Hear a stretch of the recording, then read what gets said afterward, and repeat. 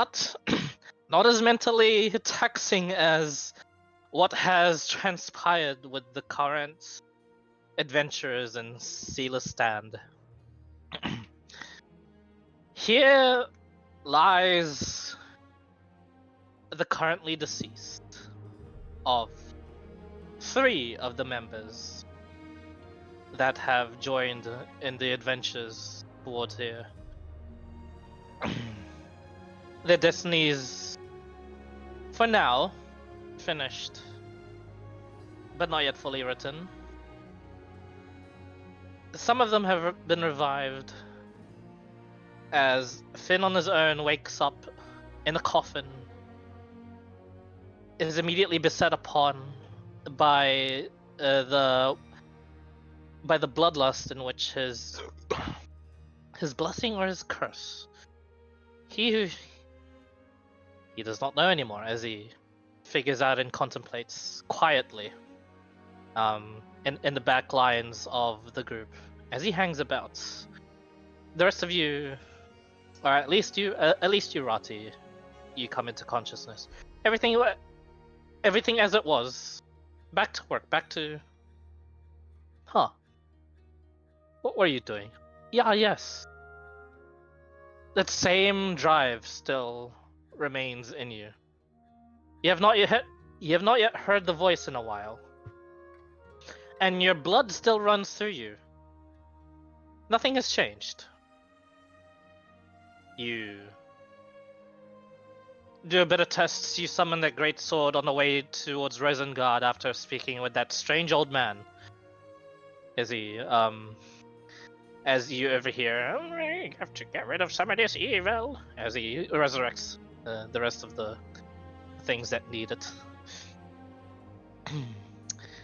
Your powers still work. You're still strangely in tune to the strange gift that Resengard has given you throughout the space. And as you knock onto the door, it does open, and you see her on her bed, sitting. There seems to be a very obvious deep red line of where it seems, and you instinctively just scratch your neck as well. It seems very obvious that she has sustained a heavy injury fighting what had murderized your entire party before. She nods towards you, although expecting you and knowing what you ask, she still asks, "How are you feeling? And welcome back." Difficult question to answer. I feel like shit, but I also feel stronger. Also, there were some voices in my head not so long ago that said I should keep the other elf safe, and I might have fucked up on that mission. She cocks her head to one side, confused, raises an eyebrow. "I had wanted to talk to you about that, but I am very unsure of these voices in your head. Perhaps you should go check that out, and not with your usual." She looks up, thinking, smiling. "Not with your usual clerics, that's for sure. It is rather odd you have come to this conclusion through some voices, but I have done some research as to why such a thing has transpired. There was a being on the island." She looks on over towards the back. "We have some people listening in, but well, they can listen in from the outside of the door should they wish, or you can come in." And she just looks back to you. You're unsure of who she's talking about, but you get the sense maybe Finn may have followed you, or maybe some other people she's talking about. You don't know. And then she just says, "The thing that had killed you the right hand demon generals of a demon lord. Their very strongest Baylor. And it was very impressive that although much to the defeat of most of you, he had severely damaged it. DM to players, it had 70 HP left. I was very sad. Fuck. In other words, if you didn't roll an actual 20 on the If I decapitation, didn't roll, we had yes, that. correct. Yes, I would have been like, it was good that Finn came back. It was good that these people are choosing to come back and fight. I'm like, fucking good.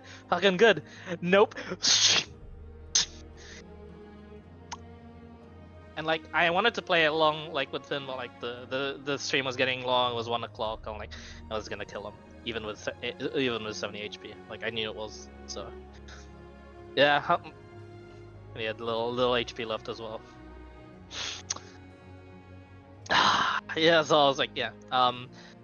She says this. She also says, although the reason why I had gone there in haste in the first place was not due to detecting this Molideus, which is the term for their strongest Baylor. I detected something stronger. Something had brought it here to cause chaos. And she just folds her arms. Luck is not on your side. It was looking for blood, any blood. The fishmen would have been. The fishmen would have sufficed. However, should it have gone in the trajectory it did, you would not have saved some of the adventurers that were stuck there in the forests.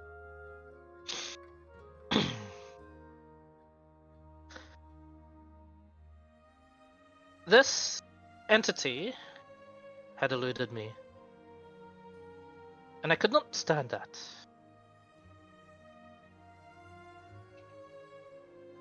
It was not beneath my pride to ask my colleagues for some help in detecting this, and not even the strongest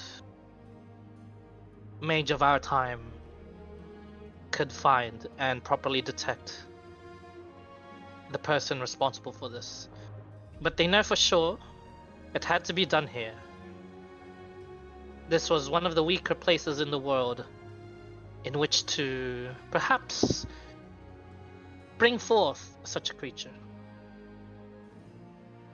This place is weak to most rift of the outer planes and inner planes, but it is weakest to the Shadowfell, which is why I like this place, and which is why I chose to defend this place alongside my colleagues' men.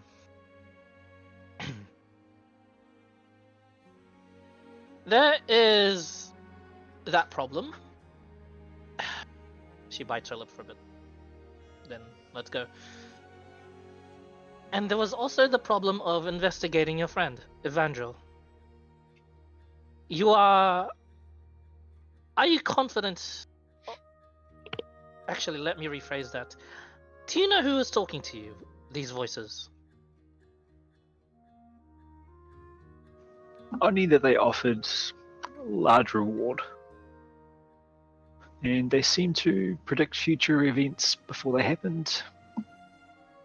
Such Generally a as? good way to go to gamble. Showed me that he would appear, and then he did. Huh.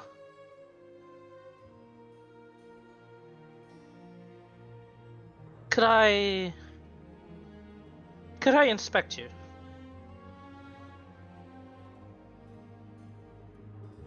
Ratia look a wee bit pensive. And actually, I do mean in all accounts and purposes, could you strip? It's rather forward, my lady. She rolls her eyes.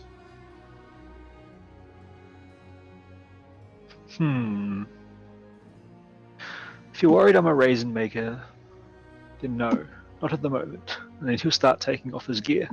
Raisin maker? Sorry. It's a delicacy back in my homeland. They take grapes and suck the juice out of them. Is that? Are you This is not a sexual innuendo, is it? She says, confused. Some take it to be so, but they are mostly of the sparkling variety. That is highly immature. Okay, turn around. She asks you to do a 360. I do it. Okay, you do it. She inspects you. No obvious markings, no birthmarks, no rights. You only have the strange, and she like holds out your wrist, and she squeezes it for a bit, and like for the first time in a while, you feel your earthy skin actually be stretched out.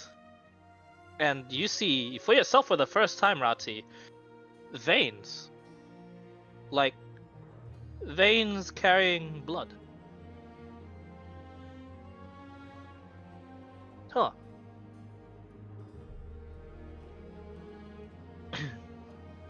Well, when I lost my head, I thought most of that would come out. At least it's still there. She lets go. So why did it not come out? What are you? And you may put your clothes back on.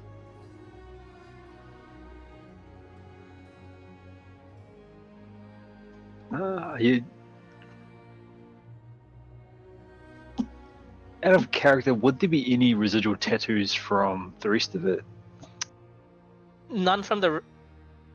Initially from the ritual, you had thought so, because there had to be some chiseling, so to speak, done into you.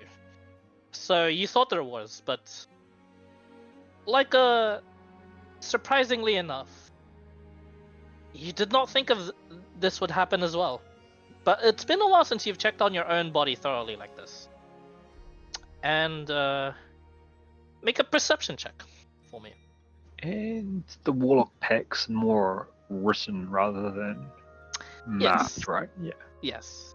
It's only the Blood Hunter shit that would have done something. 18? Yeah, you take a long look at it as you're changing. It kind of clicks into your head. You're less Genasi. And more... You kind of just laugh at it. It's like you're turning into a real boy. Reminds you of Pinocchio. You know, that one play. Hmm.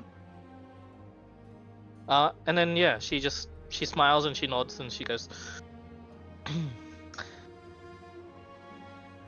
You can answer that in a later time, I guess. But I would like to, first and foremost, tell you of why this is the utmost importance, and show you why this is the utmost importance. Your friend, after doing some research of my own, and after inspecting this, and she holds out what looks to be Evandril's staff, and it floats around her, and then it floats towards you. Pick at your teeth. Still Genasi like teeth, hard as fuck. Although at that point, would your teeth be more mineral or pure gem? I was thinking gem. Yeah, it would be. Yeah. People would have to knock your teeth out to make a living. Yeah. Good to know. The staff floats on over to you, and it just like it rests itself onto like your hands, like forcefully, and she just says, after investigating that, apparently it was of legendary importance. And so is your friend. Much of your friend's essence, after some spying and peering through and piercing the very veils that cover this world and the next and the next, and to where he is held. Your friend is what they call a god's vessel. The last known god's vessel was found upon our world dead 200 years ago. the vessel for the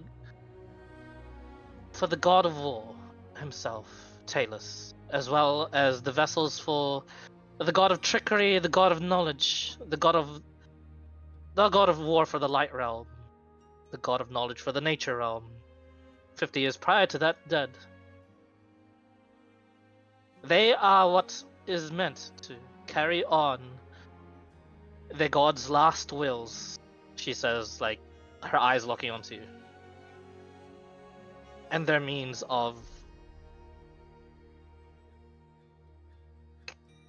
communicating and properly making sure they are woken up when disaster comes through. I'm not sure what your friend's objective was in this world, but I assure you he only had one imperative. And for you to be apparently assisting that through these voices, I can only fathom what sort of warlock pact you have gotten yourself in.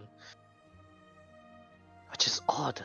It shouldn't be like that for you. I expect you to have a lot more divinely powers, but to each their own. Now, it may not seem too important nowadays, because it has not really affected us in the long term. Heck, you can still, the very gods I talk about, you still see them worshipped, and the powers come through, and their abilities demonstrated, and all that sort of bother. But did you know most of the gods that I talked about just now, the ones that I said whose last of the vessels have died, did you know that they are sleeping? Never been really much for religion. And Okay. it is for divine powers. Let's just say the shadow run in the family, and he'll just at will armor of shadows. She nods. My. Strange family. Well, let me put it to you this way. I will give you some examples. Have you heard of a god called Apollo? I think I stole from his temple once. That one's asleep. Have you heard of a god called Draxal? Don't think there's any of those temples at home. There wouldn't be any. You know, Draxal is for the gods of... It's usually the gods assassins pray to. Okay. It is the dark god of trickery and confusion. And she says, that one is asleep. These gods still grant their powers. And I'm pretty sure there are numerous clerics of their ilk out there in the world. However, they cannot fully grant their... They cannot be communicated to fully. They cannot grant their full powers onto this world, and they cannot create champions. Cealus was the last of the waking gods. And for him to be asleep now, when the world itself is, quite frankly, on dire straits, and for the only known god to actually proclaim and instill a champion onto this world, I can only imagine that a certain emperor of the world is now severely weakened because of such a tragedy. I do not wish for the world to end just yet. She smiles. Actually, I'm not that evil. I don't wish for it to end at all. If you are willing to gather the people you want or need, if you are willing to expend all the resources at your disposal, I will help you to the best of my ability. But know that I hold very few sway in the politics of this world, and also just the general goings on. But I am one of the few that is able to investigate where he is. I'm one of the few that is able to bring him back. For one of the waking gods is, and happily is on my side. I have been bestowed upon at least what I had offered you before, and still is on the table should you wish to take it in place of the treasures. Whatever you wish, she says with an emphasis on the word, I can bring to life. We'll go into more detail on that later, but for now, she clears her throat. I know there are people out there that are listening. Could you come in, please? And as she says that, we'll start with you. We'll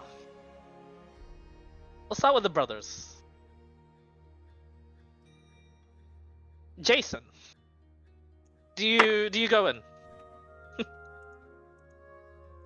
I'm going together. Going together? Sure. Bandori, do you also go in? Yeah, I'll go in with them. We do our epic entrance. Okay, you make your Jump in. entrance. Finn, were you listening? Yes. Do you go in?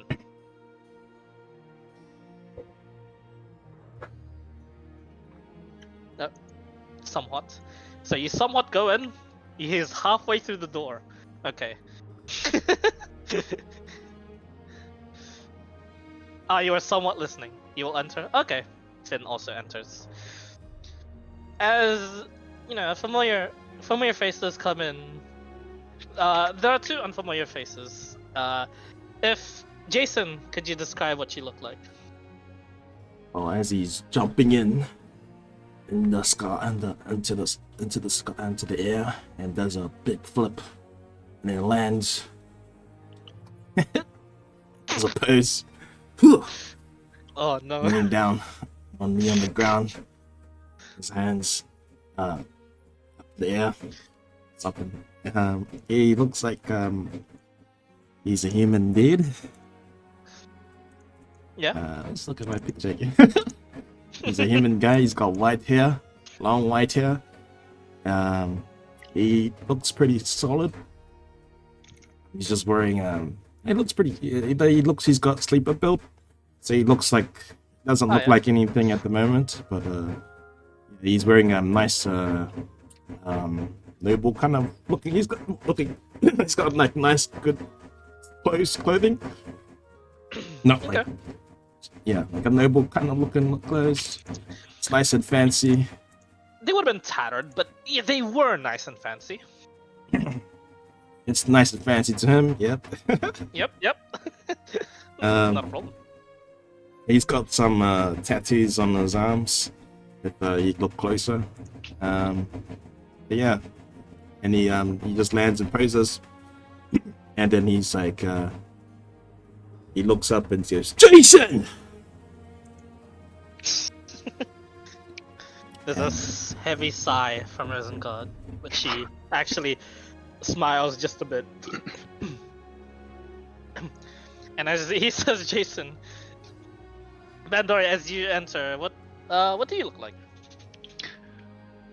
So Bendor is going to. Bandor, sorry. Bendor's going to run in and jump, landing next to Jason, performing like the mirrored version of the poses that Jason struck. Yep. He's got white, short, slicked back hair. Skin's pretty pale. He's pretty tall. Pretty strong build. He's wearing like some leather armor that's pretty beat up.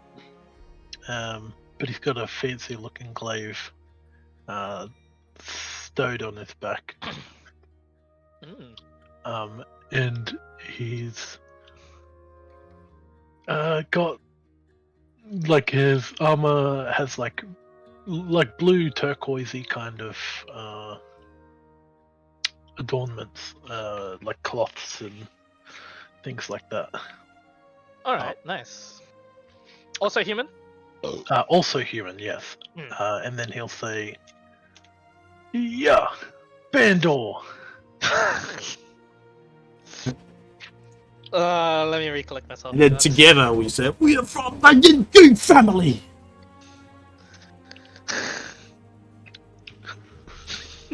Do I recognize the name? No. And we hold our pose. Mm-hmm. Neither do you, Finn. Erzengard has that long stare of. She presses her lips, and then she also asks. I've yet to ask, but should I know this name? The last name. Ha! You might not know us now, but you will in time. Fuck me. Keep a straight face. But you just introduced yourself. Is the name still going?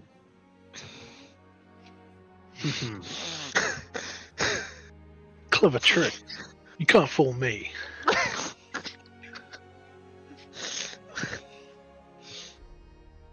You know, But he'll- Mason, I don't blame you if you quit D&D now. Like, this is He's saying all this while also still holding the pose. the pose. Yep. Erzengard just stares for a long, long while and then goes, I quite underestimate the power of comedy sometimes. Is that some sort of military salute? Are they waiting for you to salute I- back? Don't think so.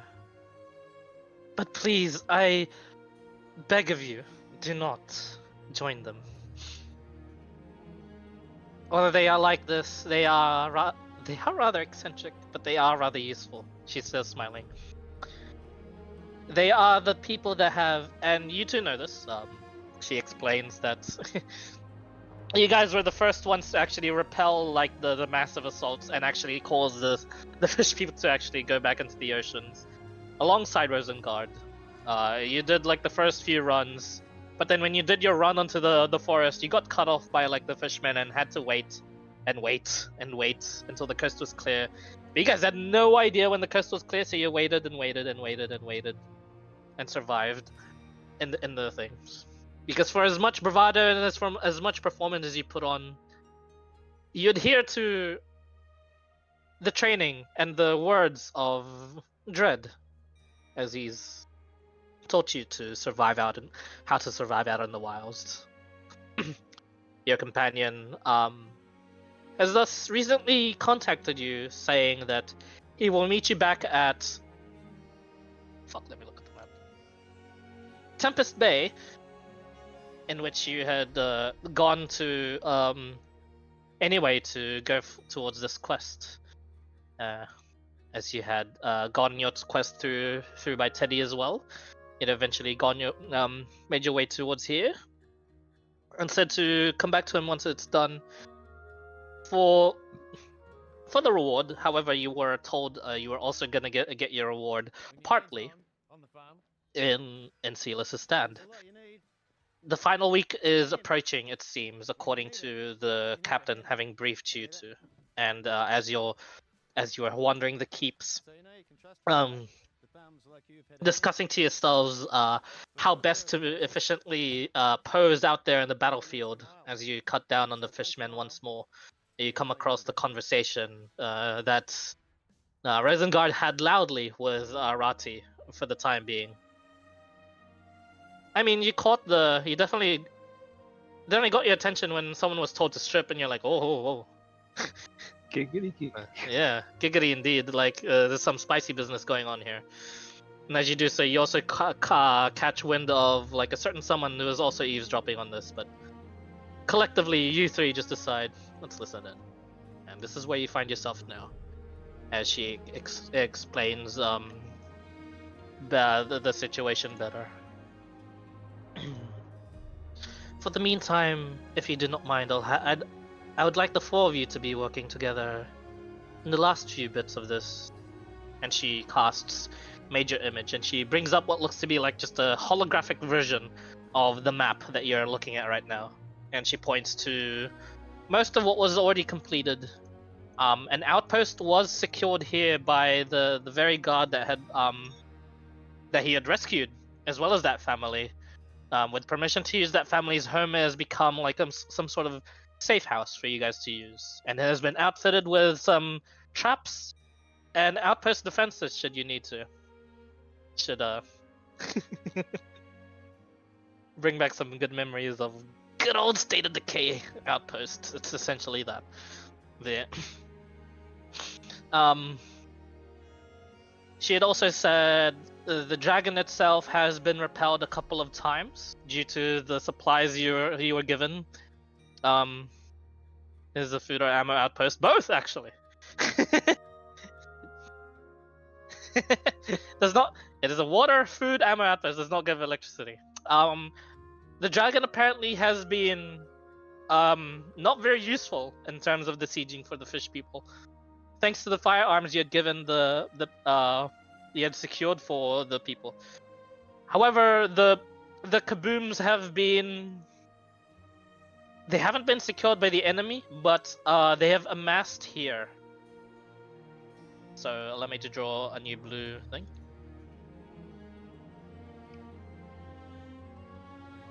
So it is a danger spot. I mean, go in there as you will. Baby Shark has thus been also repelled a bunch of times. However, the attacks that this skirmish camp holds onto the castle has been the most effective and the most deadly so far. Each time they had attacked, they had been causing walls to crumble, and even being fully destroyed at one point, only to be repaired by like the magicians on hand as well as Rosengard herself. They have apparently not been letting her rest, and she is running dangerously low on the next bit of fuel to sort of repel the next major assault. It will affect the next fight, however you deal with Baby Shark to do. The choppy trees idea has been successfully done like once every 2 days. They have been, as per Rati's suggestion, doing all the defensive tricks. They've also been loading what is called what is apparently been used by the engineers as glass shrapnel. And it is just they have outfitted what looks to be just these simple like crate-sized bombs that apparently have just like a tiny bit of like a gunpowder fixed in the middle, but lots of what looks to be what seems to be cheaply procured alchemist's fire that is set off at the outer edges that contain lots of glass, and it just like rains. They throw it overboard and they just shoot it, and it just like apparently just like a single bullet is enough as long as it pierces through towards the middle, and it just explodes in a rain of like glass shrapnel that just shoots downwards. It seems the engineers have gotten a bit more creative. They've been stealing our grenade ideas. This one is a bit weird. They it does impress you, Rati. And I guess it would impress you, Daunts. They have found a way to make sure that when it explodes, it rains downwards, fully. And they are not sharing how. It's just a shaped charge. Yeah. Rati would have no idea. You probably have some idea. Rati wouldn't. No. Yeah, you have like Rati's is like, oh, holy shit. You only gave them like some ideas and they took it and ran away with it. So these engineers have been quite useful. Although they haven't been out there in the field, they have at least been contributing here. That's about the stuff. Hey, I mean, if you're looking to do some terrorism, actually, no, don't say that out loud on stream. We are not on the FBI watch list. We swear. Yeah, we are not. Yeah, we are not. Anyway, the apart from that goings on, apparently it has been reported, and this stings you a bit, Finn, as you hear. Jane has been contributing as well towards the defending, at least, of the patrols, and you're like, oh god, defending. She didn't listen to me at all. There's a little bit of pride and annoyance that ticks on over you. The Fishman Invasions IRL. It's true. As she says that, there is some sort of knowing look as she says that name, but she then goes on over to, and she points this one in particular, and she says, there is something strange happening over on this siege camp. They have ceased their siege engine production.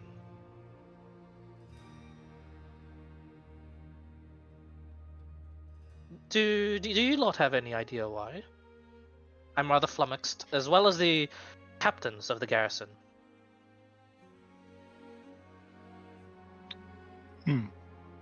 They would just abandon it. Do you know for whatever reason they still hold the camp, however?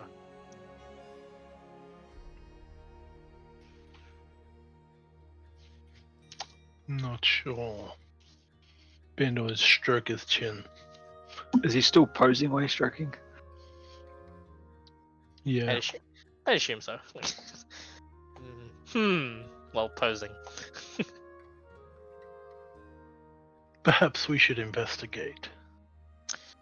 I'd like it if you could, actually. However, I have given you the priorities in this. There are still some supplies to apparently be taken. See to your captains what they are exactly, if you're curious. As she points to the last 3 green circles. And while this one is still on the map as it was before, this one is new. And this one is new. In the south, very, very south. As for the southern supplies, apparently I would not have a clue as well. I am not familiar with the biologies of the fish. But apparently a merchant ship had washed ashore after being attacked by the fishmen.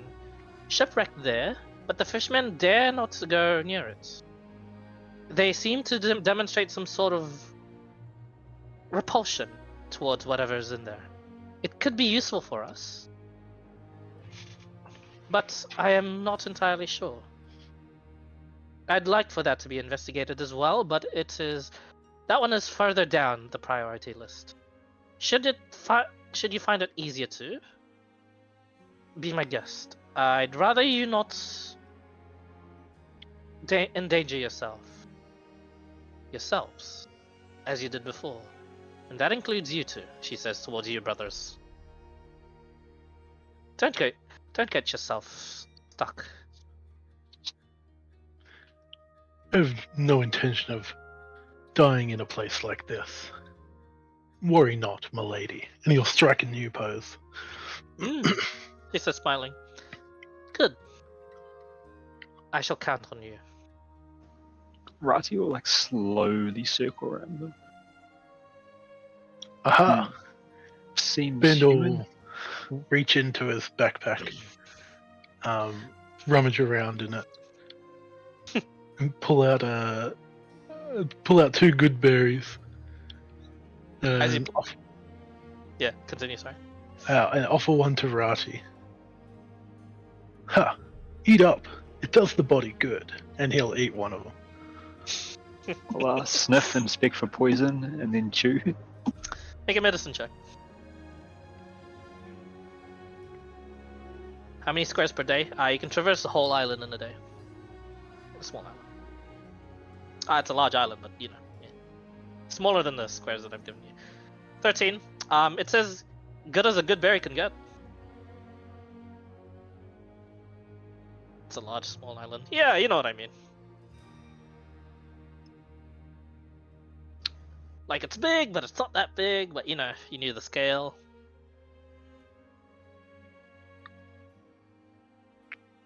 Right, he'll chew along. Berries of the good variety.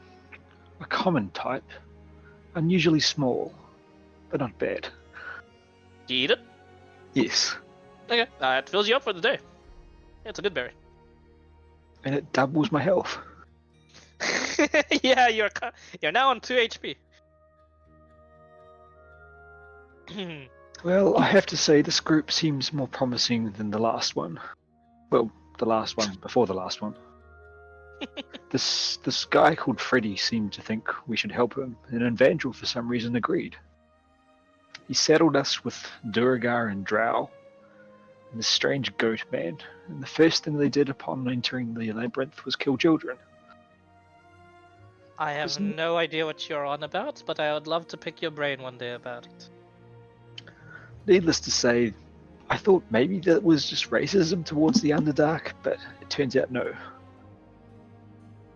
I think you are free to. They're not quite They're not quite the nicest to us. However, I believe everyone should be given a chance. Me too. That's why I was very happy to work with him, until I wasn't. We're all like that once. Actually, we're all like that every now and then. Was there anything else you lot were curious about? Well, if it wasn't for the war situation, I would have to challenge these fair folk to a duel to see if they're worthy to accompany us. Challenge the. I didn't quite hear that. Challenge the who folk to a duel? He's going to point to Bandor and say Jason, and then point to Jason and say Bandor. These two. I see. You can do it in your own time. I believe they are rather capable warriors. I've seen it for myself. You take a look at them, Rati, and they're pretty well built. They're more well built than most of your comrades that you've encountered so far. That's for sure. Rati will reach around through his pockets the same way that Bandor did. Well, I can't produce berries, but I can do this. And he pulls out, and the greatsword comes out of this tiny wee pocket. Just out of his pocket. I'm like, whoa. Jason, you approach her with these super honey jars. She takes it. You watch as her eyes flare black for just a bit as she identifies them. She blinks and they're back to normal, and she hands it back to you and she just says, "Make sure you eat this only after long and short rests, and you'll be more energized with the day going on forward. Eating this after a short or long rest will give you 15 temporary HP. Super honey jar."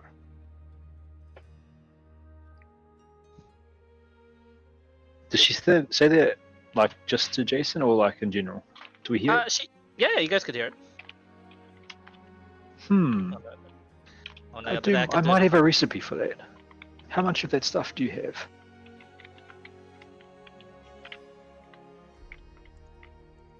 I ain't got 2 jars on me, mate. That wouldn't be enough for a pie glazing, would it? You're not sure? How big of a pie were you thinking? Yes, Finn, I heard it too. His accent changed midway. Are you some kind of baker? Bacon and eggs, mate. Oh no! Rati. Can I identify? It's gotta blend in with the thieves. I hate you two. I hate you two so much. I hope you're all a one. Yeah, let's go one straight away. And I'm sparing Finn and Rati. Can I inside him? Insight? Yeah. Easy. Sure, make an insight check. 14. He seems just really keen on making a pie. Not yet, Finn. I'll let you roll later. Alright, Since well, you want some ingredients? I'll give you one jar, eh? How much? If it's for the party, it'll be for free. Well, there's currently a war going on, so we've cut back on the parties. I mean, like us. A little grape.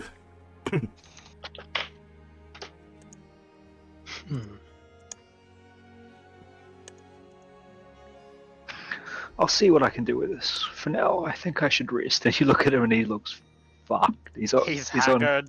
2 health. Yeah. Yeah, mate, you might looks like you're fucked up. Better to go for resting. I'm a bit fucked up. I've got sick in the forest. Brother, you're fine. I mean, yeah, I'm fine. Were you eating the berries Pat him raw? on the back. Oh, probably.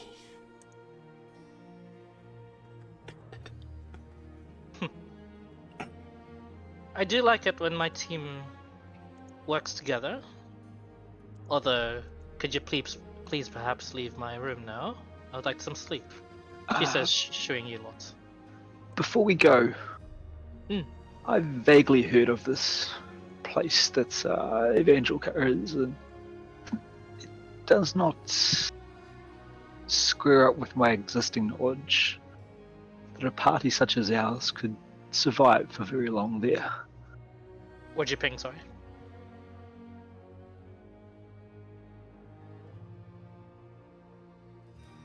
Did you- Just the abyss.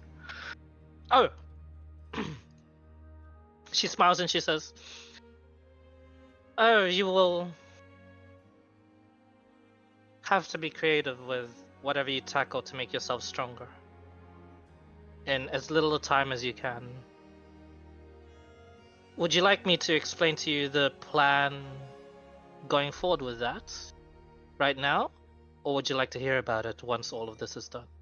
It does seem as though our best bet to short shift it would be go and make some fish and chips.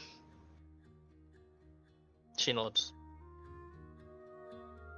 This current predicament,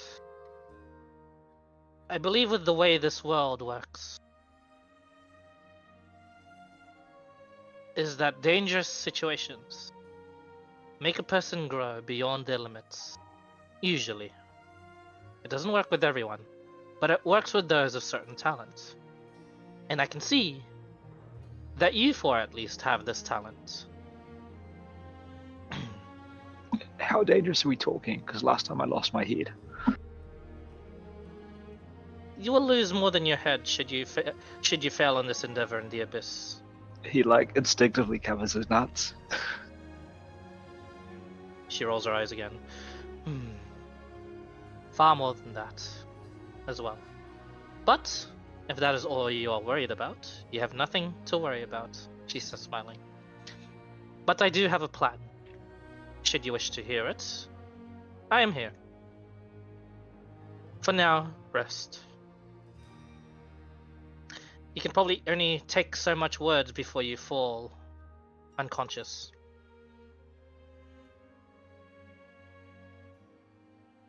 I mean, if I were you in position, I would have certainly fell unconscious upon seeing those poses. But alas, they make me laugh. Bendor and Jason, wasn't it? Please give me an honest review of my poses first. Oh goodness, she just face bumps. And I'm going to start out almost the same pose as them. I'm going to cast darkness and attempt to steal the other jar of honey. Make a... Okay, as you... This brief bit of darkness. Jason, could you remind me... Shadow Monk. You can see through this, can't you? Nah. You cannot? Okay.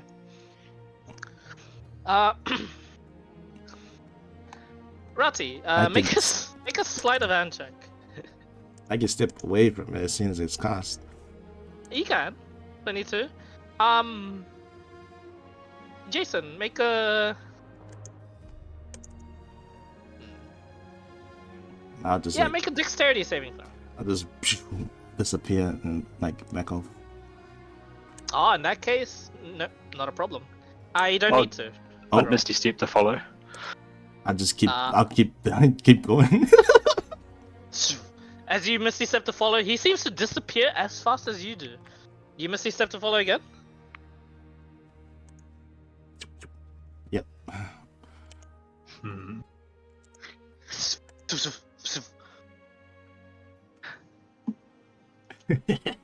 I can't remember, but I think, does he not have to see the shadows he's going into?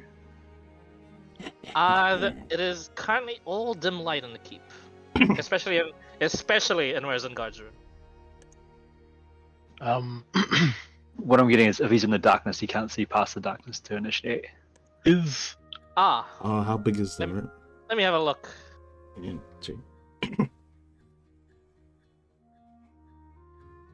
Dun, dun, dun, dun, dun, dun. I like this little chase.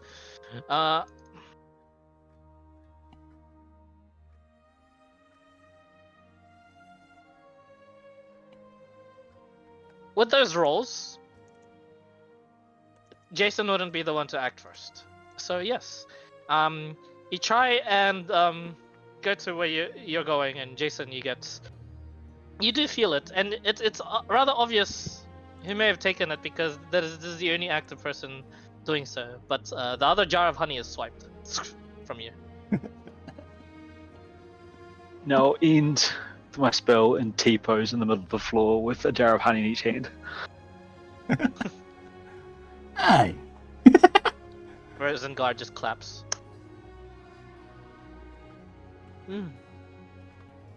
Well, rather resourceful, aren't you? And Here, look, I'll give you a jar of honey for free, and I'll give him back his jar.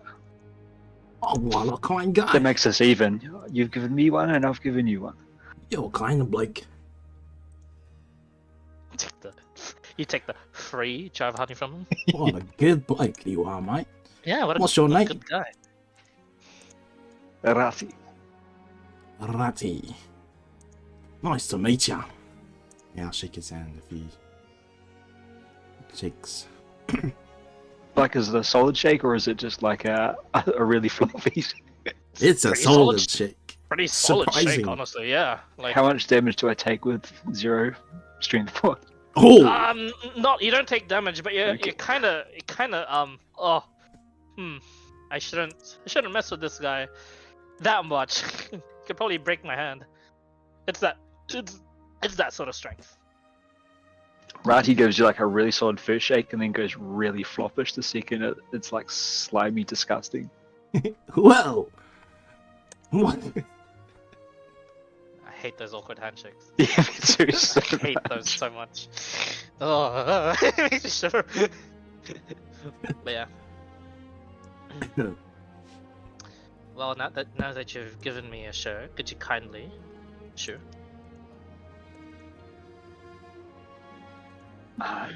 We're in barracks, right? Like, I know where I'm going. You're in the center keep.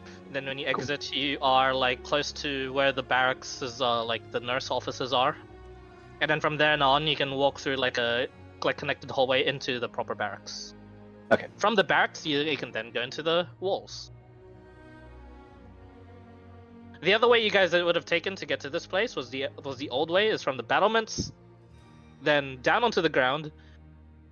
Then you go through the armory, and then you go through the main gate, then to go through the keep, and then go through the main foyer. But you know of 2 ways now to get to the walls. Well, I think Finn and I are going to have some nice solid meat stew, and then sleep. Do you 2 eat? I know you look human-ish. Huh. I'm not sure I'd recommend eating after that berry I gave you, and he'd strike a pose. It's pretty potent.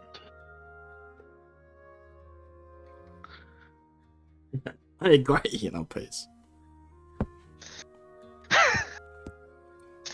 As you, Please, Nick, to my brother.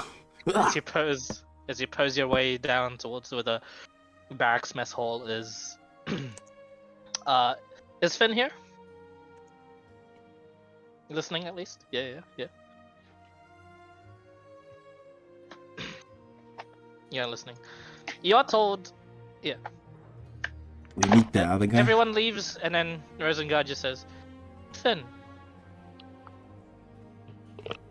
And she just says, I know it has transpired. Don't you worry. However, you should really get that checked.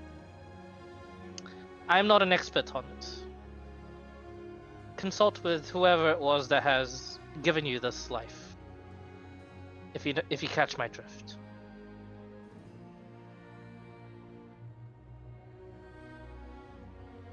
That's all she says. Do you walk away, or do you have something to say to her?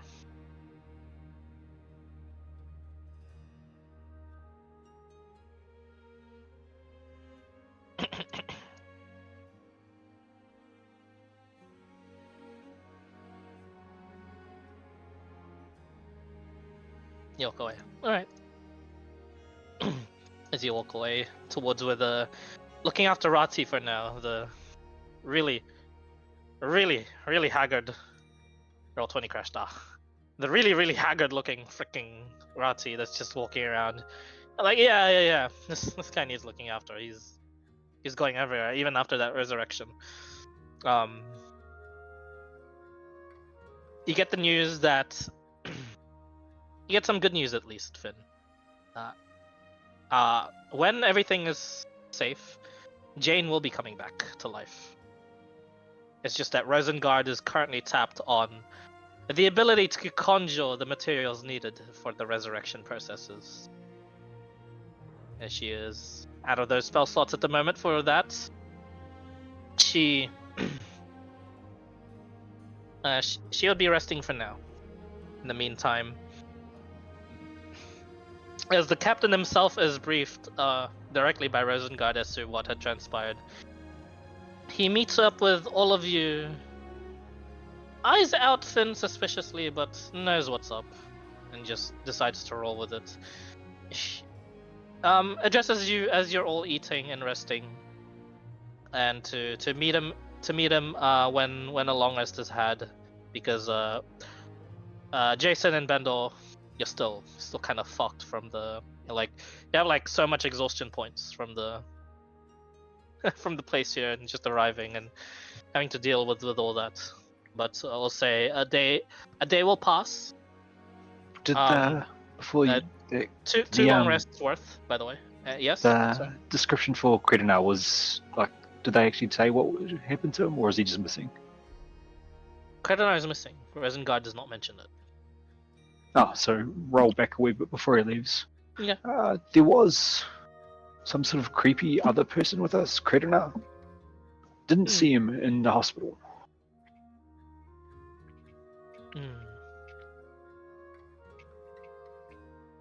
This is hard news to give. Your friend is looked after well in the Shadow Realm now. Once you are marked by the Shadow Realm, it will be a lot easier for you to find the rifts that exist in the world. But your soul is also tethered to the place. Should you properly die, very much die when you are marked for the shadows, you become a fell spirit under my service. So we can't just like pop in, grab him out, bring him back, you know? I cannot. I have no control over the denizens of the Shadowfell. I merely protect them. What happens when they leave? They cannot. In the off chance they find themselves in this realm, they usually take the form of evil spirits. Not quite undead, not quite elemental, but not quite living creatures. A solid mix of all of what I just said, with the negative outliers of all of what I just said. They take the form of knights, headless knights looking for vengeance, or perhaps cloaked figures wreathed in black flame, looking like wraiths that seek to destroy and find a way back to the Shadow Realm. For if they are not in the Shadow Realm, they feel pain. If they themselves are in the Shadow Realm and seek these and see these creatures, they are also hostile. Regardless, I still look after them. They are souls. They are still living creatures. Like I said before, everyone deserves a chance. That is what I am working towards. I have not gathered the necessary power yet, but in time, I will bring back the lost souls in an exodus safely to the material plane once again. Kredanar seemed like a good guy. I'm sure he'll be eager to come back. I'm sure. I agree. He had some strange ties to another entity that I could not properly sense. Nothing as strong as the one that I had sensed on the island, but there was something with him. Did you know what it was?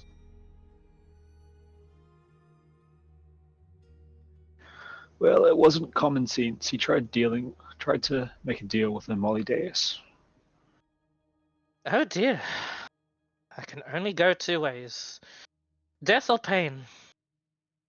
He seemed to make an illusion of being a devil. It was a very ballsy gambit. She raises an eyebrow at that, and she just says, was he not a devil in the first place? I'm confused. Oh, did you He not know have who you were working with? a few different forms. He would swap between it. I think 3 or 4 we saw. She smirks. It completely slipped my mind. But now you know. You wore the guise of whatever it was, but all I could see were the red skin and the horns. Take with that what you will. Well, the Underdark beings were horrendous. The strange goat man did not give me a lot of hope. It is nice to see that one from the hells can at least be a good guy. I'm rather surprised at that notion too.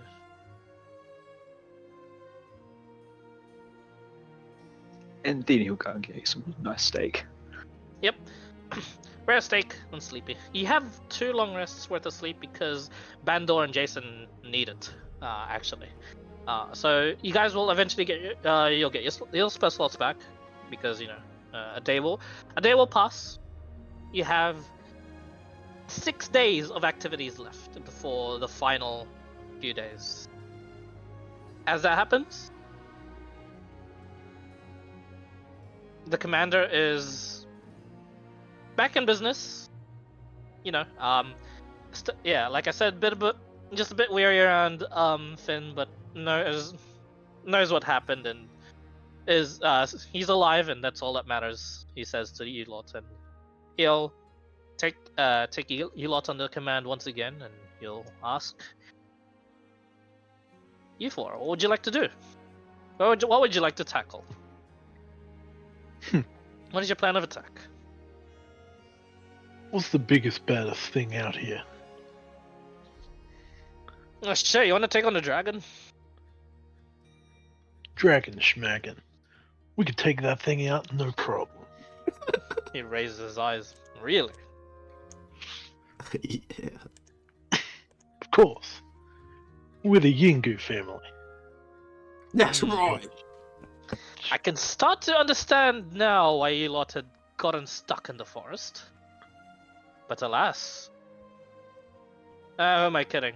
Sure, go for it. But really, well, the next biggest, baddest thing, would be the storm giant, but that thing is flanked with an army behind it as well.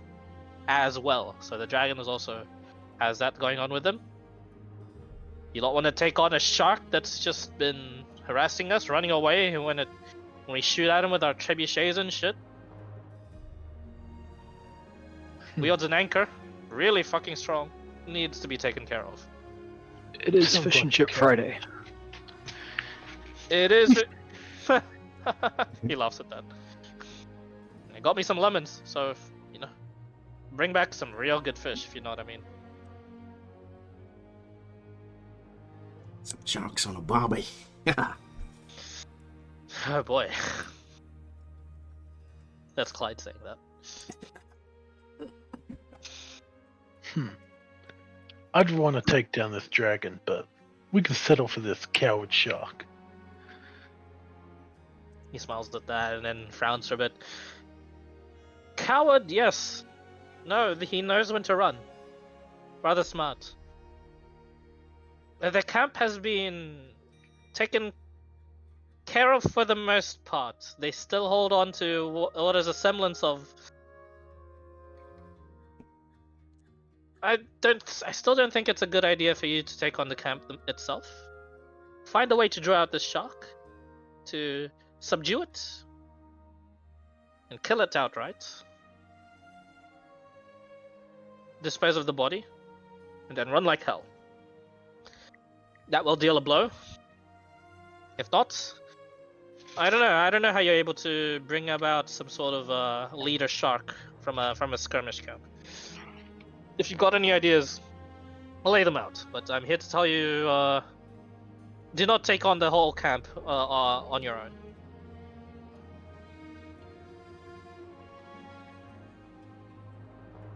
How often does he come to assault the walls?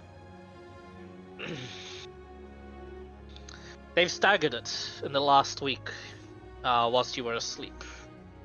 He had attacked 3 times in a single day before, and then taken a rest of 2 days. Attacked again, rested for 3 days, and then attacked twice in 1 day, and is resting as of now. When was the last time he attacked? 2 days ago. Well, we could conceal ourselves between us and the camp, wait for them to go past, and then after you drive their army off, attack him as he runs. A sound idea. He would run when he is injured, so he may be given a chance there to fully take him down. Does he However, flee he before? does retreat with a large contingent of his troops as well. It's not like he throws his men to the walls and just runs. They make sure their attacks are rather effective, trying with as little casualties on their end as well. It seems they test our walls. It's just that this big shark is the one to lead the charge and to soak up most of the damage.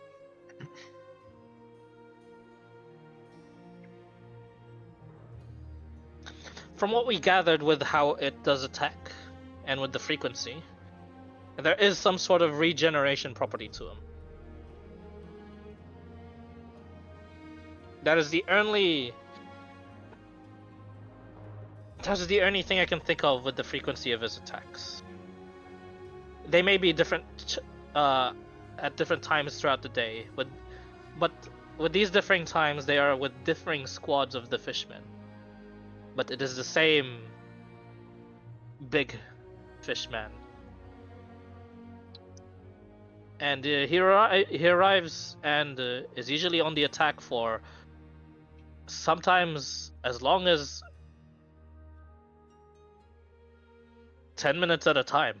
We actually wasted a massive amount, if not a complete wall section worth of crossbow bolts into him.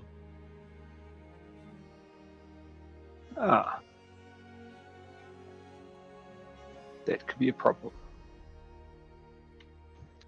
But I like your hammer and anvil idea. What if you were the moment that he retreats? That would be when he would feel that he is the weakest. If you could strike then, I could set. You would still be in the range of our forces to at least try and take down some of the contingency battalion that is with him. But alas, it would put you lot as the anvil. You'd be getting the most hurt. The regeneration, is it trollish in nature? It is theoretical, he Ah. says.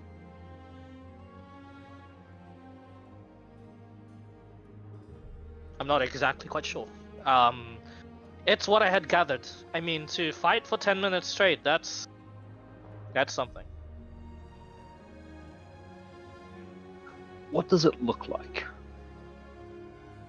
Have you ever been, or have anyone observing him as he's been struck? Not closely, no. No one dares go into melee. He wields an anchor after all. Anyone with good eyesight? He shakes his head.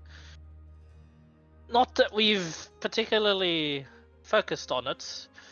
We have had some attempts, however, it just looks as if the crossbow bolts stick into the large creature and, well, they stick. They do damage. The creature does bleed.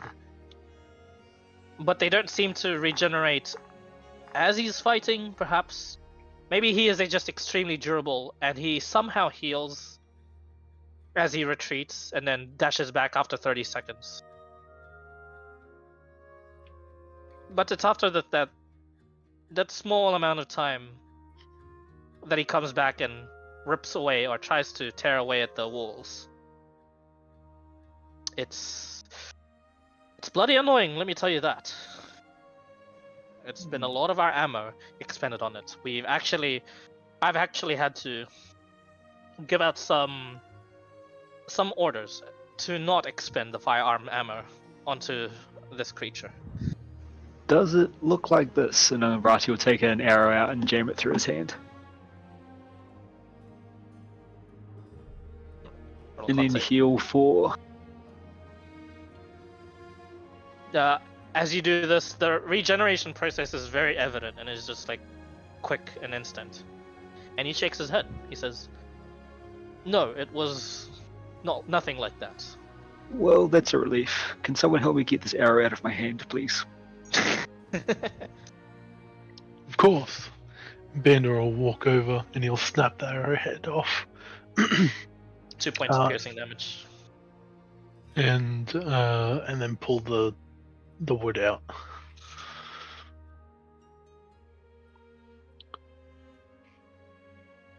You say I took 2 points? I would. Okay. Testing, hello. Yep. Hello? We're here. Okay, wait, 1 minute.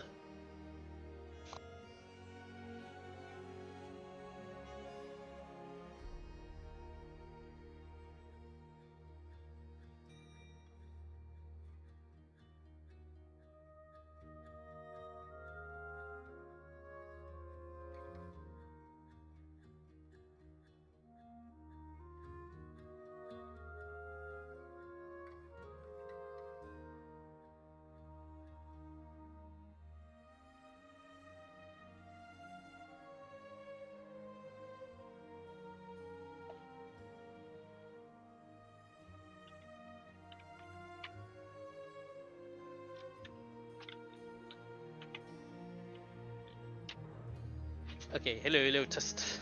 Hello. Just restarted the headset because you guys were breaking up, but I heard most of it. Yeah, 2 points of piercing damage, but... To me or happened to with that Rati? To me. no, to Rati. Yeah, okay. You don't get hurt from pulling out. Come on, man. I mean, yeah, just because I said I was snapping the arrowhead off, so I wasn't sure if you thought Okay. maybe I was grabbing it or not. You snap it off and stab yourself. you pose. That's how it works, right? Yeah. This one doesn't too much to bear. Exactly. To bear. You can play Anyway. with this character. Does my fellow Raisin Maker recognize the same sort of regeneration? It it would not be the way he is describing it. It is not familiar to also a vampire's regeneration. Okay. Could have been a different clan, I was thinking. The way he's describing it, honestly, all of you make an intelligence check.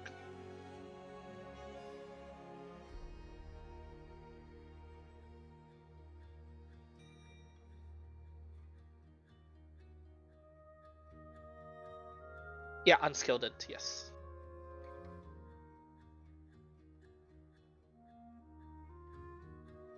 Ooh. One from Bandor, too. Oh, sorry, unskilled int. Yeah. Yeah. Uh, Pretty good roll though for Finn. Holy shit. I mean, all of you. Yeah, between all of you, thanks to all of you rolling high. There's only two possible outcomes, honestly. like brother, yeah, I know.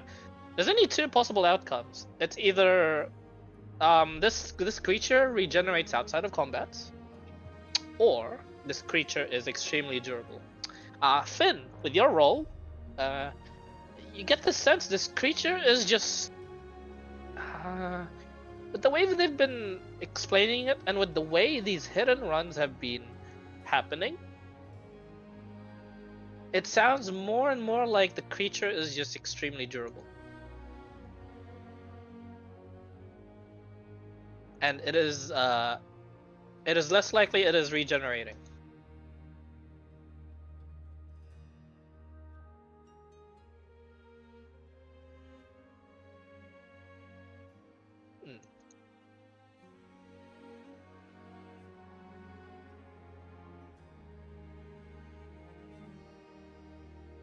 You share that idea with the group. Yep. Yeah. You get this conclusion from Vin. So maybe if we catch it as it runs, we can kill it after all.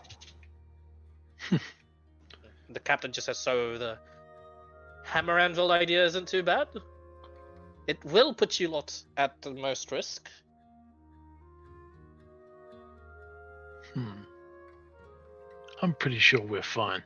Me and my brother can probably take this thing alone, let alone with these two, no problem. I really like your optimism. Okay, so first point of order, taking care of Baby Shark. Seems to be. Yeah, but I'm down. Okay. What's our alchemy supply situation like? Alchemy supply, there is not only is it like rationed, there were no healing potions to be given out in the first place, apart from like the very first days. As for the alchemy supplies, they've kind of put it all on the there is still acid and poison to be like used, but alchemist's fire, gunpowder is all being excuse me, used or has been used. They've got lifts and such, like cranes to move stones around to fix walls. They have one. Could They've I been really short-handed on that. check for an alternative flammable supply? I know this in real life, but I don't know. I wouldn't. Oh, yeah, actually, it'd be reasonably common. I mean, you can crush, or you can extract sap from trees and crack that to make a really flammable source. okay. They have been. They've been using the sap for something else. They've actually been using it for like more of like the repair processes, like a mixture of that and like the tar and mud of whatever they can find to like brick the walls again. However, make an intelligence check, sure. Maybe. Oil that has a long burn time. I mean, they have. I mean, as you mentioned that, Finn, you do have a lot of fishman bodies. That's what I was thinking as well. Unskilled 21? Yeah, I mean, it's all these like it's all these weird like medieval like ideas from this weird series that Agrento, your father slash mentor growing up, has been reading, called like the Romance of the Four Kingdoms, and like how their sieges were like held with such things. Yeah, sap could be, but you do. As you say that, the captain has been saying they've been using like the tree sap as part of like the whole like sticky situation, making like the as alternative for like the bricks, as they're kind of running out of like suitable ground and mud. They're having to dig like the ground around the castle and the keep, the fortress, and that's like a bit dangerous. Are they? Do they have the capacity to move stumps? They can with their strongest people. Have they been doing it, or have they just been leaving it? They've been leaving the stumps. I'm curious. You see, why? stumps will have 10 times the sap as the trunk. Hydraulic pressure. Oh, the captain goes. Genuinely did not know that. Although, not sure we have the manpower to be pulling up all the stumps. But I guess we do have quite a bit of stumps near the forest, near the fortress forest to begin with. We can start with those. We shall see to it that we retrieve a lot of the sap, but it'll take a couple of days. Are you fine with that? Would be for a future project. And how but I close are assume- those trees? Can we make a run at it and get some now? We can. However, we honestly only have like the 4 of those strong men. How imperative is this? I'm just a bit reluctant on sending out. I will have you guys protect them out there, of course, but you'll be If we can, you'll be sitting ducks. Gather enough material quickly. When the next assault comes, we can bathe them in fire and cause panic. I feel if their army's in disarray, there'll be far less pressure on us when he retreats. Are you settling for some sort of fire trap? On the Fire ground? trap? Yeah, or anything that could blanket the army, force them into panic. If he's a good leader, then we will struggle against an organized retreat. But if they're all running for their lives, it makes things much easier. If he's a good leader, which I think he has shown to be, he may retreat on the site of which. Do you have some sort of plan as to delay the... perhaps like setting off the trap? I was thinking we sprinkle containers around. Bury them so they're not obvious. Wait till they pass over. And then as they pass over and engage you, we can ignite them right as they retreat. We'll have to do this under the cover of night. It seems doable. Yes. I will leave it to you for the... I'll assign to you some men, some of the strong men, in order to rip out the stumps and run them back towards the thing. Towards the fortress keep. I will assign you to defend them, and to make sure they keep them alive, because again, you are sitting ducks out there. However, it is around that time they make a run from the trees towards the fortress. So you're going to have to be very careful not to actually meet. And pray they do not make their main assault today. What about your glass bombs? Could you have them disperse? Laying down as land traps, or at least dispersing fire.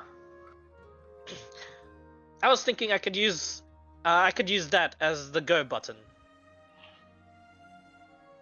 It would potentially ignite them if we have an alchemical fuse. Yes, I was thinking to have some of the engineers make a more protected casing for such a device. So as it rains down the full alchemist's fire on the field, and that should be enough to blanket an area, and that area to then expand upon the entire battlefield. Should there be enough sap to cover an entire battlefield? I'm not sure how your imagination goes, but I'm imagining you getting enough sap to cover an entire wall entrance. Is this what I'm to expect, or are you thinking of a smaller scale? In real life, if you squeeze like a pine stump with bigger claws, like it just pours out liters of this stuff. So theoretically, you need like around 10 stumps, I guess.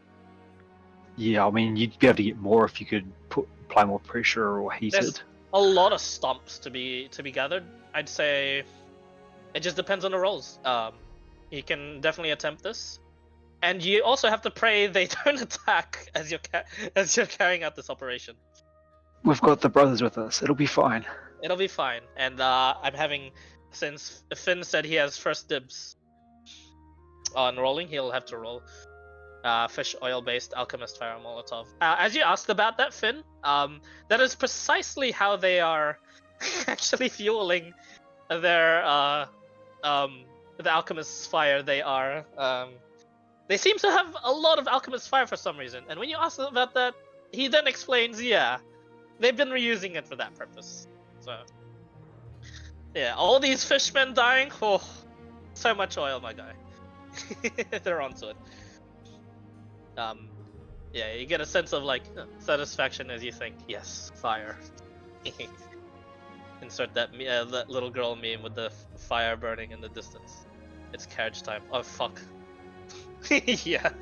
So as you're yeah, do you confirm with the captain to execute Operation he calls it Operation Fire Blankets. I have your men ready. Let me know when to go. I don't know. Other brothers, do you think you're up to the challenge? Fuck. We're gonna show you just what we're capable of. I just took a Isn't big that fucking right, swig. brother? That's right. With the Yingus family Blue Hurricane, and he'll strike a pose.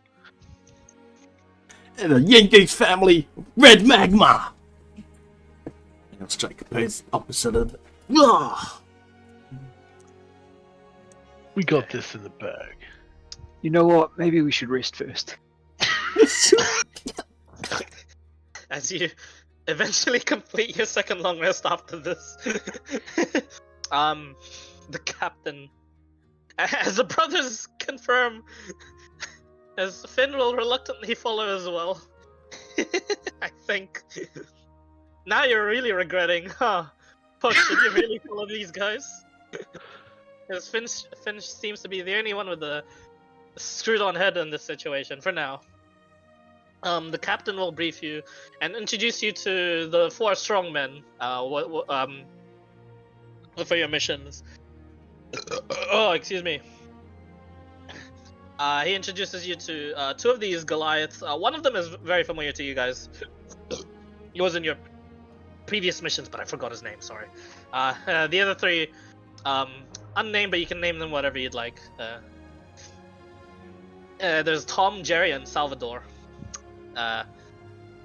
Tom. Yeah. I was gonna say, the stumps don't have to be intact. We could just cut them while we're out there. Whatever's easiest for them. Yeah, they ask some questions. Like, yeah, they ask that, and they have like some nets ready to like run and drag them through. They ask, is there an easy way to? Do we get them all at once and then drag them, or you want us to do them one at a time? What's the goal here, boss? I think the easiest thing to do would be we'll go out there initially and we'll dig around them, and then assess our options and then drag. Okay, dig around. We don't go full in. We don't go killing roots. Or we kill the roots, or Yeah, cut them off. okay. Uh,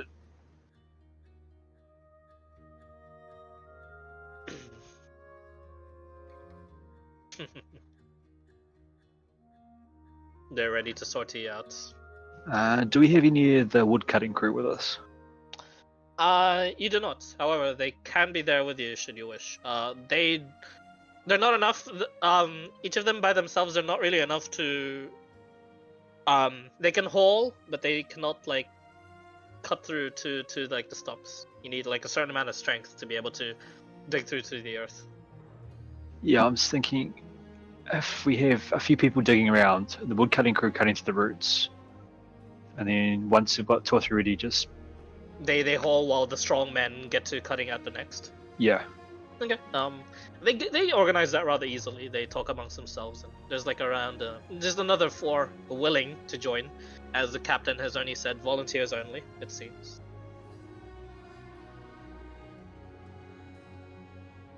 He is all for your plan, but he does not want anyone to go underneath because it is presently attack day. Like they are expecting an attack. And is there chains available to take down? Chains?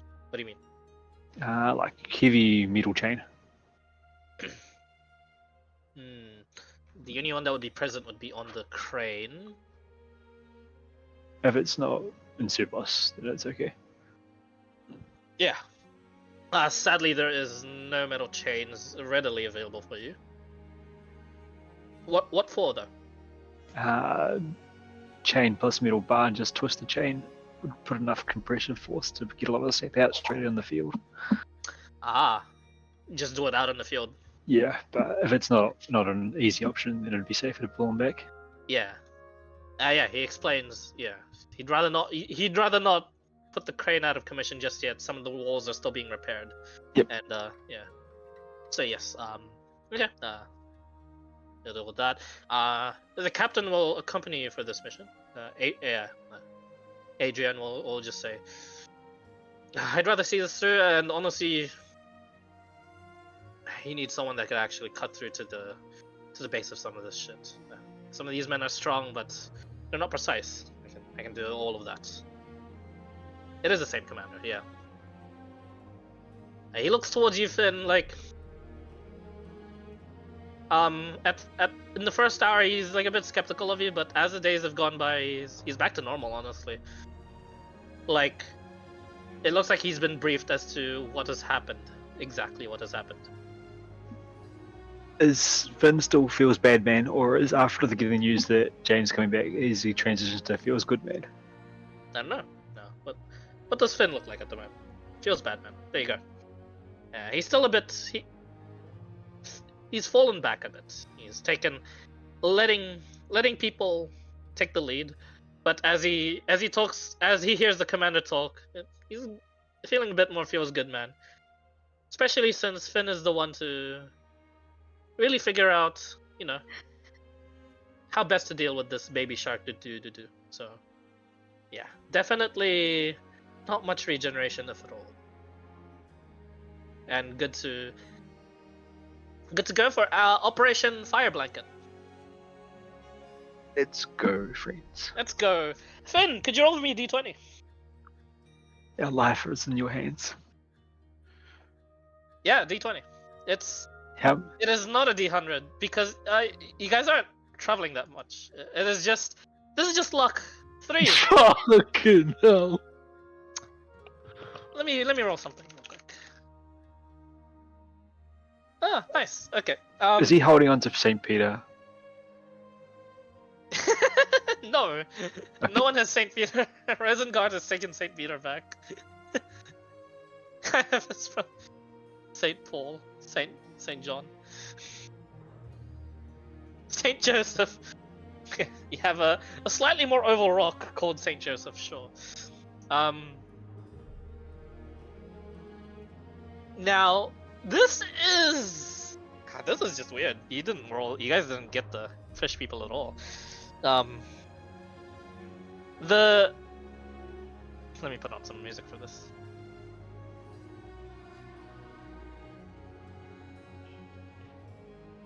Let's do it up. You guys can put on Eyes of the Wolf from The Witcher.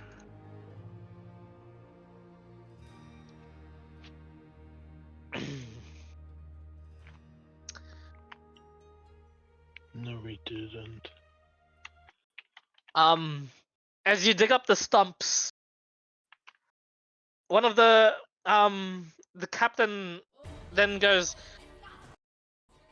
on my 12 I see something from the trees. Everyone get ready to run. And as the troops get ready to run, one of them is going, but sir, whoa, she's so beautiful. And he starts running towards the forest line. And he's Gonna like, huh? darkness on an arrow and shoot It's like, someone stop him! You shoot the guy. towards where he's looking. Shoot towards where he's looking. Okay. Alright. As you do so, let me look at this feature.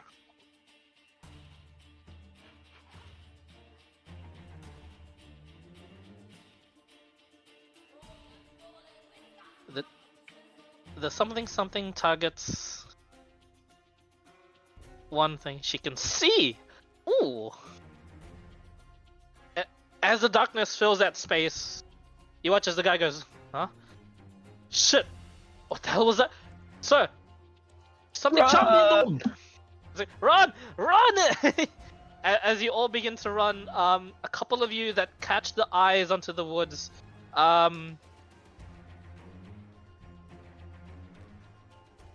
that's Jason. That's Jason. That's Rotty. Jason, make a wisdom saving throw. Brother, don't fall for her feminine wiles. 16. You succeed. Make another one. Yes, there are 2 Jasons. 11. Okay, good to know. Rati, make a wisdom saving throw. 21. Yeah, you then shield your eyes as you see some sort of like flash of pink from the eyes that seem to like dart out of like the forest line. These feminine figures, like made of like woodland, begin to apparate from the forest. Jason, you hear in your head, "Come here, pretty boy. Don't touch those trees. You can come touch us." And since there is one person being drawn there, I'd like you all to get ready for initiative as I get the map ready. Yes. This is interesting. I used the same map that I killed you guys on. Hang on. Ah, it's cleared. Nice. Let me look at these creatures real quick. The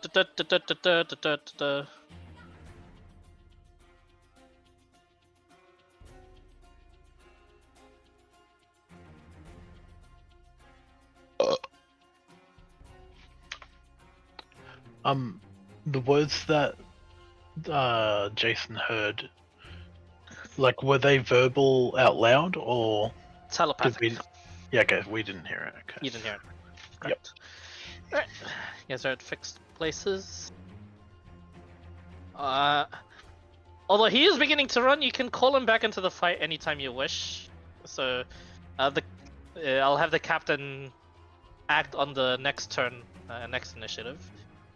Just a sec, let me prepare the tokens. Player characters. Bandori.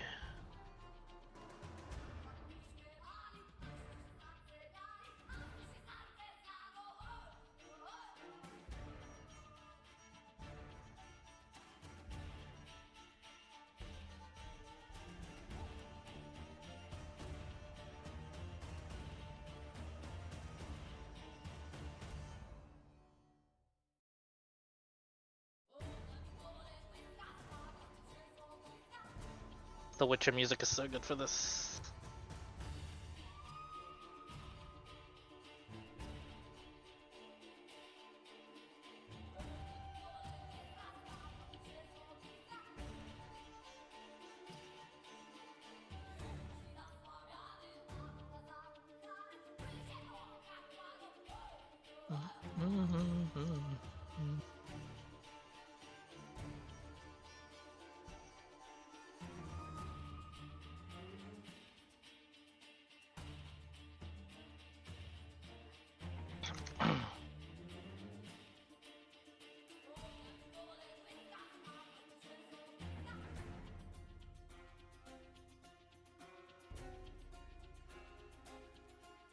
And now for the tokens.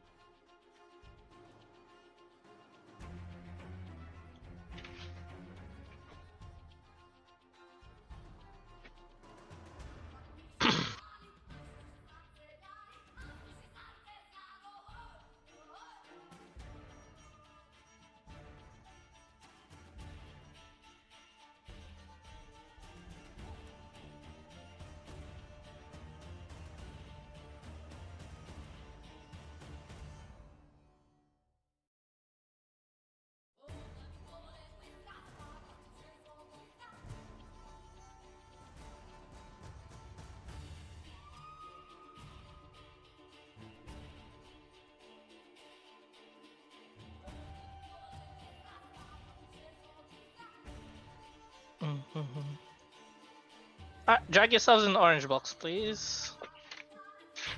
Okay. Oh, dryads. God help us.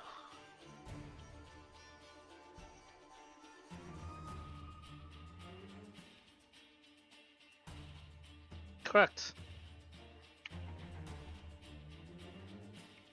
Oh, good.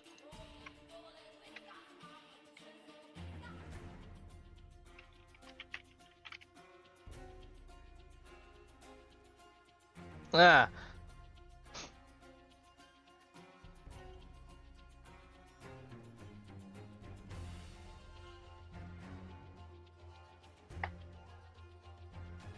+17 +2 is 19.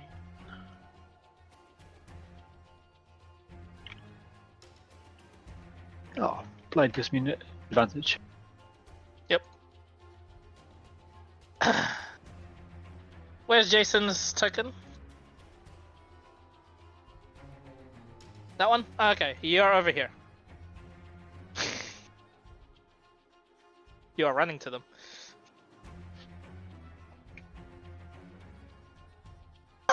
Everyone rolled initiative? Yeah? Yeah, I think so. Okay.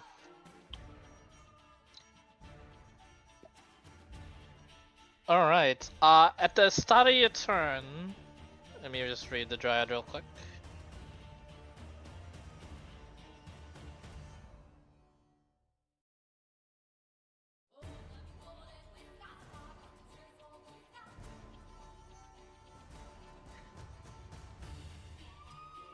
Jason, you feel a kinship to these tree people, and you are only moving towards them to defend them from your friends, who are also look like they're about to attack them.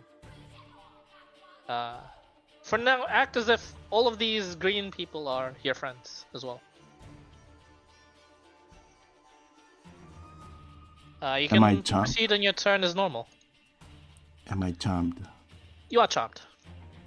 Okay. I'll clear my mind and use my action for stillness of mind Oh. in The my charm. Okay. The darkness is on this tree, and they've since moved out of it. You end your charm. Is that your action? It's an action.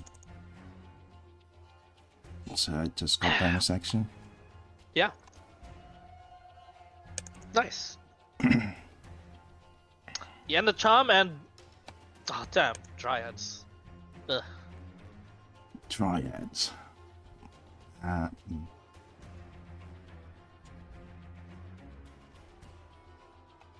Let's see. How far does that go?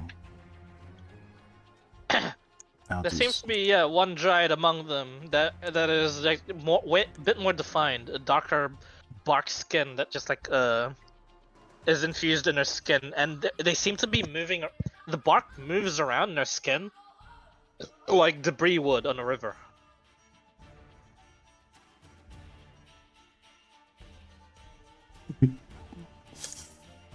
Just jump on her. Okay. Is it dark? What's the daytime? Oh, It's the middle of the day. Yes. so no, Bright day. no shadows. No shadows. In the trees actually.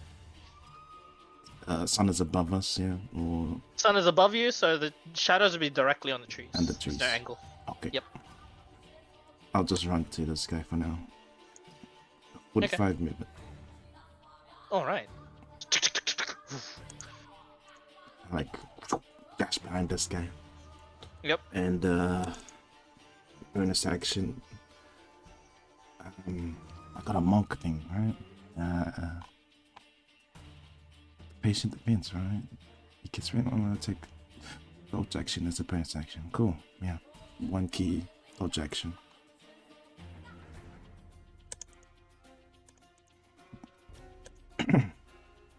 Using one key to dodge. Okay. In my turn. Patient defense. Alrighty. Bandori, you're up. Okay. There we go.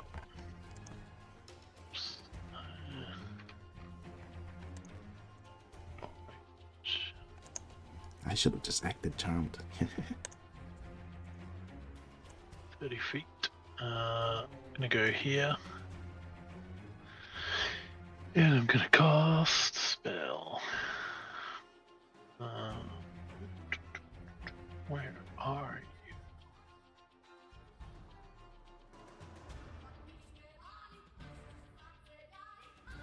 Warding wind. As you wave out your glaive.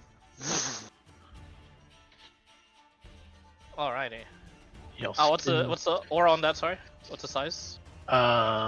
Is 10 foot in all directions. Okay.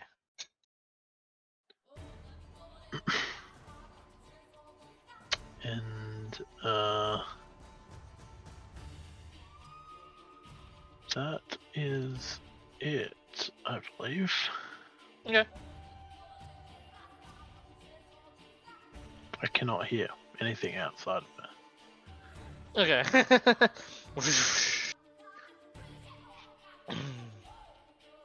For her move, for her bonus action, she is going to. The Mother Dryad is going to meld into tree, and you watch as she melds into the ground, and she pops up here.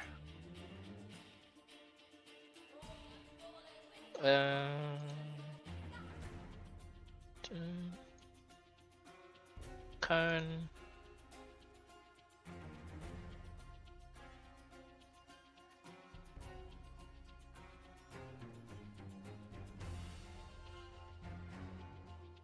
Oh, it does reach you. She is going to sculpt spell. You watch as she pops out of the tree. She melds into the tree as fast as you jump into the shadows, Jason. And you're like, oh, interesting. It's gonna be a battle of the century. You watch as she just waves her hands around and traces arcane glyphs in the air. And she like forms it into like this Kamehameha. And then she just releases it. Like a blast of this cold, frigid wind comes along. She casts Cone of Cold. Avoids hurting her allies because she sculpts the spell. Can you, brothers, con save for me, please?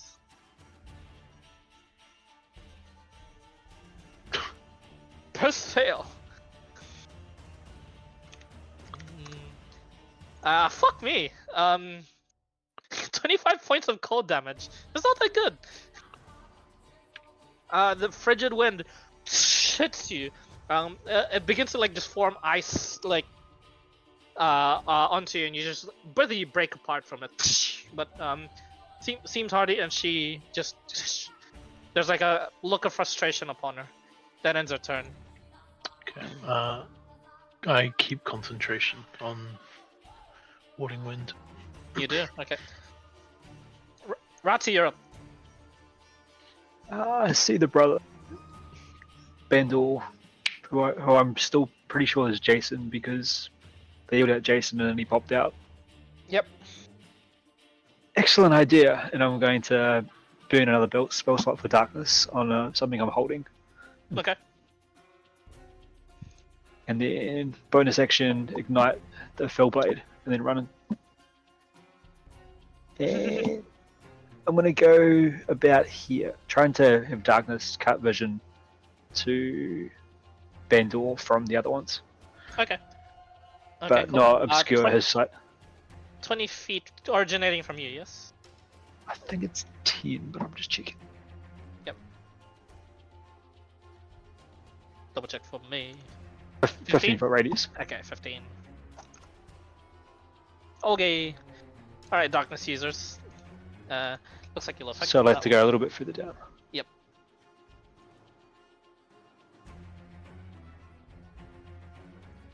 Okay. This turn. Turn? Alright.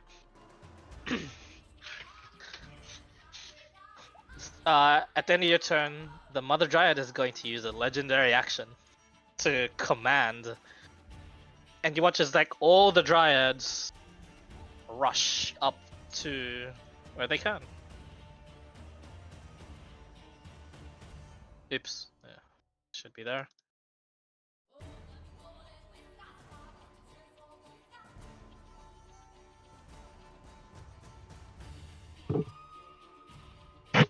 No, they can't see. Not see. Finn, you're up.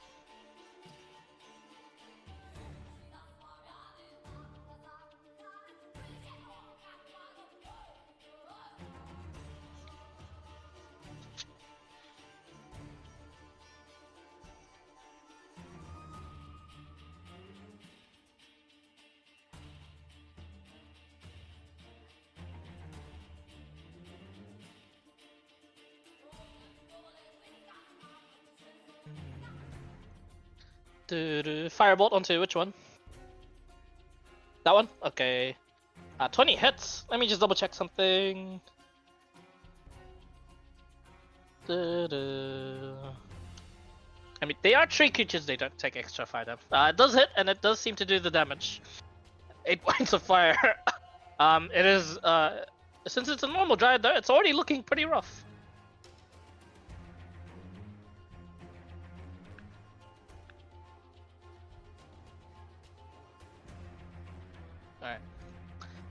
Alright. Any move? Okay.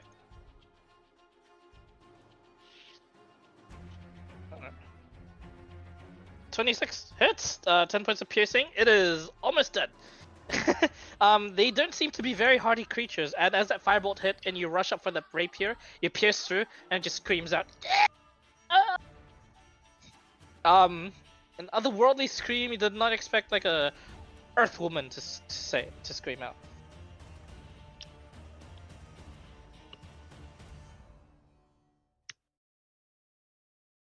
Dun, dun, dun. You'll have your eyes closed when you end your turn. Good idea. All right. End turn, yes. Okay. All right. They then surround you, Finn. Action dash towards there.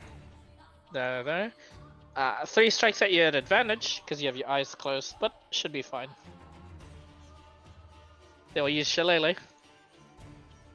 Miss. 17. 18, sorry.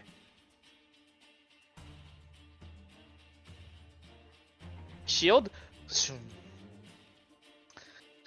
Miss.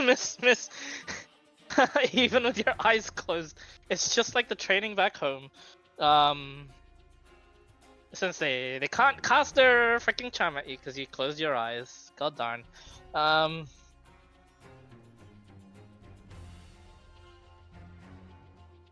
This one's going to go here.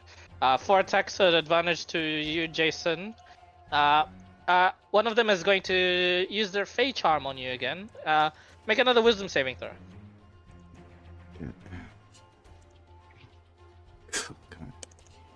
You are charmed.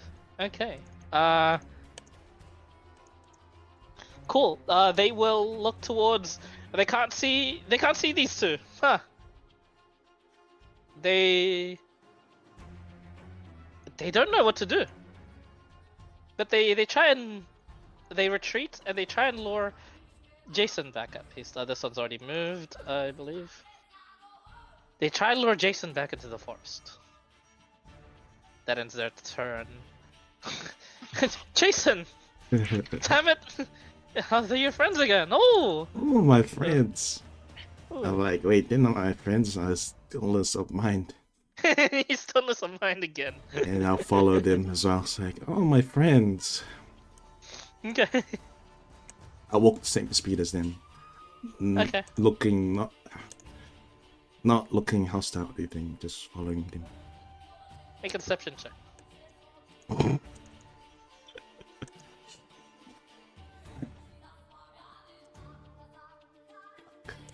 14? Okay, you think you fooled him. Oh, yeah, that's all, I guess. Trust him. If I patient defense, they're gonna. Yeah, oh fuck. Nah, yeah, that's all, I guess. Okay. At the end of your turn, the Mother Dryad is going to meld into tree for a legendary action and pop up over here. Whoa, this.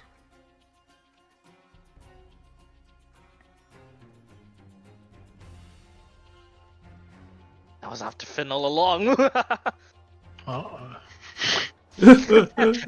Pandora, your turn. Pandora, sorry. I love Pandora.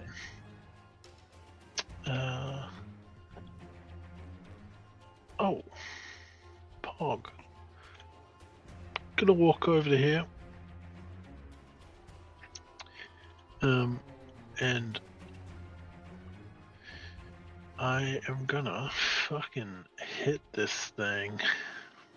Hit that thing.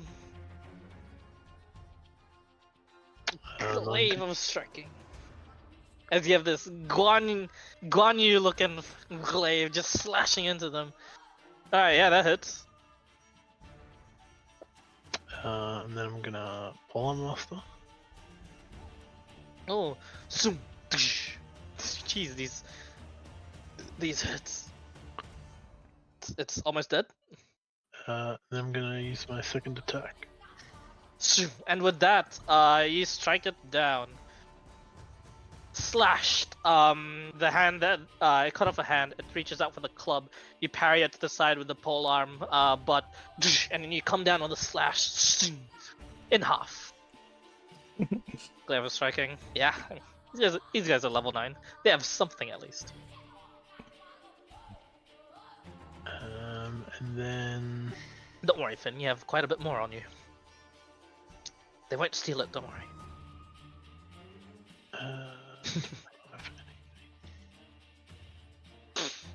my bonus action to pull on Master. Right. Okay. Yes. That is my turn. Okay. All right. Now it's the Mother Dryad's turn. A lot stronger than she'd thought. She was looking to really just win the fight with that kind of cold. She'll instead isolate and try her spells onto Finn. Hang just a sec, Mr. Finn.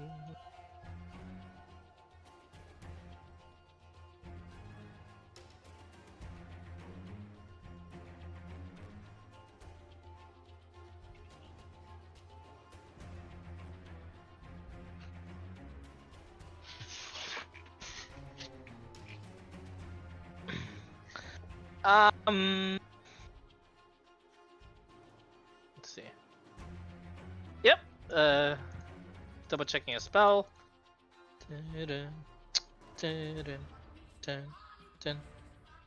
Make a wisdom saving throw for me, Mr. Finn.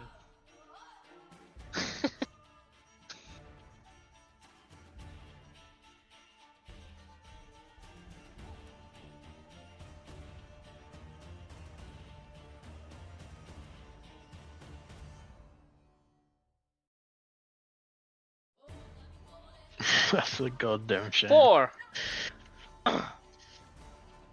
You are held, locked in place, as she concentrates. You guys see in the distance Finn just all of a sudden just striking down all these hits and then locking up in place. You are paralyzed. You're a held person. Could be worse, you're right. At the alright, that ends the turn, actually. Rati, you're up. Right, he goes, oh, I've got him. Oh, run, action dash, and then bonus Misty Step. Okay.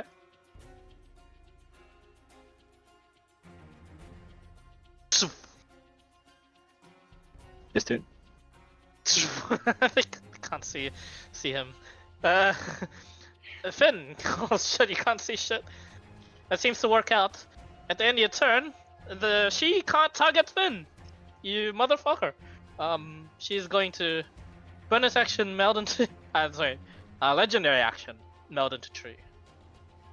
Pop up over there. You did save Finn. Finn, at the end of your turn, make another wisdom saving throw. 7. You're still held. Now the Dryads, I mean, they're gonna attack at you, but it's straight roll.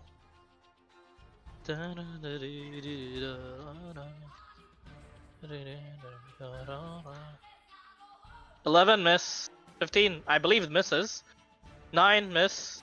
14, yeah. All of them miss. There's all of the, even with the held paralyzed, you're just standing there going as they just whoosh, whoosh, whoosh. You felt one just glide through your your hair, just waving it back, and you're like, ooh, which translates to thank fuck for the darkness. They seem to have missed it all. So this one they are going to. Sorry, Jason. They knew. They knew you were faking it. Make another wisdom saving throw for me, please. Kick it out of it. They are knowers.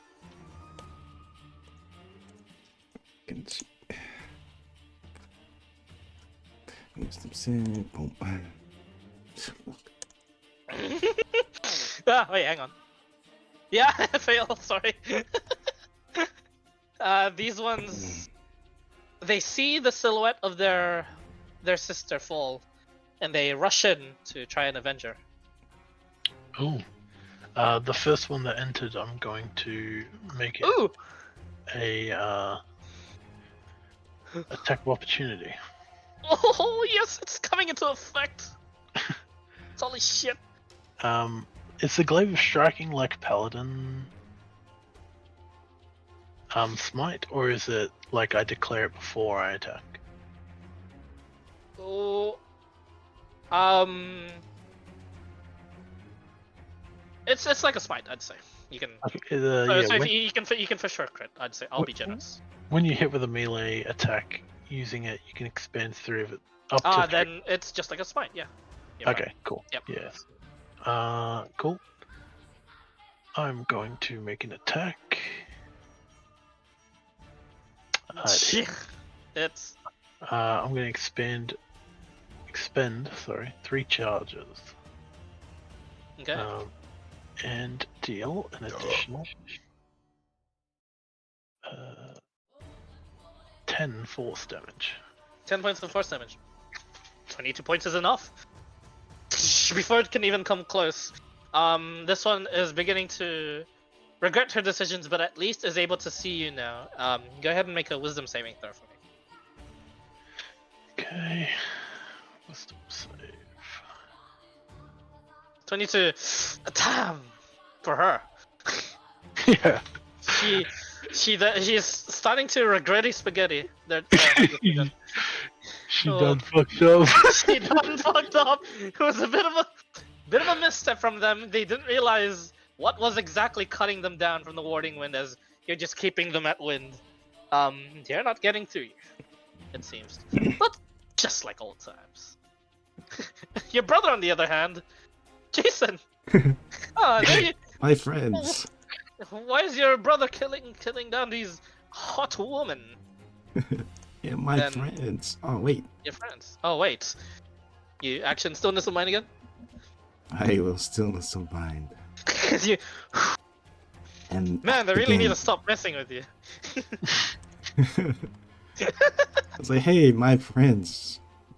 And I'll pretend that they tell me to do anything. No, not yet. Okay. I'll deception again to just pretend I'm still Sure. third. 18. Yeah. Maybe. And then my turn. As you end your turn, she's gonna use the Mother Dryad's gonna use a legendary action to command. She commands them to retreat towards her. You get an attack of opportunity. Ow! Does kill your deception, but hey, Do you break your cover? Nah. Okay. you don't break your cover. Okay, sure. Glaive of striking. I believe you used your reaction already. I did, and then I had my turn, Oh yeah, true. so I get it back. True. Oh shit. Yeah, because Yes. she did it on. She moved on her. They moved Yep. on their turn. I did my turn. Now it's. Yep, correct. Alright, that one takes. Yeah, it's almost dead. 15 Oh, points of slashing. Smite Um, it. It's been 2 points. 2 charges. Okay. 2 charges. 11. Yeah, dead. Actually, I would have moved to here. I Died could, there. Rati, attack of opportunity from you. Hey, free kill moves.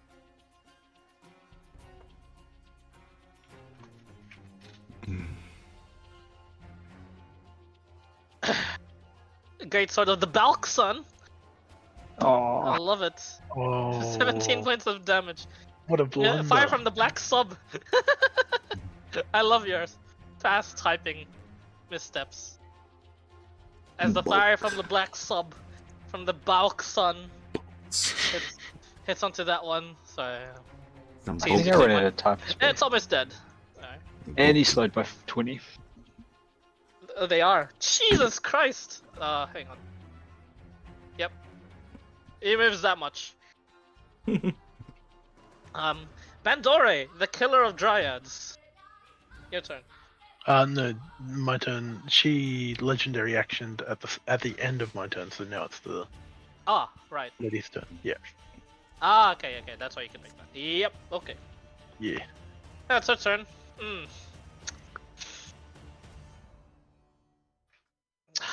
There are 2 of those, of which she can, 3 of those which she cannot see. She takes a long look at you, Jason. I'm charmed. She commits your face to memory. And you hear in your head, Jason, I will avenge my sisters. And she disappears. Wait. She melds into the tree. Wait, my friend, come back.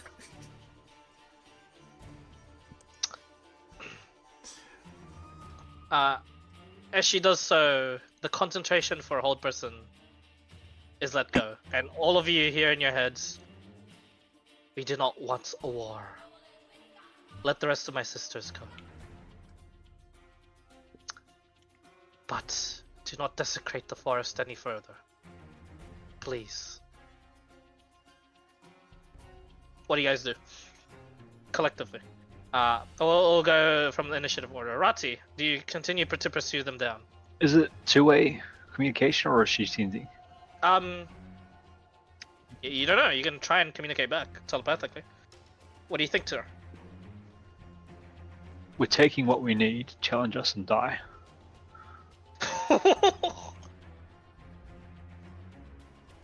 There's no response, but noted. And I'll walk in front of this one. Drop darkness and just hold the sword into the ground, pommel up. Just give it the stink eye, run. Okay. She doesn't look like she wants to fight anymore. That one. She is heavily injured. Okay. Just it. Finn, what do? You are no longer held. You did hear that too. You also heard. Oh no, you didn't hear that one from Rati. Oh, you would have heard a run from Rati, that was out loud. Yeah.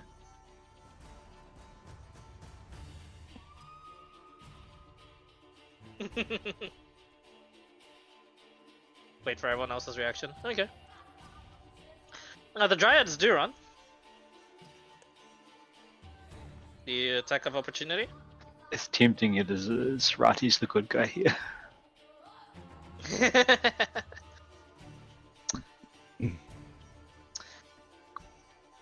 Bandore, you are able to chase them down. Do you do so? No. He's gonna spin his glaive in the opposite direction of the wind and like cancel his concentration. Okay. Like knock off, not knock off, but like, you know, in like samurais, they like move their sword and like get the blood off the blade and then sheath it. Yeah. Yeah, you he'll like flick the blade off. yeah, he'll do that Yep. with the glaive and then stow it on his back. Easy. Jason, you also have the same capability. Do you pursue or do you stay? So we can say something in our minds. You can try. I'll just reply, well, help us get rid of these fucking fish people and send them back to the water. And I'll like teleport in front of this guy. Fuck you. Okay. Rati and Jason, make an intimidation check for me. Oh. I was trying to like ask her. I know. Oh. It's the collective message. Okay. Noted. The fight is over. They will not attack back. When you pursue that one, you are very easily able to chase them. Chase them. However, they still continue to run. I'm just gonna like trip her. Yeah, just a little trip. She trips. See you Make next time. As you say that, she looks at you. Make a wisdom saving throw.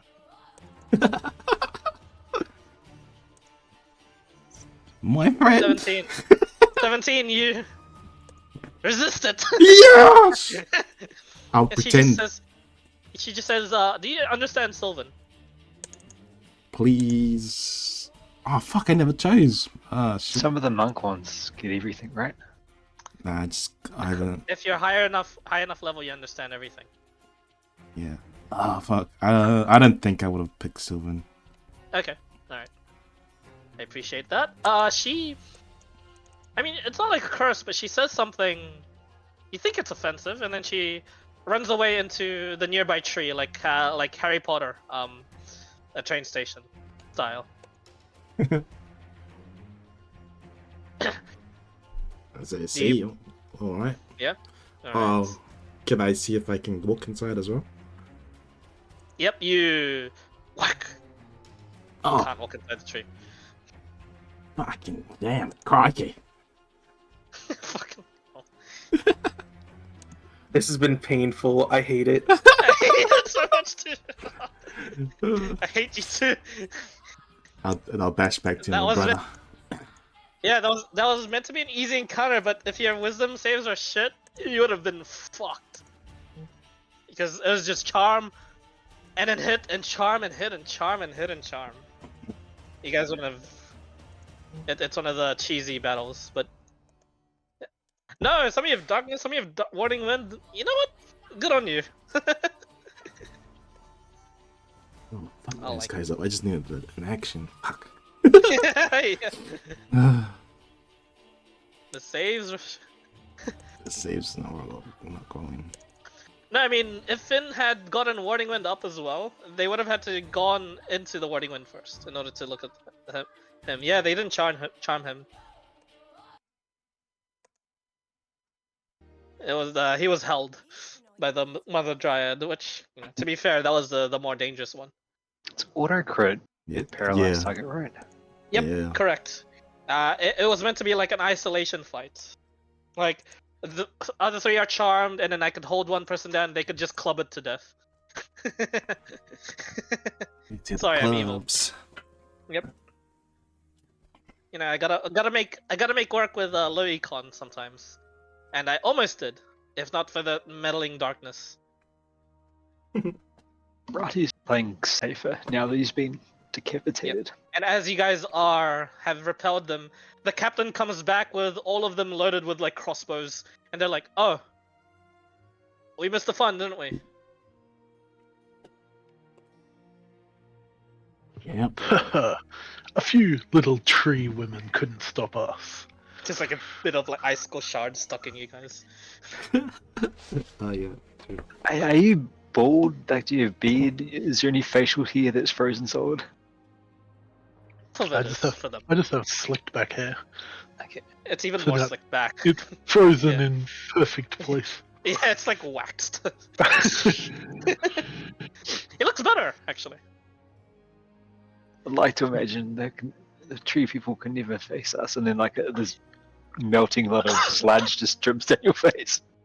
Yeah, as you mentioned tree people, one of the workers that's like just beginning to hold back the tree roots are like, "Oh man, we pissed them off. Oh, there's bad luck." And the captain's like, apparently the locals consider it bad luck to even try and harm the Dryad woman. Weird custom of theirs to let them have their way with the men. She seems to have given us your blessing. At least she didn't stop and wait to stop He sh- us. He shakes his head and puts his hands up. Don't fall for any of that. Just kill any of the Dryads on sight. I don't care.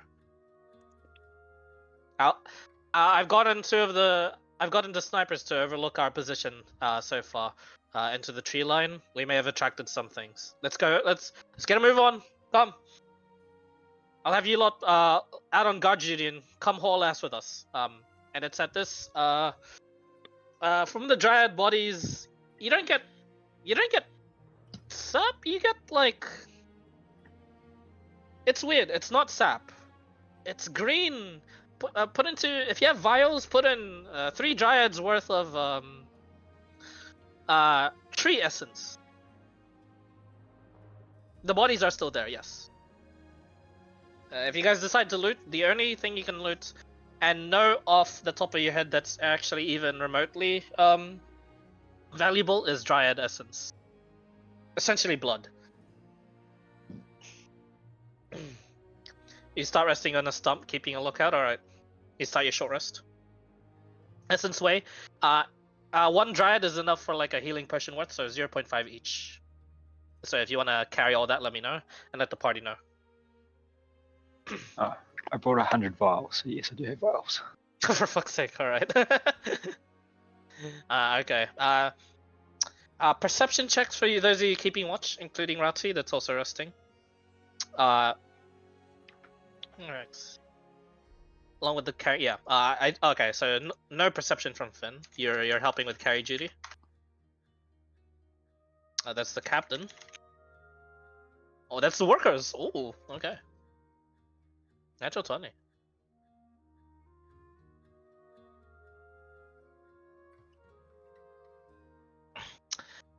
It's no wonder the captain began just giving out orders instead of like helping out. It seems the worker the worker force, yeah, it looks like the worker force are doing quite a bit of a better job at managing themselves.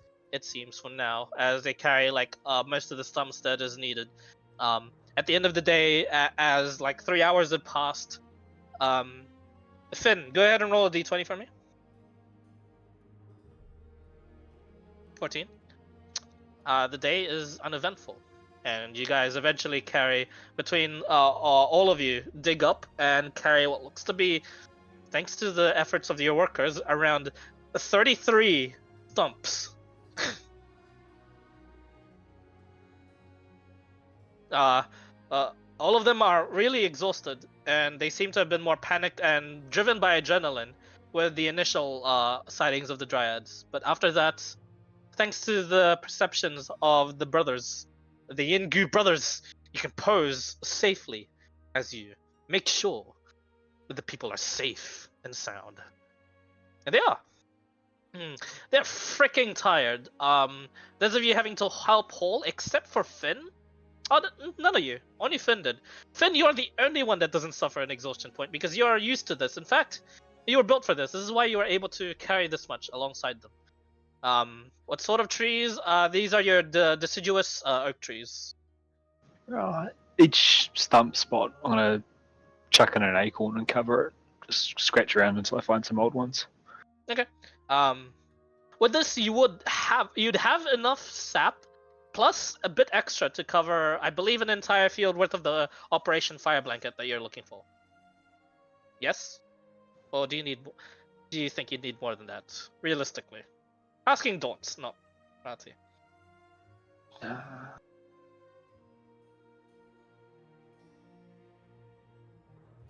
haven't tried in real life cracking it. I know it burns like extremely hot, but it's got its ignition temperature to start with is quite high. Correct, because it's like liquidy in the first place. Yeah.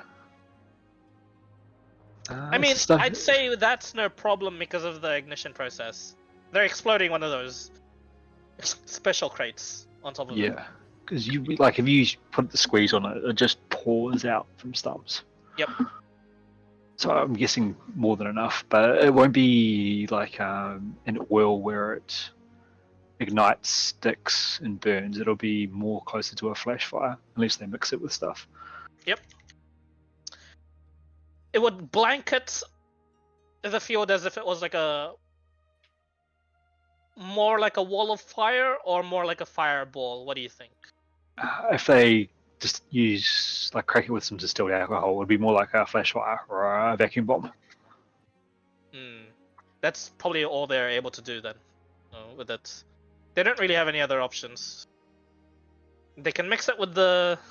I mean, this is the engineer that's talking to you thus far, and he just says, "I can." This is one of the engineers you haven't met yet, and he's just like, he's the one that apparently oversees the recycling of the fishmen, and he says, "I can offer up some of the oils on top of the sap that you've gathered." How are we going to mask it? I'm unfamiliar with trap laying.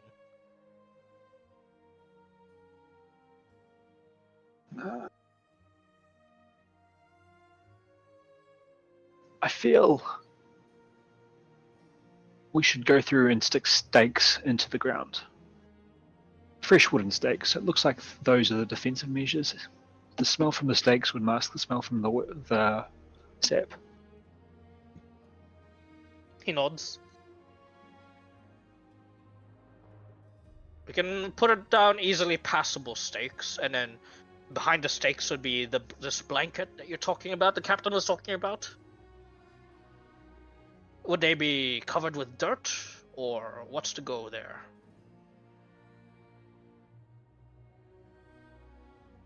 Because I don't know if it would properly ignite when you cover something with a bunch of dirt to mask it, especially if it's a deep amount of dirt. Do you have another way to cover it? When do they... what's the weather like, Clyde? Have I noticed any rain? Gloomy. About to rain, but it's edging you. For lack of a better term. Do the fishermen attack in the rain? No. Night? They've attacked in midday once, but they've only ever done that once.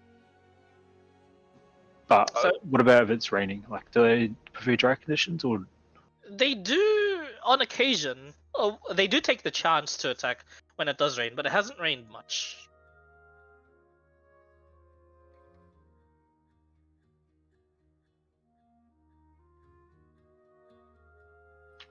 I feel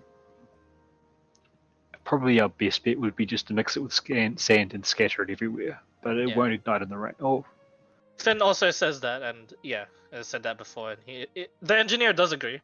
He does say, I thought sand too, but I think it might be obvious if a front of ours was all of a sudden sandy.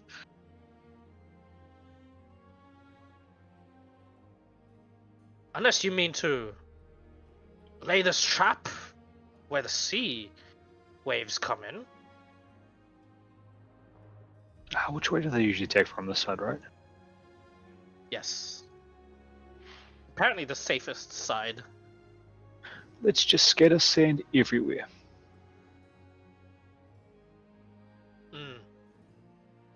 We can do that safely behind the walls. We'll even get our trebuchets on it. Yep. You heard me, operators, and he like gives out the orders right away to just scatter sand all over like the outside. How long do the battles usually go for, Clyde? From as little as like 30 seconds to a full like 10 minutes sometimes. Of like the 10-minute ones are like a bit cat and mouse, like skirmishing. Some of like the blade masters even running like to the walls and drawing some attention while the shark man, like the shark captain, like goes out and like smashes into a wall. They like do all sorts of like divergence tactics and whatnot. Once they close, do the trebuchets still fire? Like, are they doing close combat? They do not. The trebuchets do not fire. They seem to maneuver the battlefield fast enough to the point where the trebuchets are not used. Counter plan. We have the trebuchets ready to disperse the sand mixed with sap. That way we don't waste it in case it rains. And so once they close and engage, we see the field behind them, and then as they retreat, we ignite it. We wouldn't be able to spread that much.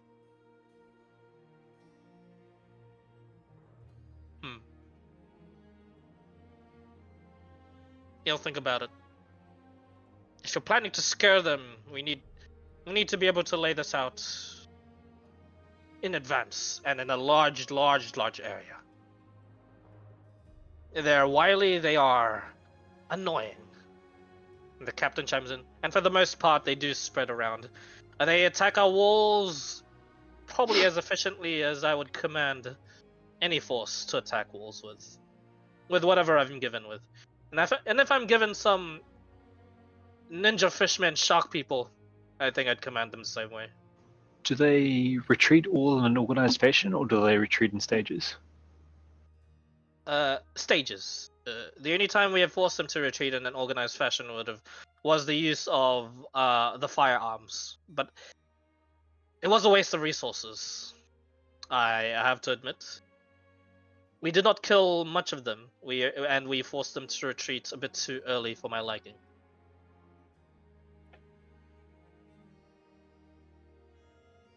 True, we could use the trebuchets enough to make a choke point and to prevent a retreat as fast. However, that would make them retreat through this checkpoint in a healthier fashion. They would retreat to you. However, you would have to fight them perceivably healthy. We could lay some down now, more protected, and then use the trebuchets to create a choke point and force them to the area that we've got hidden. Correct. We could do all of the above. However, I just... Your idea was solid before of surrounding the entire castle with sand, although that will take a long time. We just have to pray they don't attack. Let's take our time. The captain says... I actually agree with letting them attack first and using the trebuchets then. we can't blanket enough of them. And this is only if they come early. If they don't come early, we can go with the trebuchets just laying down sand all over the place.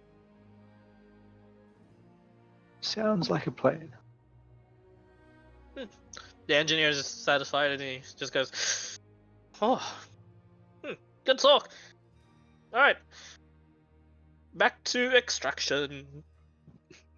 And he whistles as he happily just extracts oil from like this fat-looking like fish man. You know? And the captain goes, "Oh, let's get out of the workshop. I don't like talking with the engineers. They're a bit like you guys, only they can't fight." Handsome and good looking. No, obnoxiously smart. It's not a very nice thing to say about Jason. He looks at Jason. I think he is the right amount of smart that we need for some of these operations.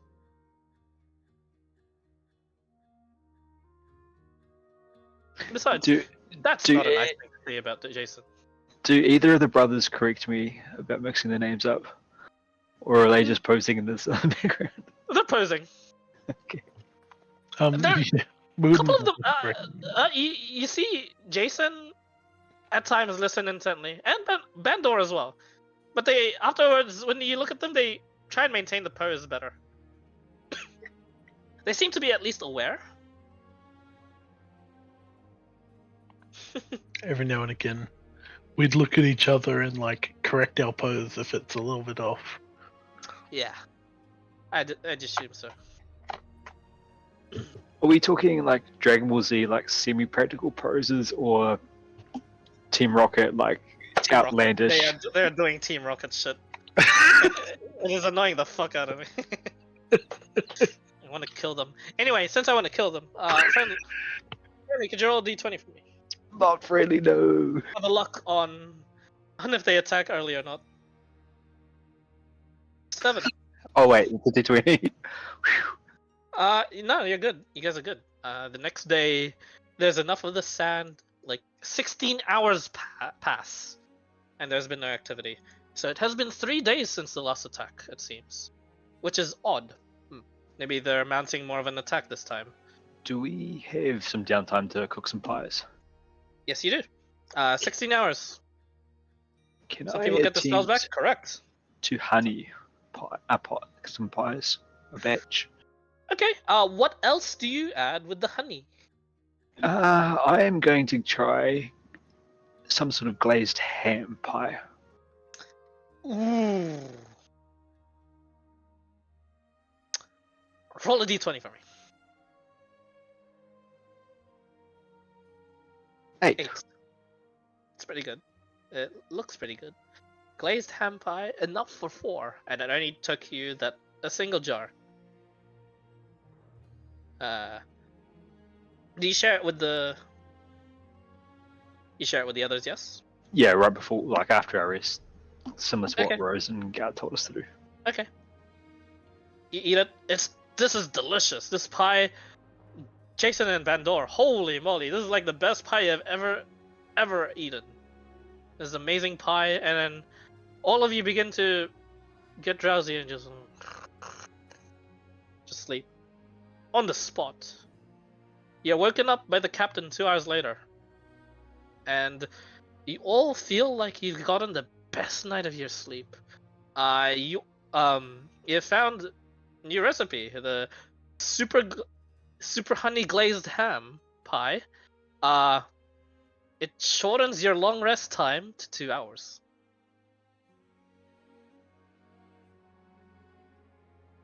You do not get you do not get the effects of the temp HP though. It is super rest pie.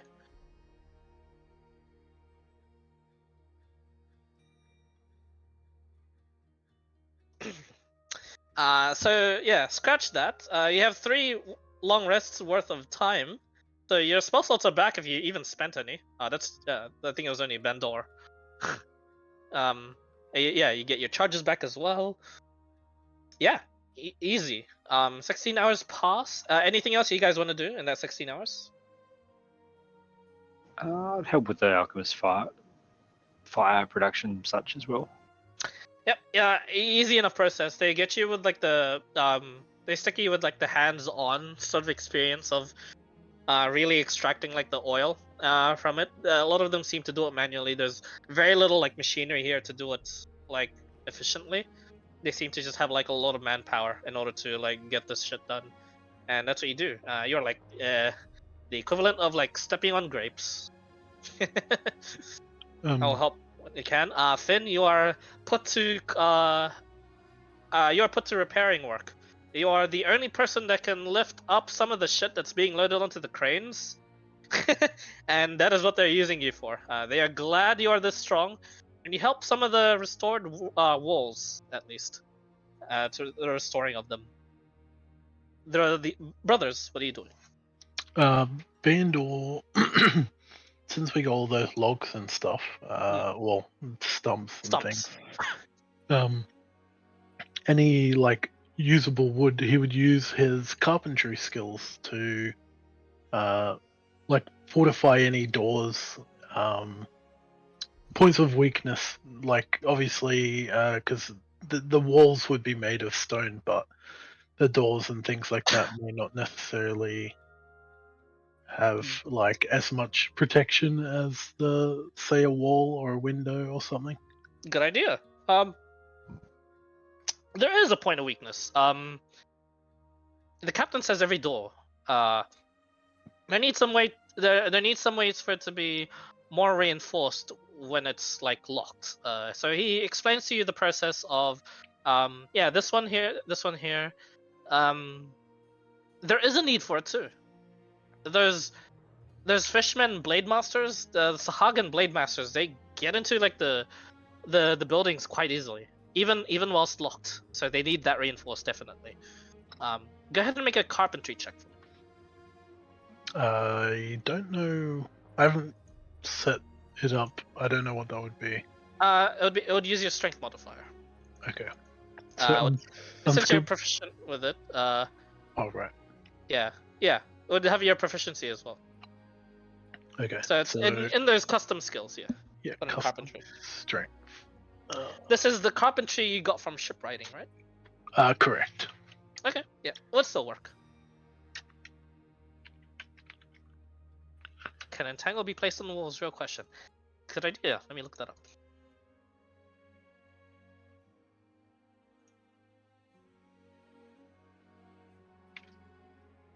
Fucking hell. From the ground in a 20-foot square starting from a point within range. From the ground. I'd say no from the ground, sadly. 8? It takes you...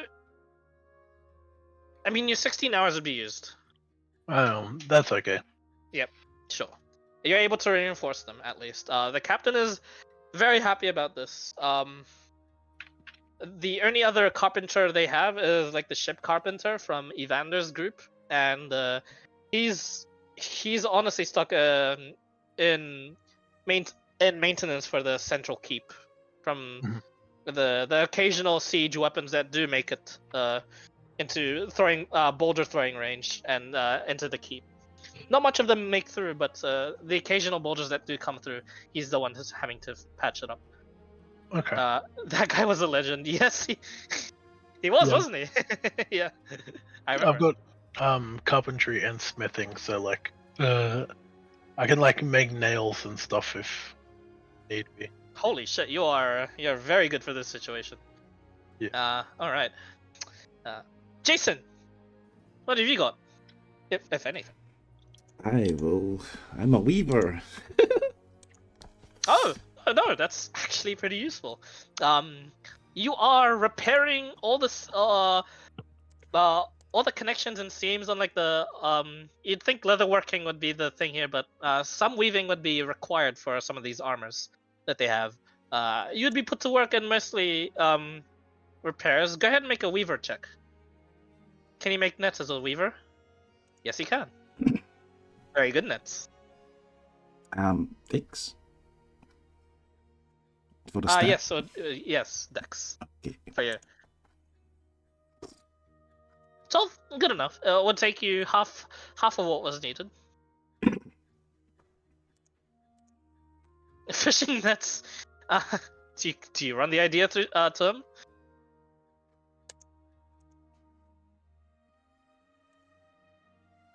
Okay. Finn. Yeah. Yeah. Finn would meet up with you and give you the idea of why not some nets. You do have some materials to make the nets out of, especially since you got fishing supplies here.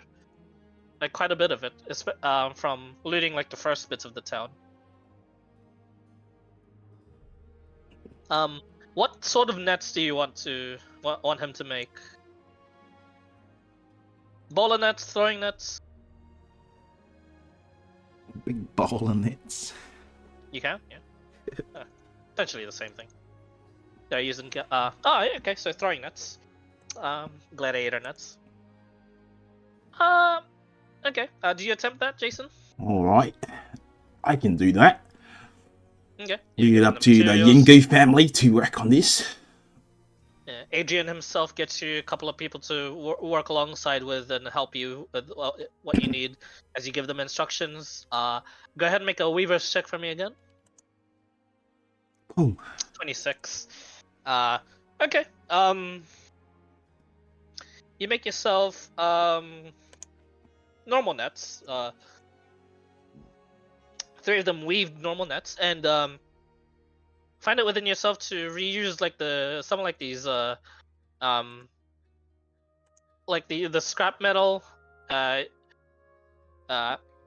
request for it to like be made into like wire, and you have a go at like making like steel nets, and eventually it takes you the whole day, and like at the 16th hour you with your help, the other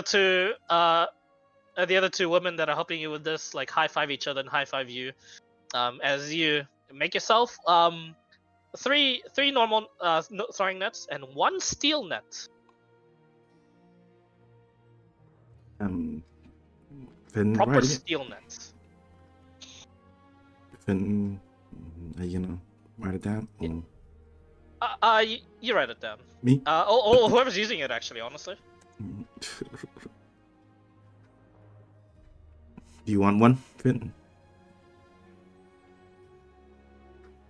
Give it to the guards for when they get rushed. Thank you. Okay. It gets to the guards. They nod and then they realize, one of the guards with the rifles is like, oh, for the blade masters when they scale the walls. Yes, we'll get them.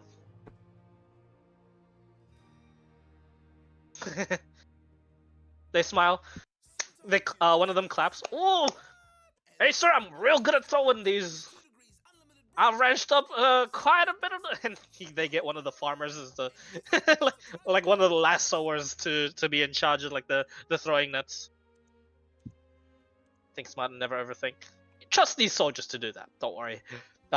Especially since they've held this wall now for weeks, they've got some experience.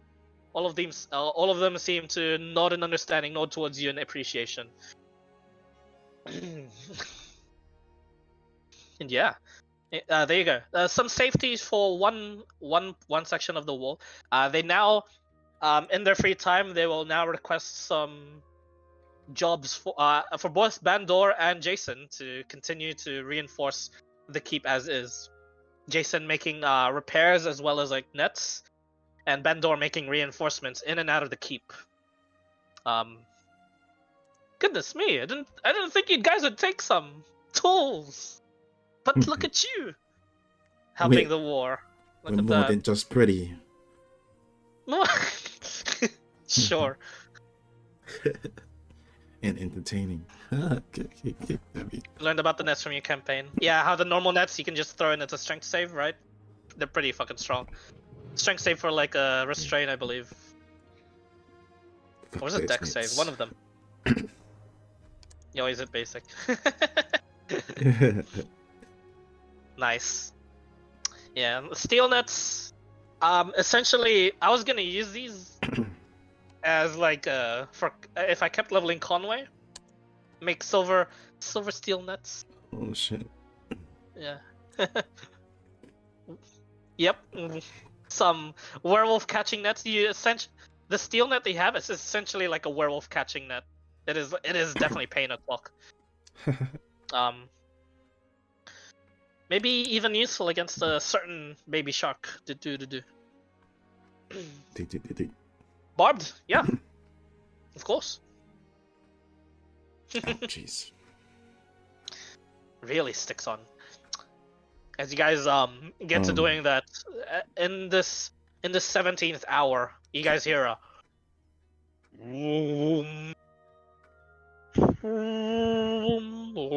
multiple war horns on the eastern wall. What do you guys do? Before We're going out to hide now, right? hiding time. The captain rushes past you guys and he just says, "I'm going to have to command the men on from the battlements. Go and get yourselves ready to flank. Make sure you're not seen. That's the most important part. It is nighttime. Yes." All right. Okay. Oh, you got dark vision, hey brother. Check the night mode. Yeah, I've got 120 feet dark vision. Did you say you could do one for me too, or? I can, yeah, if you need it. Yes, please. I would ask Finn and Rati if they need dark vision as well.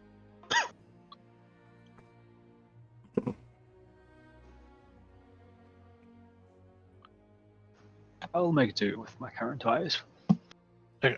I will dark vision on Jason.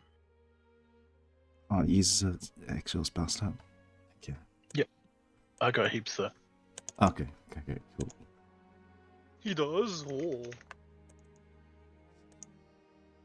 Yeah, because I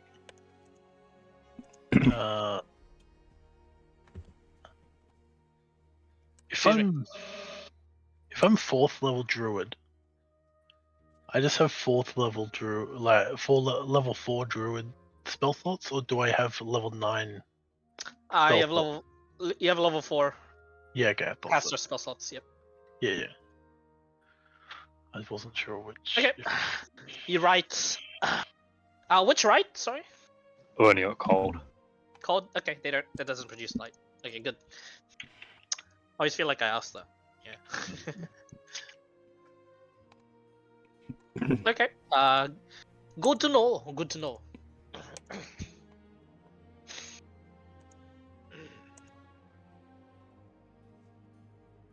That's D6 it. now. Ooh. The Nice. attacks usually take 10 minutes or something. Is it? That's what he said, right? They take as the attacks are as short as 30 seconds, and take as long as 10 minutes. All right. Okay. Those of you going out the southern gate, you already hear fighting, as you hear like this, like a lot of like the troops on the walls begin to be assailed. It was that quick Damn. that as soon as they were spotted, they instantly began to like scale towards the walls. It seems whatever is in charge of this contingent and battalion, the battalion of the fish people here, they're very fast. Definitely like a shock attack. With a lot of like the traps already set, however, the captain has some explicit sort of instructions, but let's see if he holds the line. Also, those of you going out there, stealth check, please. Yeah, as we're walking out, Yeah, my shadows. Two poison vials.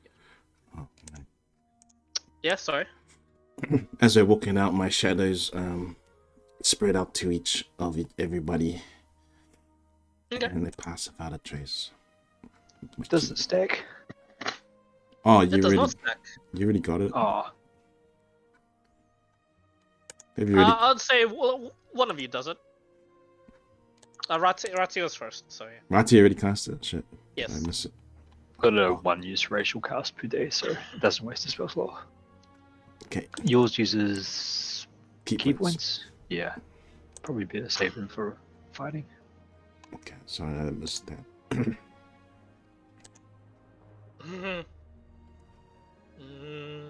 Bandor's got an advantage, right? Right. Nope. Not 18. All right. stealthy guy. Overall, it's a success. Don't worry. Especially since Commander Adrian seems to be doing a hell of a good job not panicking, as he himself is beset upon by a Blade Master in the distance. You can see as he's just like fighting off a Blade Master. He's giving off directions. He's not too panicked as he's parrying off the attacks. He's saying, "Not now! Wait! Let them come close!" Ching! Oh fuck! As he takes like a strike, he strikes back. He does not get in. He does not get in time to use a net. He was one of the ones to rush up to the walls. Make a perception check, Finn.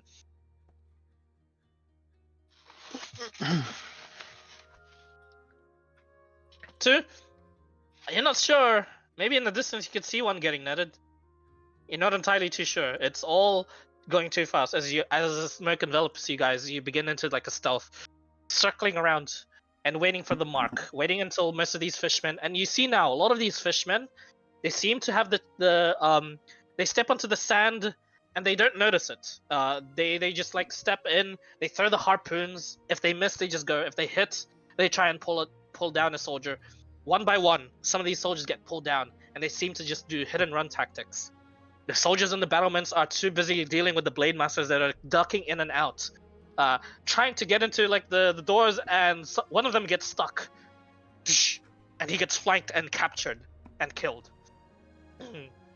Bandor, your reinforcements seem to have worked out so far. Unbeknownst to all of you, some of them have been caught by the nets as well. So Jason and Finn's contribution has come to light, and as that happens, as the trebuchets begin to rain down on them as the sand, you watch now. You see as like the larger of the fishermen, this hulking shark, walking shark figure that was currently smashing on the wall, sees the sand, shouts out an order, and they all begin to retreat. And that is when Adrian says, "Now!" And you guys watch as the entire there's a crate off into the distance. As it rains down, it just there's a sea of fire that just envelops. Now, let's see. Yeah, cover ear. Yeah, cover ears. As the shockwave of heat hits you guys as well. All of you take, not even from the vicinity, 7 points of fire damage. As some of the people in the wall, some of the soldiers that are pulled down, they are engulfed in the flames, and they die screaming in pain. Excellent. Just a sec. The captain seems to have done an admirable job in timing it, and looks like the retreat is sound. Everything is going according to plan. This is when we fucking rush them, right? Except for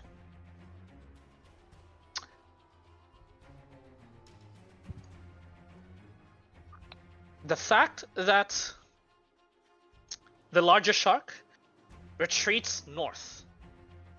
The complete opposite of where you guys were. By himself. East, right?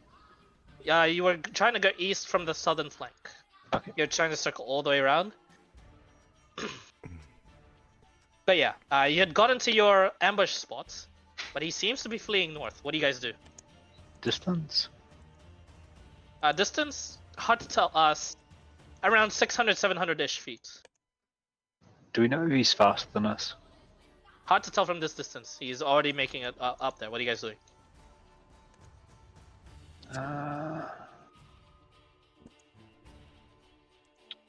You guys go. Is he alone? I mean, he does not seem to be alone. He's like redirecting troops. He's directing a retreat. There's all sorts of retreats happening. There are lots of fishermen coming your way. There's lots of fishermen going directly south, and he seems to be taking up the northern force. What are you guys doing? I want to cast a spell directly on him. Ooh, what's the range on whatever? One The to one. Spell's range is 150 feet. Oh, Okay, so you're gonna have to try and chase him down. Do you guys break? Do you guys break stealth to chase him down? I would, yes. Bandor breaks stealth. You guys see him rush up to try and cut him off. Jason, do you follow? I can keep up like with stealth, but like because I'm pretty fast, right? Does my teleport do anything to stealth? It does. It does. Yes. Okay. Okay. You keep up. You're even faster than your brother, actually. You're about to cut them off. Finn. Rati. No, we'll go with Finn first.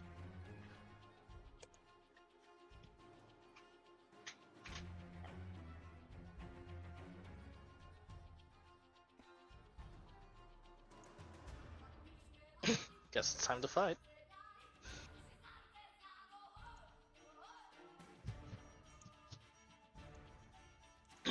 You're on with them, okay.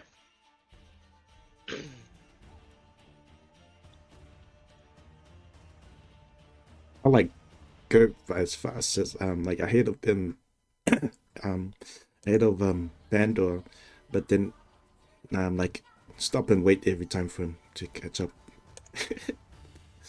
Like I'll dash up ahead and like check if there's anything ahead of us, and Okay. then wait for him to come catch up. As you do that, and then keep going. As you do that, you realize the Shark Man is faster than the rest of his squad, and he seems to be leaving them behind. Do you yourself try and intercept him to stop him from going, or do you wait for your allies? We both notice it, or all of us. Only you notice it. Me. You're the fastest one. Okay, when I dash up and then I see this, I'll wait and I always wait for Bando to catch up and then I tell him.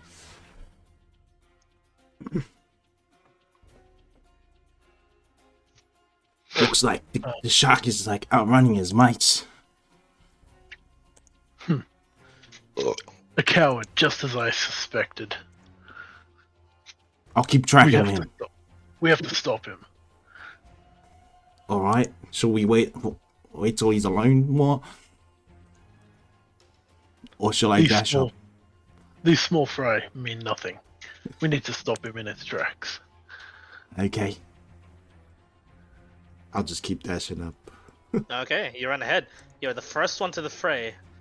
Let me get the battle map ready. I'll just be scouting. Oh, sorry. Rati, what is your plan of action? Rowdy just sighs and then starts running. If it looks like he's going to outpace the brothers, I'm going to pull a bow and start shooting him to slow him down. Okay. Range on bow. Longbow, 150, 600. 600. Do you have sharpshooter? No. But you will start shooting at disadvantage. Alright. Good to know. Okay. And the rest of you get into... As soon as he gets in, you get into range. I'll just Then you'll do your stuff. I'll just be scouting out and then waiting for them and telling them which way. And then It's dashing very up easy again. now from the battlefield. They don't need directions. Okay. So do you move with your allies or do you choose to intercept them? I'll wait till my allies come up and then I'll dash in ahead. If you, as you're looking now, as you're catching up, you realize if you wait for your allies, his allies will catch up too. Okay. I will make the move. You intercept them on your own. How Okay. many of his allies? You're not sure. There's a lot of them retreating towards your direction. But for now, you can easily catch him. And if you catch him early, you'll have the jump on him. Okay. I'll go Yeah, okay. balls deep. Okay. Alright, can I get everyone's movements on the... Oh, nice. You're ahead of me. Finn with 80. Bandol with 60. Rati? Mitch and William. Rati with 60. Good to know.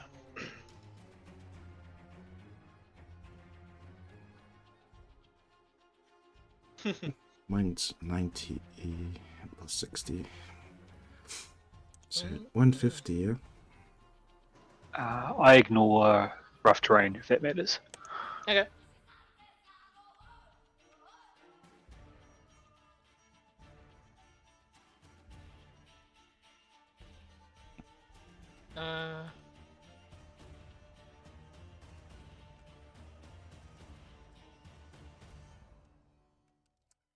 Oh yeah.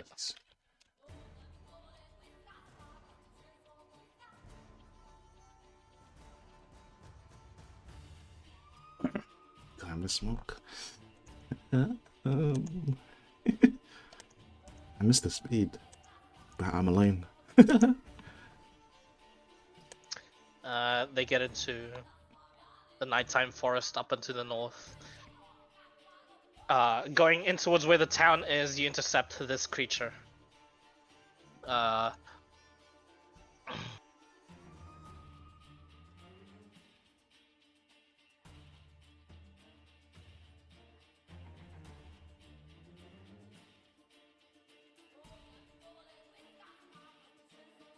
Alright. Place yourself here, please. To the right side of the map. Mr. Jason.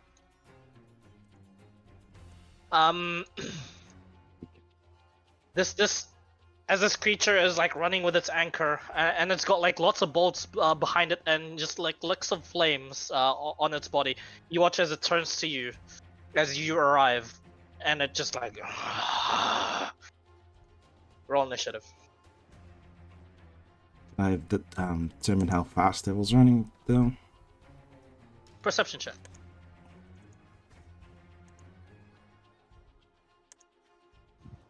Mm. 27. What's your movement speed on a round? Normal. 45. 45. Slightly faster than you. Oof.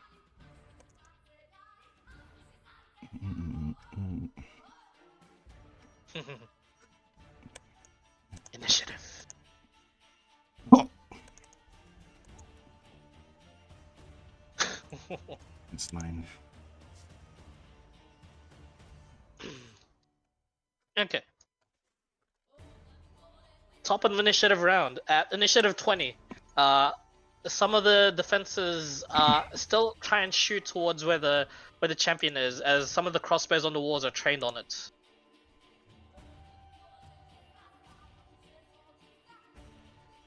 Oh. It's crossbows. Hit, miss. At 14 points of piercing damage. Alright. These heavy crossbow bolts dig into its back. It's not like it's got no effect. He seems to be bleeding. Doesn't seem to care that much.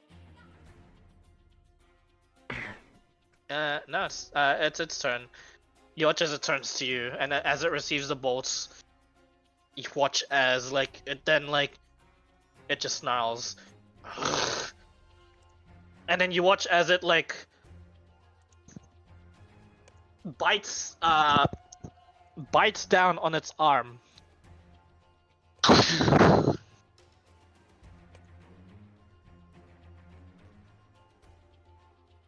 Alright. As it bites down on the arm, you watch as the blood then seeps out from his arm, and it then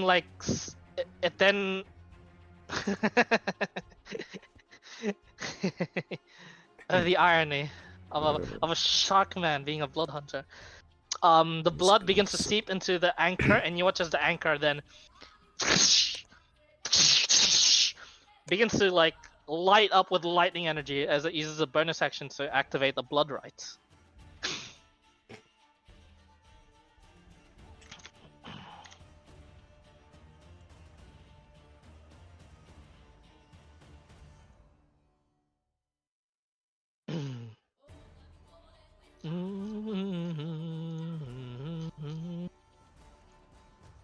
Just a sec.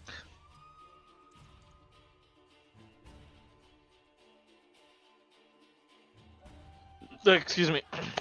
Excuse me.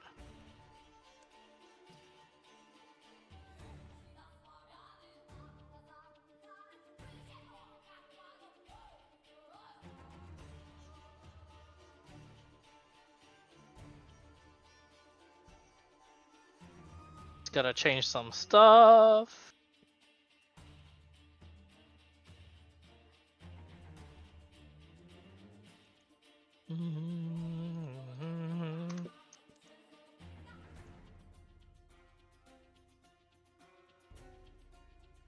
Just gotta add the lightning damage onto his attacks.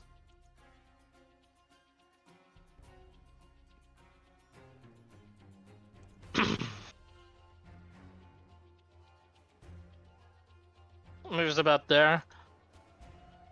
He'll action dash actually towards you and engage on you. He rushes up and with this heavy anchor, he's about to like come down on you. That ends his turn. Shit.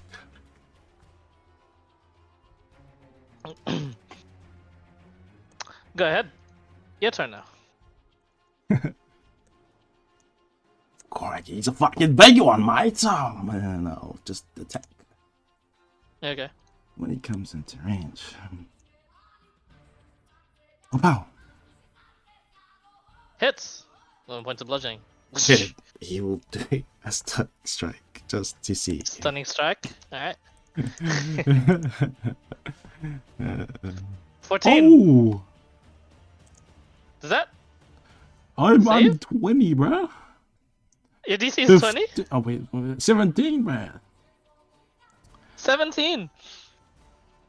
You strike at a nerve onto the stomach, and you watch as like it seizes up. He's stunned. No. Fucks. Fucking intercept, baby. Let's go. Fucking intercept, motherfucker. Actually. And when he punches that, the next attack's an old advantage, yeah? Correct. This flying dagger comes out of the shadows and stabs him. 15. Hits him, but has no effect. Misses. His AC. His hide is a little tougher, it seems. And I'll punch again. Ow. 24. Hits. And the flying dagger comes out of the shadows. For each strike, it looks like the flying dagger strikes true. 8. Yeah. So hang on. 17. 25 points of damage. Not bad. Okay, so those are its Keep two going. attacks, and I'll Yeah. Yep. bonus action key point. Yep. And then I'll kick it, double kicks. Yep. As you do a double lift kick. After it, the process is this strike. The dagger strikes true, and again whack onto like the stomach, and you're just like finding all these soft spots to where this hide armor is not very protective of it. It seems there's like patches of like time where it's like been injured as it's stopped being healed properly, and you're like, I can see your weak spots. Whoop-a-bang! And then you like double kick up the nuts. It seems to react, but it's stunned. Yeah. Male shark. Power of the Yingu family, mate. Fucking hell. Hey, he's looking hurt. Here's the democracy moment. At initiative round 20, you get within range of longbow shots. Go ahead and make straight rolls. Mr. Rati. Firebolt shots, next round for you, then. It is 120, yep. Next round. 18. 18? And 10 Rock misses. is attacking 10 from misses. 600. Oh wait, It's he's stunned. Stunned, What does so- stunned do again? Yeah, Come yeah. on. So straight rolls. Straight rolls, you're attacking true, from true, like true. way far. Oh, from yeah. far away. Yeah. Yeah, he's got 600 feet. That's why I'm letting him do this. Alright. and he's slowed. If it matters. Yes. One does hit. Slowed by 10 feet. Yeah, that could matter. Yeah, longbow. That's then it's his turn. And then that's his turn. Go ahead. I believe the stun ends after your turn, yes? Yeah, Or at the let's start of your read. turn. I shall read. Third strike. The target must succeed. Will be stunned until the end of your next turn. Oh, he's still stunned. Advantage. End of your next turn. Yep, I read it right. Bonus turn on the speed. Alright, good to know. You will arrive in the battlefield in 3 turns. The rest in 2 turns. They've gotten an extra bit because they are, yeah, Go for punch. punch. And send some stunning key points into him. Again, alright. Oh wait, I can't it because he's already stunned. Yeah. No, you can. Okay. You can layer it on. Yes. And this Okay. it'll stack. Like this one will be, if he succeeds, he succeeds. All right. It does it. 10 points of bludgeoning though. Nice. When I go for the punch, I lift my knee up for the knee. Whoop, whoop. Yep. Like Muay Thai, like you get into it, like you begin to like grapple him and then just like knee. Another stunning strike. Yeah. Okay. 17. Hey, Beats it. just wait. I forgot my knife attacks for both those attacks. Yep. So, 5 attacks. Yep. The knife, matching it. It's at this point now you can see he does have like some sort of flying weapon companion at this range, Finn. Except it seems to strike whenever he does. You see, you start seeing the pattern now. Oh. 10, 18, 17. Nice. Yeah, it's looking pretty hurt. I can't stun from those attacks. You can't. You'll have to punch. Okay. I take Which away a you key. can with the bonus action. Take Yeah? away a key. Bonus action, 2 hits. So I Yep. go for an elbow. Whoop. All right. Crit. Crit. Nice. 15 points of damage. And I crit stun him All right. Stunning strike. 23. in the back. Yeah, I spin around for another elbow behind the back elbow. Oh. Yep. 20. Wham, wham. 20 hits. Let's just go for it. Last Okay. key. Stunning strike. Yep. Okay. That 21. he's weak. Bad luck. But great round of damage. He is quite a bit more hurt than all of the bolts combined that has come thus far into striking you. It seems what they really needed was some of that magic. And what better magic than the magic of your fists? As you smash into him, he spits out blood. And you hear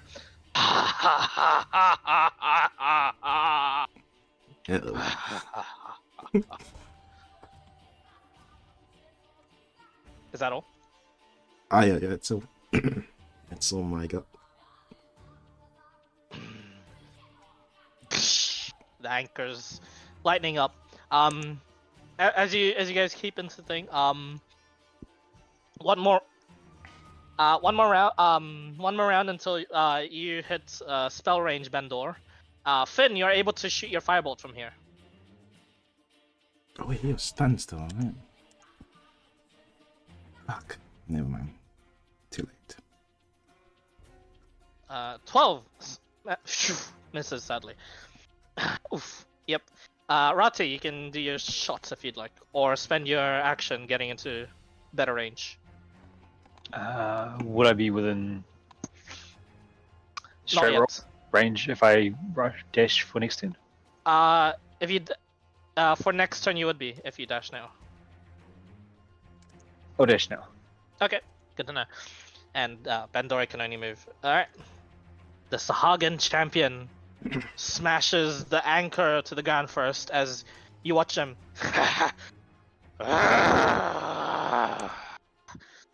He bites so hard, blood begins to spill from his mouth, and you watch as like the blood dribbles down his jaw. He is going to bonus action rage Mate. He's gonna make these attacks reckless on you as the anchor smashes down. Mate. I was joking, mate. 23, 21, 22. Shield. Nah, they'll hit. Nail it. All right. Whoosh! I rolled really good damage on the last one. And on the second Damn. you take 9. Hang on. That's big. I'm having dead. How are you looking? Yeah. Wait for you. Oh, no! 95 points of damage altogether. Yeah, I'll probably go down the last one. You go down on the last one. You watch as he did some serious work. Whoosh, uppercutted, whoosh, and then slammed down onto the ground with the anchor. Whoosh. And there's like a small crater, and then Jason is there unconscious. And you just hear a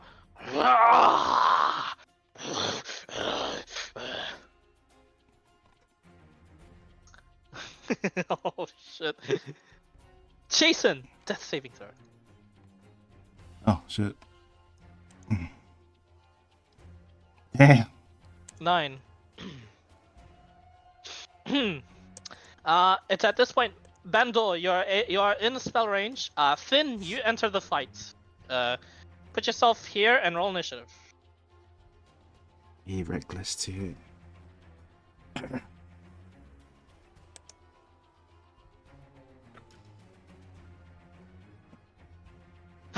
The spell is- Nah, he did pretty well until I hit him. 8. Alrighty. To be fair, at 600 foot out, I probably didn't see that. Yep. I did see him get slammed though. You did see him get slammed. Yeah. What's Bandor's spell, by the way? Oh, hello. Ah, Spike growth. Spike growth. Okay. You can draw where you want it. Yeah. What is Compelled duel. Not sure. Hang on. 20-foot what circle? Oh, I rolled 19. Radius. Radius is half, right?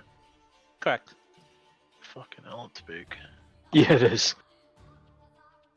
Yeah, 20-foot radius. 4 squares wide, right?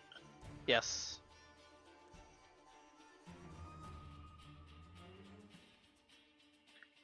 Can someone measure for me?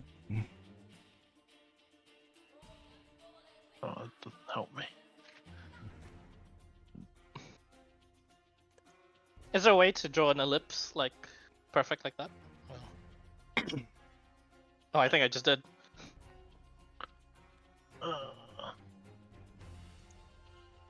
Oh no, it needs to be bigger. It's my one. Okay.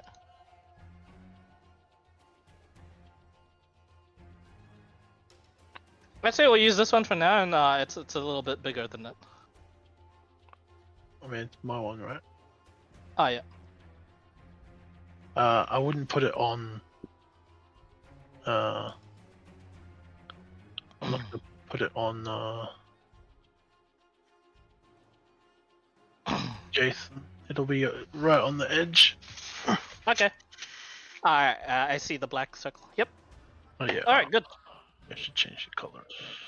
I can't delete the pink one for now, so just ignore the pink one for now. Alright. Finn, you'd be able to do that on another turn, coming within range. And now, since it's your turn, you get to go again, technically. So, you have your turn. The compelled duel was from another thing. You have your actual turn now.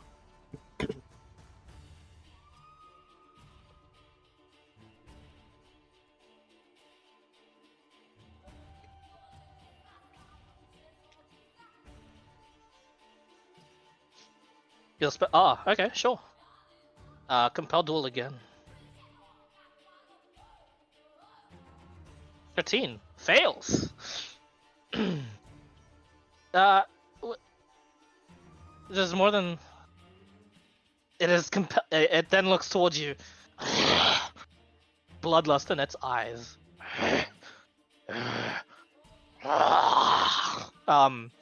As before it was looking to finish off Jason, it then turns its head towards you.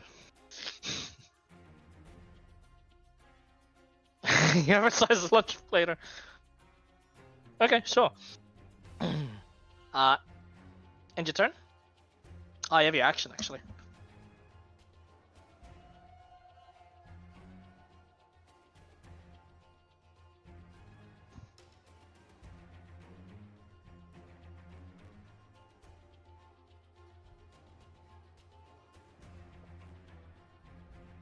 Yes, you can. 21, nice. Oh my god, what's wrong with your damage rolls? Seems to impact, but it doesn't seem to be. The firebolt doesn't seem to be as impactful as the rest, but it seems to impact at least. Unless it's dying already dead, or saving someone from dying apparently. But yeah, end your turn. All right, round 20. It's at this point, Rati, you're within range for whatchamacallits? Straight rolls. Longbows, yes, straight rolls. So it'd be 150-ish. Yep. And on the next turn, Bandor can enter. Did I recognize the compelled jewel? Make a perception check.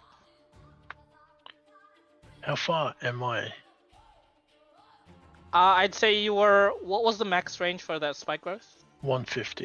150. You are 140 away from the edge of the map. Okay. 21.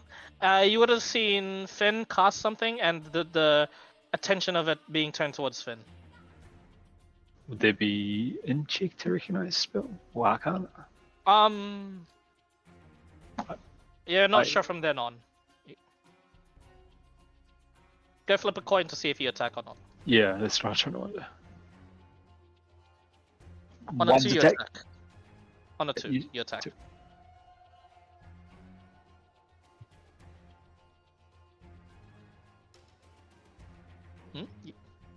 Keep running. Stay your bow. Dash. You keep running. Alrighty. So within 60 now? Yep. 50 out. Okay. And towards you. It then howls.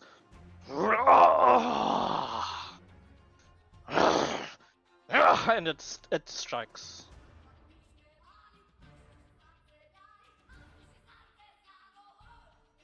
Reckless. He is slowed. He will still be able to reach with his movement. But he did travel 4 squares, so 44 damage, right? Spiked from spike growth. Yeah, I think so. No, 84. Holy shit. It hurts. Roll 84 for me, Dizzy.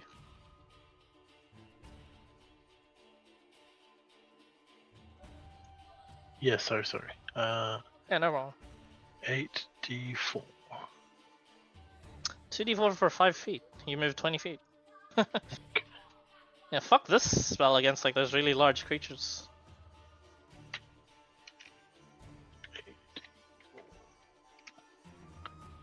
Oh, nice. Perfect average. Decent. 16 points of damage. Yeah, seems to affect it. It is bleeding from the feet. Gets within Finn though.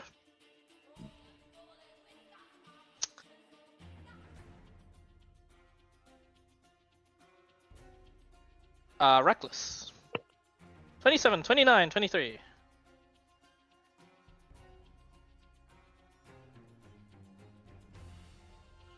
All hits. Holy moly. Even with sheer anchors, man.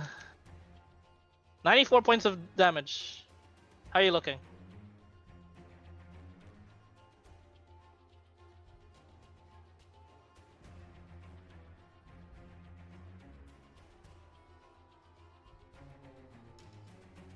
Absorb elements. Okay. I think you can. Can you only do that to? Let me double check. Let me double check. I think it gives you resistance for the turn. Incoming energy, listening, and starting. You have resistance to triggering damage type. Start of your next turn until the start of your next turn. Yeah, so he resists lightning until the start of his damage. next turn.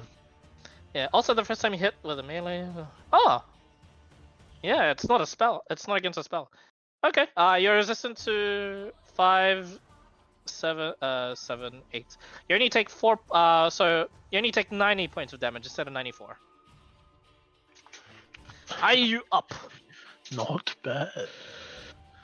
It may be the deal breaker, or not. Oh. Is he? Are you down? Down. So is the compelled jewel.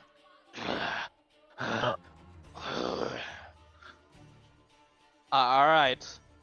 As this thing seems to be cutting down your allies one after another. You'll eventually reach there. But for first, Jason, death saving throw.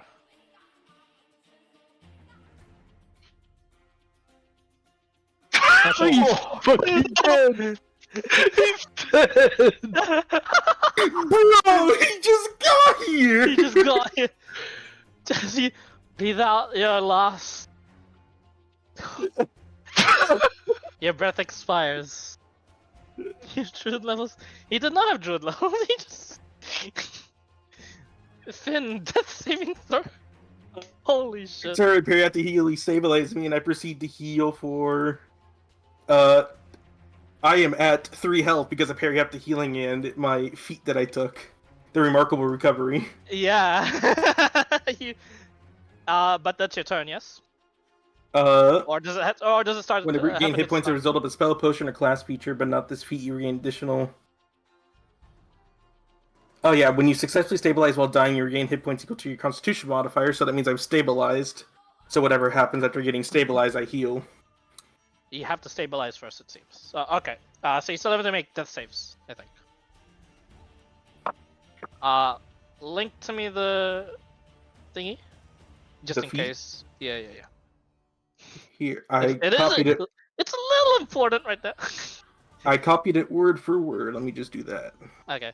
Nice. Stabilize while dying again. Yes, you have to stabilize. Yeah, you have to stabilize. Okay, You so got- death saves. Purified though, don't you? That Yeah, always Perry after saves. healing. Oh, true. Sorry. Yes, you just. Yeah, you're up. 3 hit points. Ugh. Just in And time I'll- to see Jason expire. Didn't know him. I'll just go ahead and make 4 bite attacks with action surge onto the Yep. beast. Is Oof. But, oof. 16 hits. Hits. Oof. Alright, so 19 points of damage all up. And I heal for 5, 6, 8, 9, 10, 11 points. Alright. 11 points. Hopefully, I can survive a hit. As I'll just Yeah. go ahead and stand up as my movement.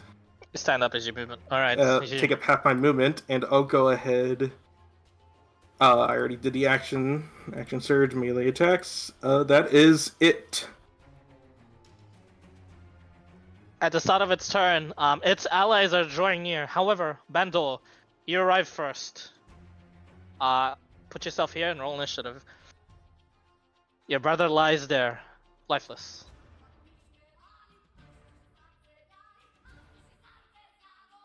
Wait, I forgot. Or I keep forgetting how to play this class, even though it's my most played class.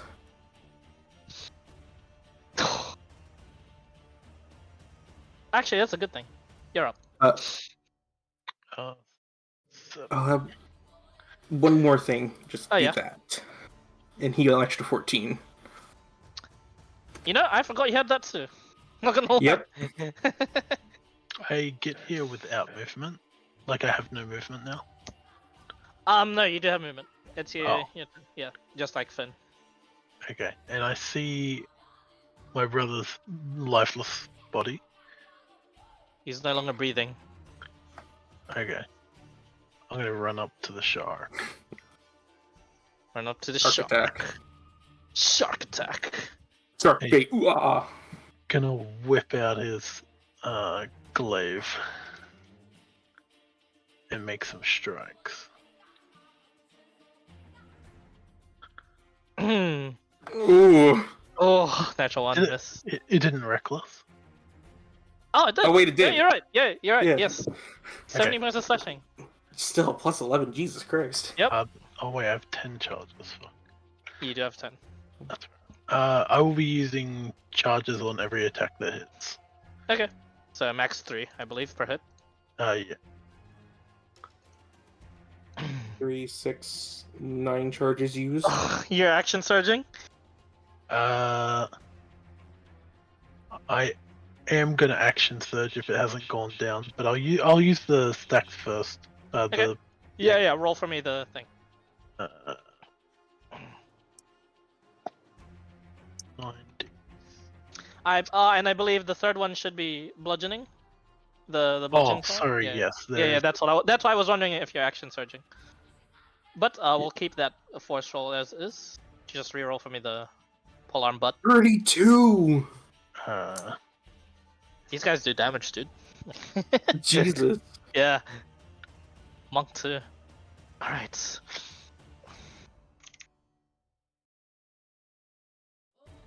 Seventeen, 16, 8. If I action surge, then it'll just be one more normal attack, and then that's.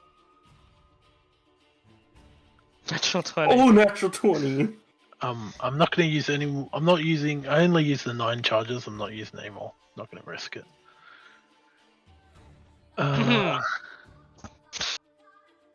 With all of the charges spent, you watch as cleaving one each strike. An explosion of force. Another strike across his body. With the polearm butt. As if like a secondary weapon, invisible weapon is like striking it from above. And as you go for your last strike, how do you finish it off? Oh shit, I was about to say extra dice because he crit on the polearm, but technically. I am going to basically with each strike I like flourish the weapon and I'm going to basically just make deep cuts into like all of its major arteries. Yep. Bleeds even more with the flourish. It tries to lift up the anchor and it just can't even. It kneels. And with your last strike, you behead it, or you just strike it down. I would behead it.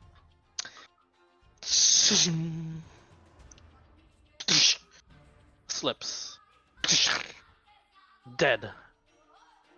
And as it bleeds out, the rest of the Sahagin, as they're coming in from the south, you watch as they then are driven into some sort of frenzy as the first wave that sees their leader dead comes rushing up.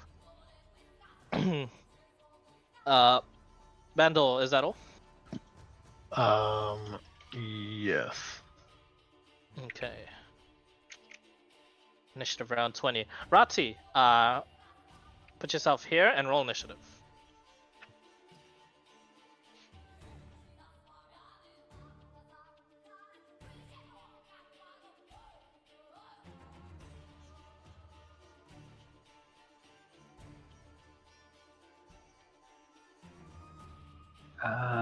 Combat situation still? Lots of them are coming up from the Sahagin champion seems to have died, but lots of them are coming up from the south and from this direction, coming in from towards where the fort is. You watch as the fort's the direction attention has been diverted from the from the main shock as it's being killed by you guys. You watch as some of them are now. It is happening. The hammer and anvil operation is happening as of this very moment. The sea of flame is around 60 feet to the south. The very edges of it beginning to die down, and some of the Sahagin are emerging from it, quite a bit injured, or if not injured, burnt. If not any of them, both of them. So they're looking rough already. You all rolled so good on initiative. Yeah? Sure you did. The Sahagin warriors, they go into a blood frenzy with the death of their leader.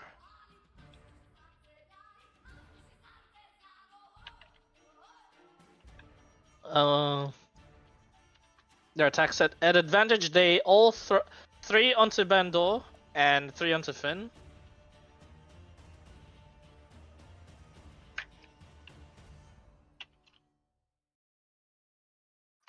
19 Bandor, 21 Bandor, 19 Bandor. They all hit. 3 strength saves. You take 9 points of damage. Success. Success. Success. You're fine. Miss. Miss. Miss to Finn.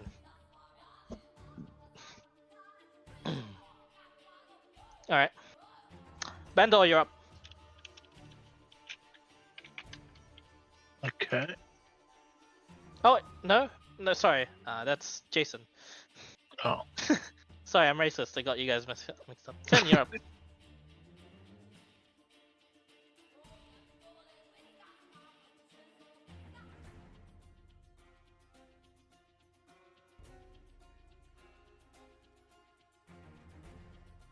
Jesus Christ! From itty bitty firebolt to you hurl a flame that is black. This black flame, all of a sudden, as if triggered within range of like the magics of Rosengard, this flame turns into a black firebolt and it just engulfs the singular warrior and it just annihilates it. The firebolt as strong as Rosengard's. Holy shit. Yeah, that one's dead. Move there. Alrighty. End turn. Okay. Rati, you're up. Bonus action ignite sword. Okay. Movement close on big guy. Action start tipping as much blood as I can into vials. Okay. You rest him there. It's consistently leaking out of him. Scoop, scoop, scoop. You get 3 vials for now. 3 vials Sahagin champion blood. Let's do. Okay. Bandor. Bandor is. He's gonna go walk over to his brother. I'll go over here this side of him. And check for a pulse. You check for pulse. Nothing. Okay. The grip around his like he grips his weapon real tight. And then I'm gonna action dash. Yeah.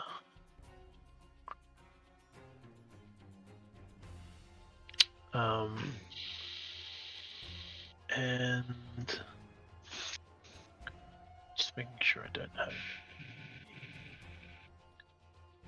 can do.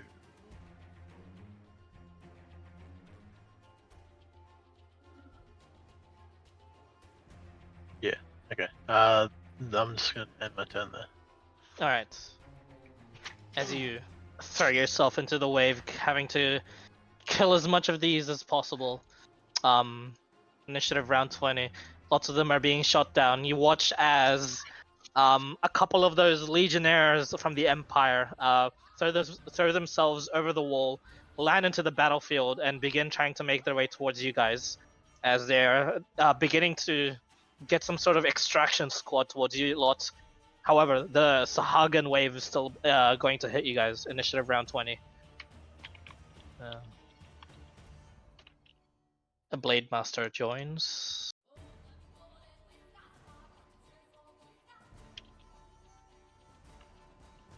And so do more warriors.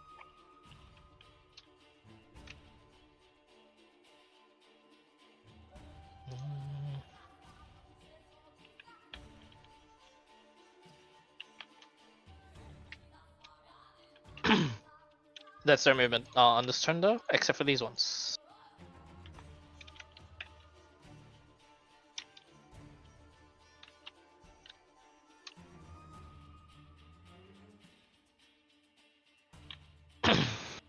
Bando, these attacks onto you, advantage.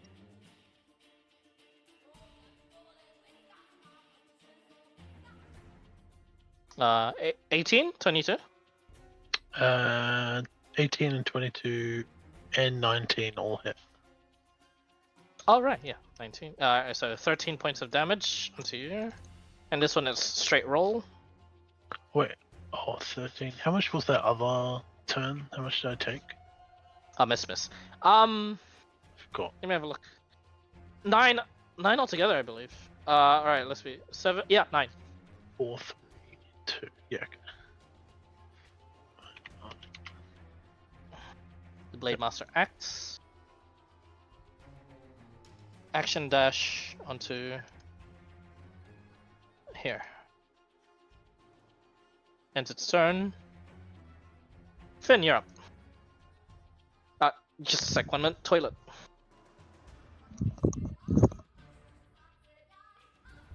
For the... I'm so sad that you got fucking killed. The dice fucked you so hard. Time to make your new Yeah, character yeah. friendly. Yeah. Lucky I'm sick, so I'm like, fucking. Oh yeah, don't forget you can polearm attack one of the Sahagan Dizzy. Oh yeah, no, we'll do that.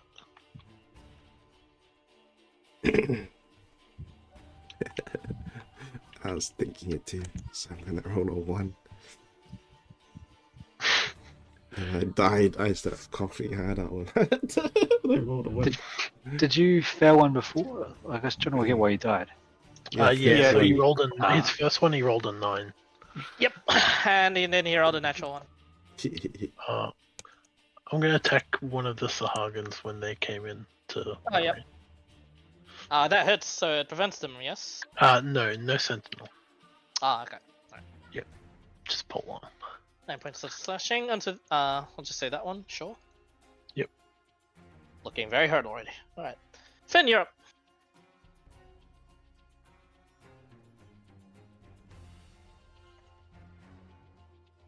Okay. I think it does a bit more than that.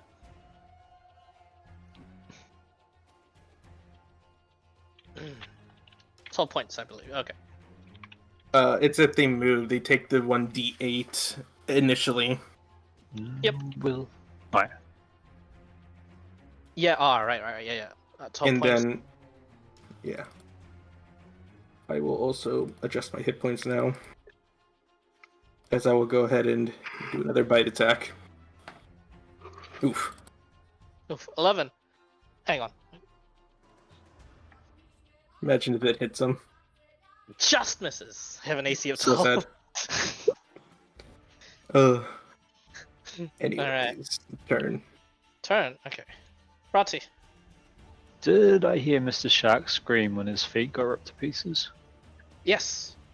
Oh, I'm gonna try see where the spell is. Oh, spike growth? Yeah. Oh, Yeah, it's You could- very visible. Oh, it's not invisible by from the- nature. Yeah. Oh wait, really? Oh wait, Yeah.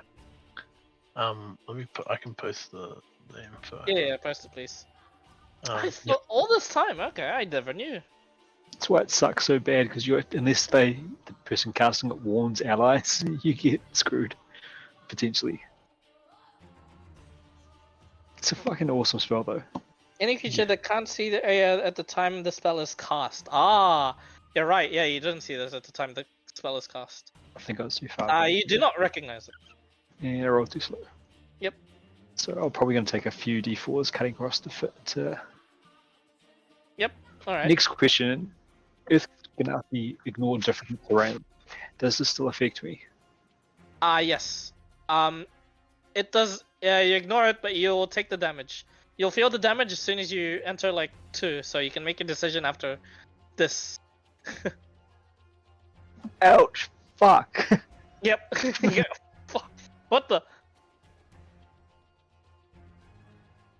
And then I saw Finn go that way, so I go, well, fuck that, and then go the safe way. Yep. Jeez, I just realized how bad this spell can get sometimes. Oh, Mhm. it's good. Really good to know. Really good to know. It's one's one of the- those spells that's Yeah. good against force movement too. Oh my god! Imagine dissonant whispers across the field. Yeah. This Oh was my God. Playmaster, right? That is the Blade Master. Yes. Oh, I'm a chop. Chop chop. Jinx. Okay. Fuck, what? Oh, yeah, get a pop or something. Yeah. You We are share a the brain Jinx. cell. Let's go. Well, we both worship democracy. Oh my yeah. God. 20 points of damage. Nice. Let me double check his health. Yeah, this has got quite a bit of health, but yeah, you're chopping through it. What happened to the milk, son? What the hell did you just say? What happened to the Belk, son? The Balk Sun. Oh yeah. Yeah, the Balk son. Yeah. God. This Dude, is the a clouds. weapon. Well, this one got parried. The second It's strike. because it's not the Balk son. Jesus. Yeah. What is the blade damage on this? I thought great swords were higher than 2d4, but I might be wrong. Dude, They're 2d6. 2d6. Damn it. what have you been doing? Come on. This guy's rolling double daggers. I know, right? Well, now I know. Yep. No. Yeah. And 2d6 from the fire. Yep. Oh, no, it's already on there, on the bottom, sorry. Yeah. I was like, huh? Oh, yeah. All right. Is that all? Yes, sir. Yep. Okay. Bendel! Time to cut through them all. Okay. First one I'm gonna attack is the one that I attacked when it ran towards me. Caractus. Go for it. Bang. 15. Chopped in fucking half. And then gonna see if he can catch one of the ones off guard when they see me kill their friend. Not quite. And then the Natural second one. attack comes through. Oh, you do. Oh, but not that much damage. Damn. Fucking I know. I was like, should one shot it, but it. Oh. fucking ones, bro. Yeah. As you turn, you just catch your hands go slack a bit, and then they tense up. You just catch your brother's lifeless body in the periphery as you turn and try and slash that one. Not sinking as deep as you would like, but it's still hitting him. End turn. Yes. Alrighty. The warriors, the Blade Master directs them to just charge. So they do. Charge! Action dash.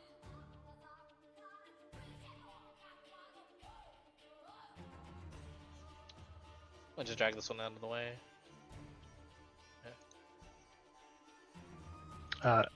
As that one enters my range, I'm gonna. Second. Alrighty. Smacky smack. Decent It's use always of these action economy. reactions. Yeah. Very good use of action economy for him so far. Decent value. 13 points of slashing. Yeah, looking rough. Value. And then yeah, the rest that are able to hit do so. Mhm. That's only 5 of them. 2 of them onto Finn with advantage.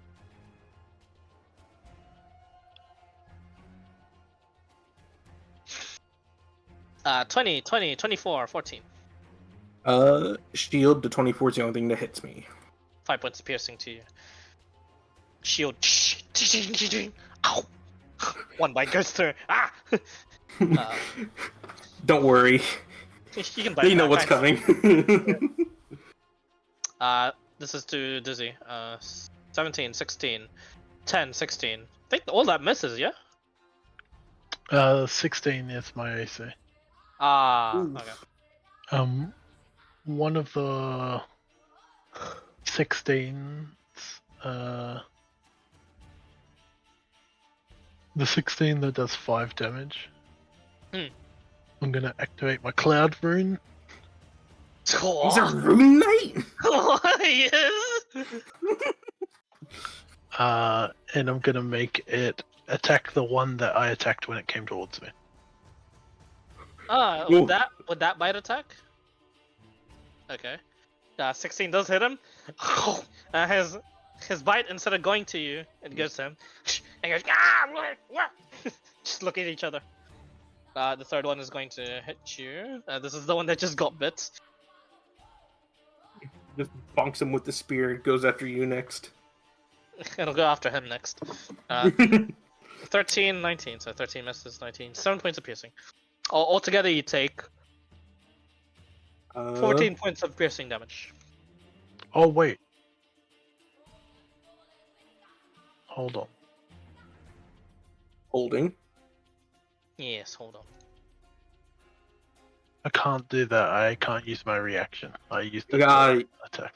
Right. Yes. Okay. Yep. So you take a I total take another of 5 damage. yeah, another 5 on top. 18, I Alright. think. So 18. Yeah. Yeah. Okay. Okay. The Blade Master's turn. It is going to chop you up. It is going to step over here actually, and then take 2d4. Because it doesn't know about it. Yeah, it doesn't know about it. 4 points of piercing damage. No, it does. It goes. Oh shit, wait, Spike Growth isn't fucking concentration? God damn. Yeah. Oh wait, is it? No, I think it might be. Yeah, it is. Check. That's a lot of fun. Well, just do 5 con saves. See if you. Yeah. I'll be generous with this one. Success. Because these have been tiny shots. Mm-hmm.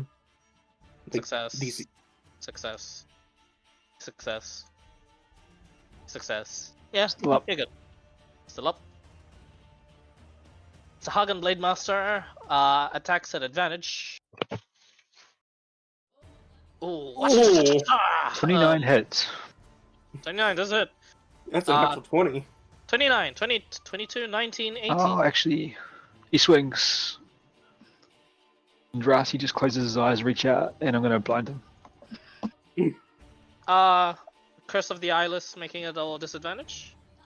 I think. No, I think I'm Just removes D6. Reduction Minus to D6. rolls. Okay. Yeah. To all of them? So all of them, I'm going to amplify. Amplify? Okay. So take that damage. You take the natural 21 regardless, so just roll D8. Just looking for it. I'm pretty sure I've got it. Okay. Blood Curse of the Eyeless. You roll separately for each affected attack. Got you. I take 3. Alright. Okay, so I roll a d6 and minus it from each of these? Yep. Alright. 19. Does a 19 hit you? AC is 19. Yeah, alright, Oof. so it beats it. 18 misses you. Misses? Yep. And 18 will automatically miss with whatever I roll. Yep. So I take the crit. 25. You take 30 points of damage altogether. Ooh. If over 2 hits. Over 2 hits, yes. So con save twice. Yep. 35.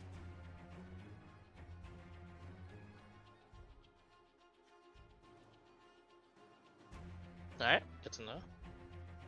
And then 1, 2, 35, 34, 22. Okay.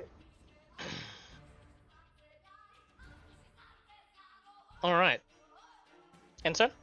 Oh wait, why am I asking you that? Sorry. Are you It's ending your into- turn? Yeah, it'll end its turn. Yes, Clyde. Thank you, Clyde. Shakes his own hand. Yep. Finn, you're up. High five, Clyde. I clap. Double bite. Yeah. Double bite. Oh my god. Onto the one you already. Yeah, that one's dead. 2, 4, 6, 7, 8. Heal 12.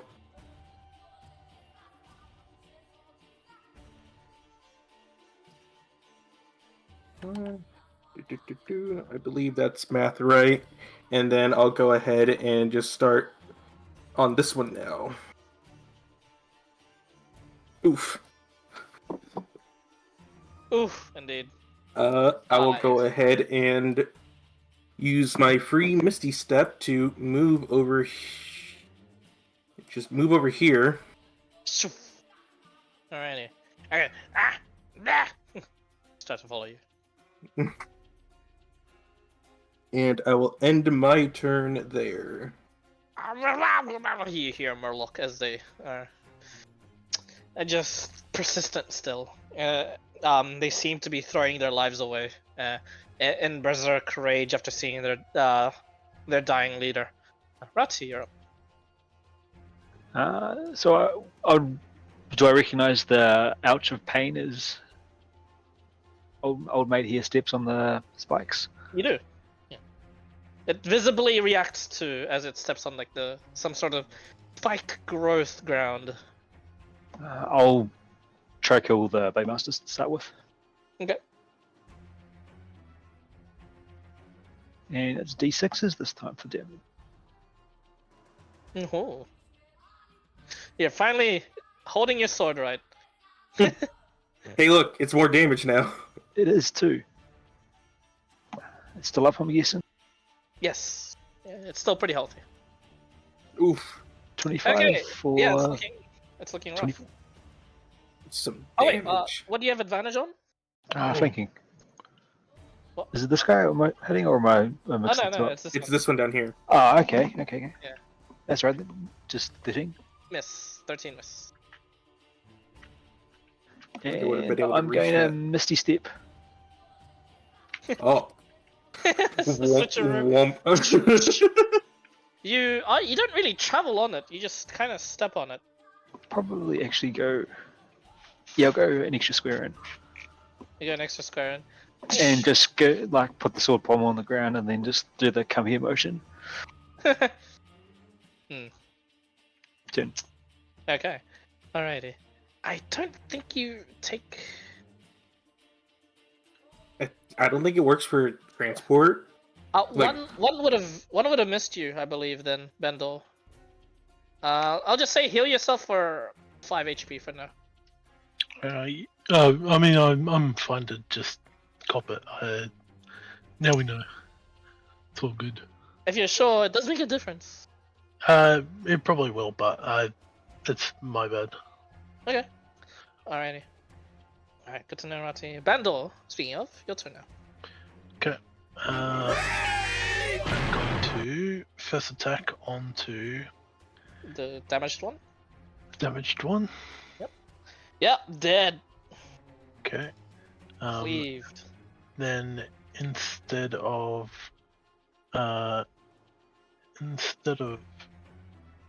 using the butt of my weapon, I'm gonna second wind. Oh, nice. Fucking nice roll. Holy shit, good roll. And then I'll use my second attack. Who's Lagoon? That was my name. I forgot to change it. I now see insights here. Next character. Oh god. Oh no. Lagoon. I don't need a next character. This guy will never die. Like Jesus, a yeah, he vegetable. won't. Oh shit! Yeah, you say that. It is the above actually that you previously damaged before. What was the damage before? 8 plus 9 plus this one. Oh yeah, dead. Yeah, you crit with the 1 damage, and it's enough to kill it. With this One. Sylvia. Oh yeah. Turn. I'm gonna move to here. Okay. And then the fray. then to here. Into the fray, indeed. Yeah. Into the fray. He's All pissed. right. Yeah. Right now, the same sort of bloodlust running through you as it did once the shark champion that broke bait. your brother. From now But he's that called doesn't Shark bother Bait. you so much as you plunge yourself deep within the enemy. The last wave comes. Grieving comes later. Now Mm. he has to fight. Correct. Oh boy, infighting is happening.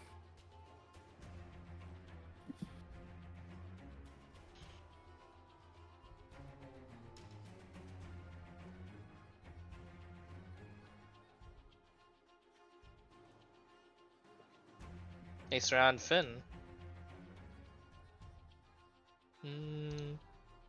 4 attacks onto Finn. Square formation. Ha! Advantage. Now they're posing. Yes. I can use it against you guys. Natural 20. Alright.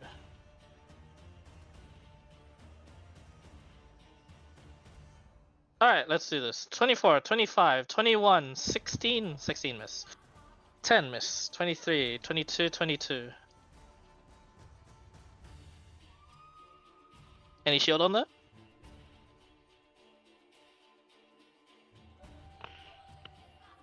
It's a lot of numbers. Oh. Oh, Bingus is gone.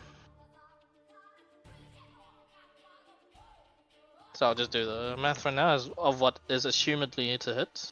He's been slurping, right? So that he might still be up. 24 points. Correct. Mason, are you here? Oh, he's muted. Oh. I'll do him later. Alright. It's a Bandor. At advantage. Tandore. 21, 24, Tandori. And then miss. So 9 points of damage and then straight rolls. Miss. Alright, so just 9 points of damage onto you there. The 7, I'm gonna Cloud Rune this time. Alrighty. 7 All of them are healthy, so yeah, they just randomly take this 7. This one is damaged above. Okay. Yeah. And Unless then you want to pick a specific one.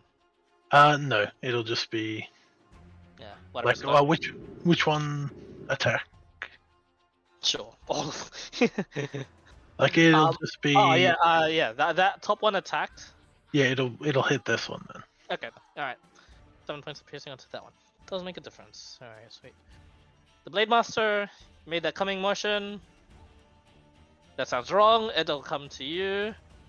2d4 points of damage. And then it'll make some attacks.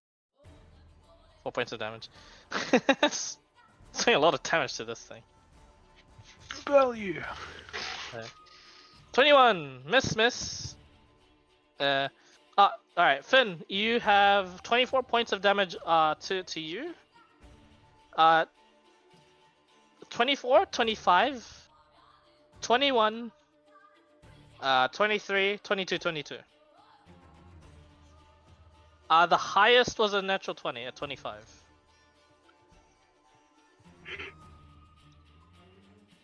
There were some 23s and 22s in there. What's your AC at shield? 23?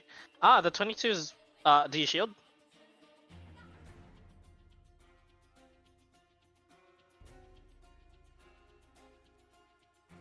Yeah, okay. Alright, let me do that again for you.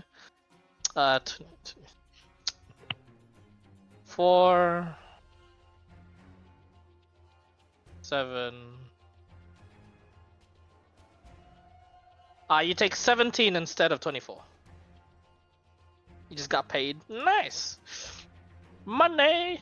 Yeah, 17 points of damage onto you. Alright. The Blade Master, what's your AC again, Rati?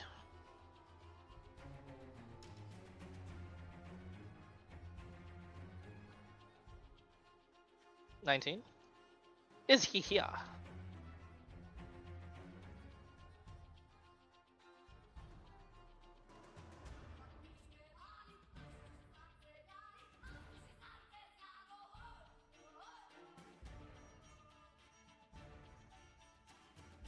Headset went flat. Ah, I see. Okay. Alright.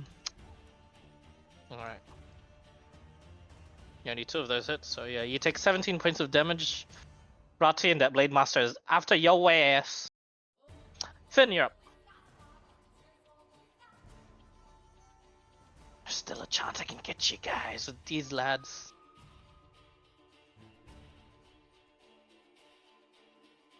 You are fine.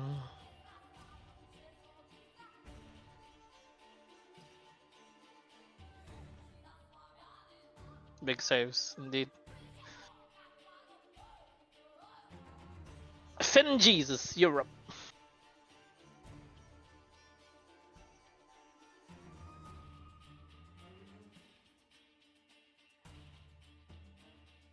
"13 hits. That is enough to kill the one that you had already done damage to, which would have been this one. And then the second one, 8 misses. It's always your second bite. Alright, I believe that would be turn. Do you have movement?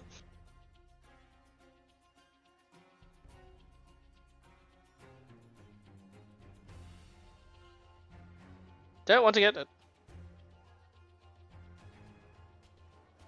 Yep, con for expeditious.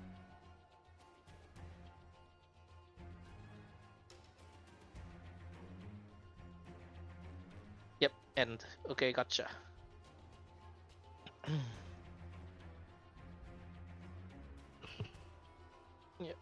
Mine's just for my Like Earth, yep. I think, yeah, good. Just love it. Alright, Rati, you're up. Oh, I'm gonna try to squish this horrible bug. Go for it.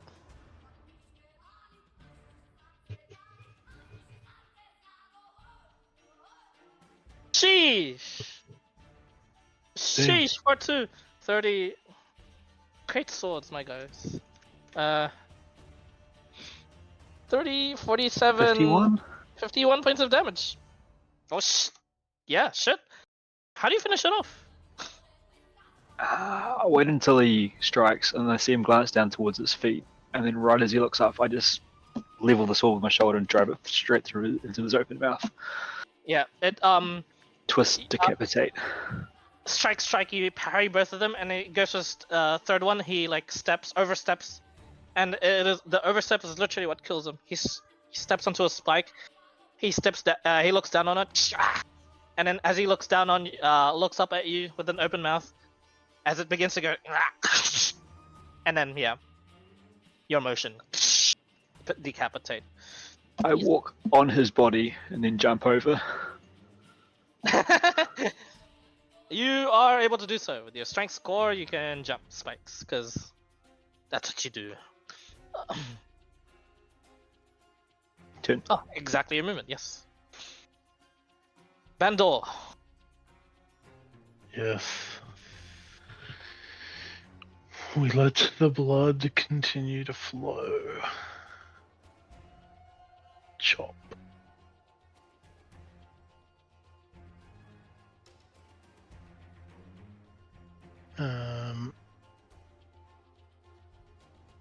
That is on the one that got hit with the 7. Okay. Dead. Then his friend that did the biting, the one up here, Alrighty. gets a fucking pommel to the mouth, maybe. Yeah, it hits. 13 hits. And then the blade. Sheesh. Pommel. Slam down. This man just rolled his fucking attack as his damage. Yeah. Yes, he did. Glaives, welcome. As you flourish on floor. Everything now. You are an artist with a paintbrush of death. As you write the battlefield, your masterful poem. The glaive strikes true, and the sharks, they're beginning to snap out of the frenzy and realize they're in a shitload of trouble. Where would their like Mass? escape? Where would their escape direction be? It Realistically, seems to be up here. Ish. Oh, like north in terms North. of like the battle map? Correct. Yes, correct. North. Okay. In that case, I'll move to here. Okay. Good to know. Alrighty. There is no escape, only death. I don't know if he can understand me, but that's what I'd say. As you say that, it looks at you and it just keeps on attacking. For now.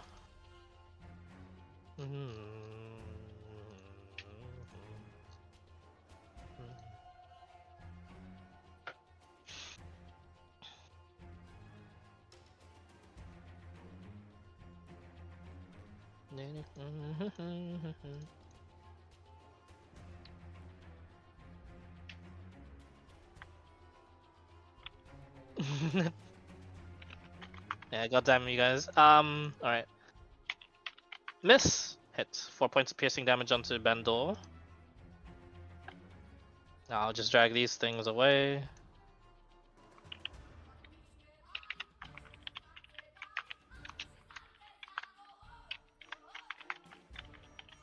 Ends the turn. Finn.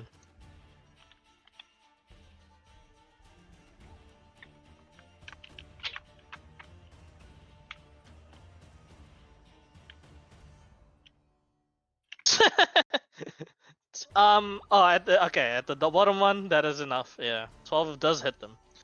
That is enough damage. Doesn't seem to take too much to hit these ones, thankfully. Alright. Turn? Okay, quick. Lovely. Rati.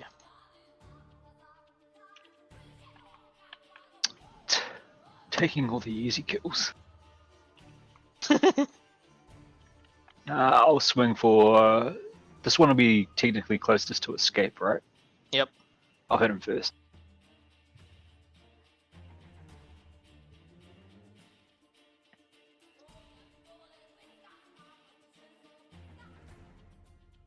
Oh wait, sorry. Did those guys rush up on me and attack, or just rush up on me? Just rush up. Okay. Attack Was that opportunity on one? The one that was near me, did he hit me? Alright. He did not. Yes, he did. 4 damage. Okay. Yes, 4 damage. Rati, with that single strike, dead. The one above you, yes? Yep. Yeah, yep. And I would be looking to slow him by 10, so the next one could potentially be slowed by 10 as well. One Just killed him to the outright. left. Yep. Sheesh, almost dead. Almost. This is to the left, yeah? Yep. And then he'll just like crack his neck, and then bonus action blade ward. Okay. Forgot you could do that. Enter? And turn. Yeah. Alrighty. I thought I Vandal. might have needed it for the big guy, but he got vandaled. He got Mendled. You're a pseudo paladin. Yep. I'm gonna attack the one that was left over from the 3 before, so the guy underneath me. He's the first victim.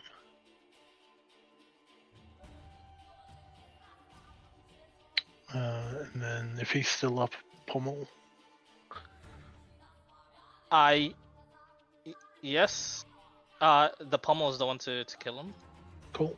And then I'll attack. Ken, yeah. I'll attack this one. Alrighty. Sheesh. Cutting them up over and over and over again. It's at this point. These guys don't have a chance.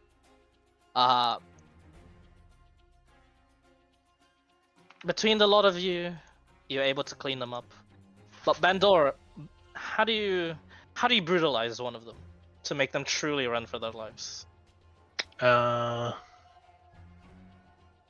I know it's not really a thing, but if possible, one of them, he would instead of hitting with the blade of the thing, he would just keep striking with the pommel, like for the bludgeoning damage, so that it's like as painful as possible. It is. Whack. You're. It's fine. You're able to do so. You're able to do some controlled strikes. Whack. It seems to like start begging, and then you just shut him up. Shut him up. Whack. Shut him up. Whack. Into again. He's still alive. That's fine. That's what you're doing this for. Whack.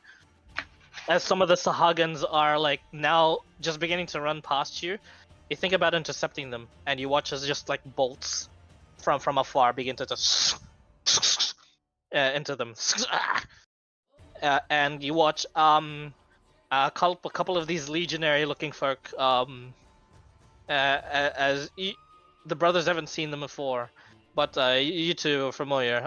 They begin to chase them down as well, and like as you guys pick up the stragglers, the fourth wave is intercepted by them and is brutally taken down by them, and they take next to no damage as the Sahagan cannot penetrate their armor.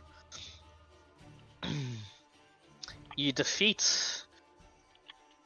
swiftly intercepted and defeated the champion, but at the cost of the life of Jason. For now. Fuck. Yeah. As you just swear out loud, one of the legionnaires just goes, "Bring him to the keep. He can still be revived, right?" And one of the legionnaires looks over. "Yeah, looks like it. Hey, there's some spiky shit over here." As he steps on a couple of them. As the fight ends, I would I'd end concentration on the spike growth, and then I would pick up and carry Jason. I wouldn't let anyone else. Cinematically, Finn, you as you bite into each and one of them. Before it was interesting, the taste of like the fishman blood, and then it started to become more bland until you just bite and you just get enough from what you need. You start to get sick of them.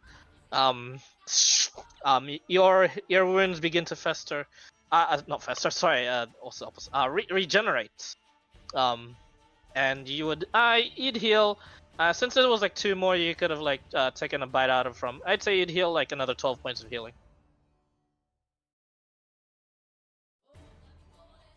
Yep. You begin to carry them. One of the legionnaires begins to escort you, whilst the other legionnaire stays behind and checks on what the others do as you rush for the keep. Bandor, Rati, and Finn, what do you do here? I'm gonna try and get as much of this big shark blood before Finn slurps the rest of it. Okay. You fight over the blood. You help Rati. Do you help him or do you help him?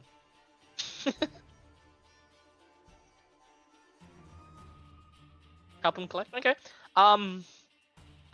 You can fill as much of the vials as you'd like. How much do you want? I mean, I saw him use blood rights, so I'd like to get a good stock for inspecting and investigating. So I don't know. I mean, 20? you'd think. What? I mean, you think even 5 is enough, but sure, you can get 20. Okay, 5 or 10 then. Okay. Yeah, you get. I mean, it's as much as you want. How much do you want? We'll go 20. Nice number. 20. Nice number. The Legionnaire is a bit impatient. He's like, as soon as you get to 20th value, he just says, "Shall we go?" Alright, are we dragging this guy back? It's Fish and Chip Friday. Well, fuck me. Didn't think that existed. And he just like carries like one half, and Finn, you just get the fill some vials for yourself. Sure, 5, no problem. He just he's seen you do some of the construction work before, and the Legionnaire just says, "All right, you get the other half. Let's haul ass."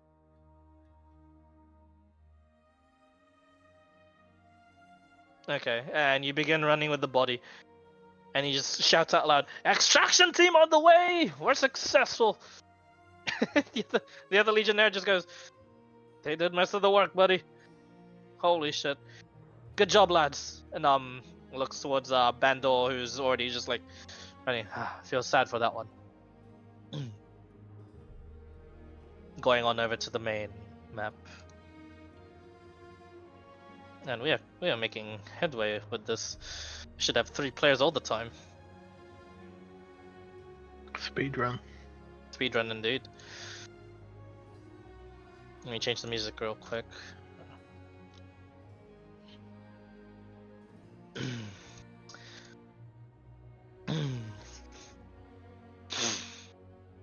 And now our NPC Druid ally unlocked. Sadly, the timeline for that has been passed. It is reported that that place has already been raided, and that man is no longer able to be asked for help.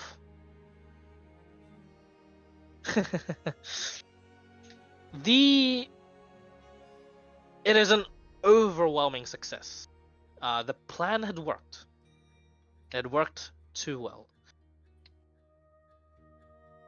You had struck an accord with Rosengard earlier in this in your weeks here, Bandor, alongside Jason. Should one of you fall, there would be enough of reserves, at least to get one of you up. Yeah, we Just also have some diamonds if needed.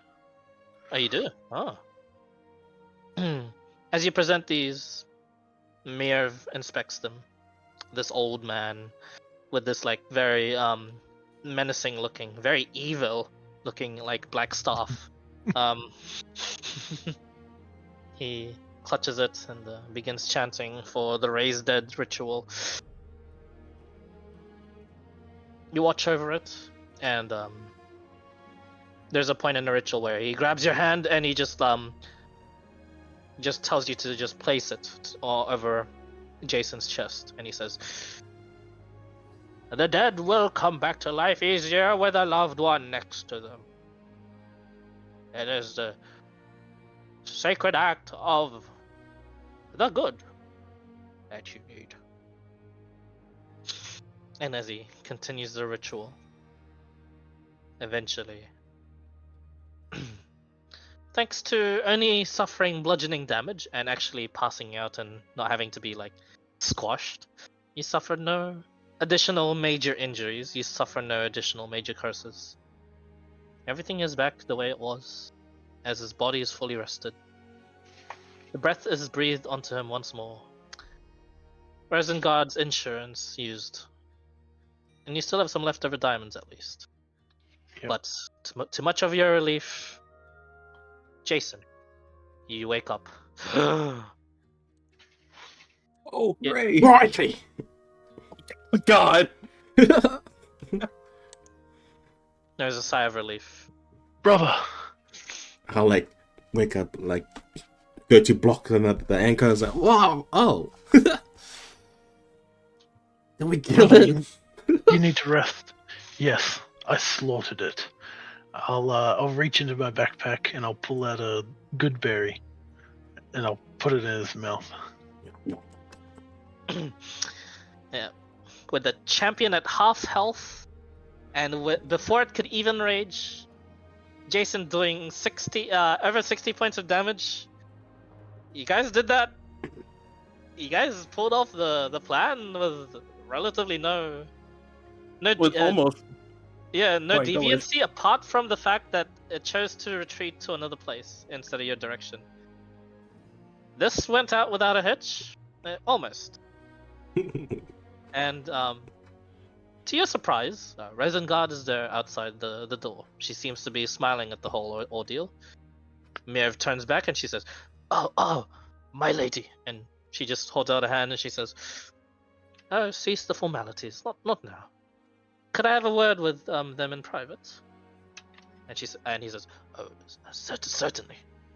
He briskly walks out. And Rosengard then, she's back to her normal form. She's no longer like the. It seems the more injured and the more like closer to proper death she is, the more beautiful she is, the more of her actual self she is. She's back to her icon form, like just wisps of like the smoke bellowing out of her, the black flames emitting from like the ends of the sleeves, the ends of her hairs, and she's just this like walking like wraith woman once more. But she smiles, a gentle smile, and she says, "I had seen everything from the dove. Marvelous work. I'm sure you lot haven't met before together." No, I simply did what I've been training to do. That you have.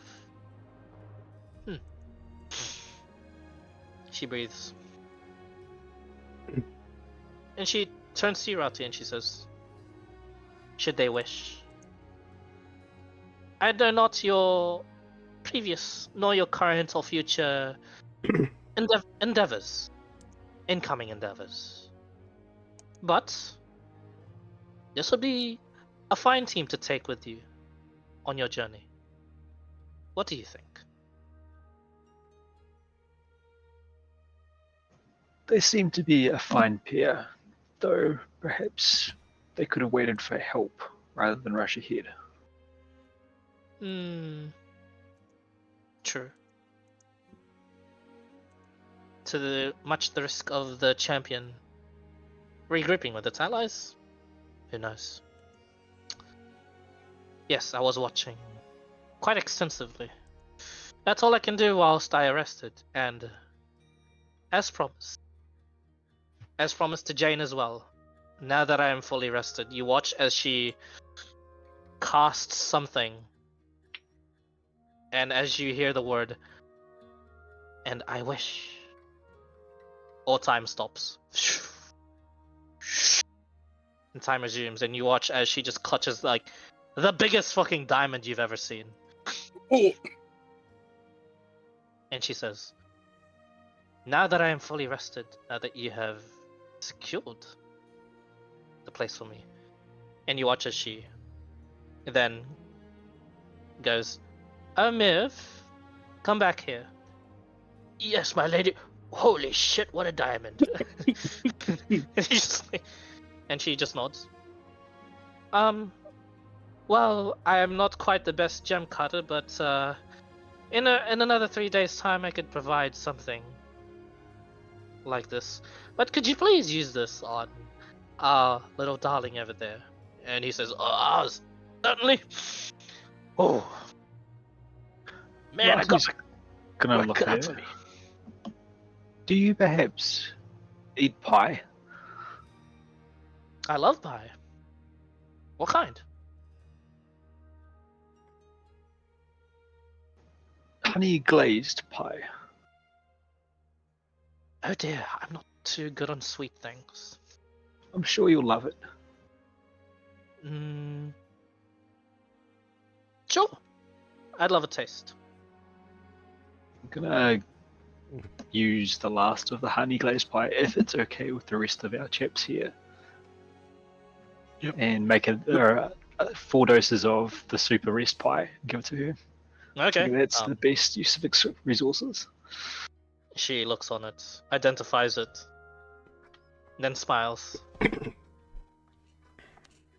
"Let me make a quick trip. Actually, come over to the top of the keep. Ivan, since I have some extra fuel, I might as well rain death." And you guys follow her to the top of the keep? I will follow Merv. You follow Merv.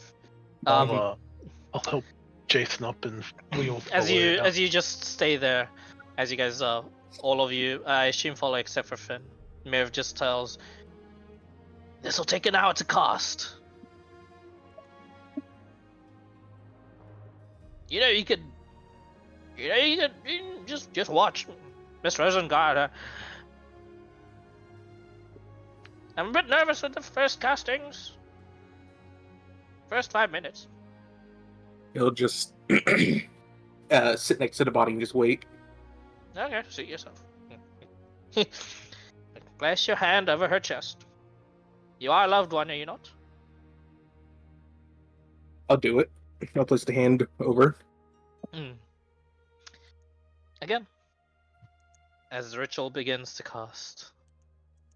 You only hear this, Finn, but the rest of you see as she once she's at the top of the once you guys reach at the top of the keep, she's already by the edge, and you watch her fall, and then a black wreathed flame phoenix rises, circles the island, and you watch as just like motes of fire from her begin to rain down fire onto like just the bits of where the fisherman things are. This blue dragon flies and tries to keep up with this phoenix, but does not catch up at all, as this phoenix just makes run-bys, literally flies circles around this dragon as 10 minutes pass, 30 minutes pass. And you watch as, like, at the ending of it, just you hear in the distance time and space rip as these black meteors begin to swarm over where the siege camp is.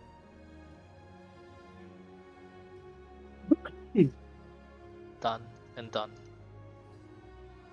Eventually she flies over here, and then she immediately sends out like a what you look to be what seems to be like a sending message to somebody.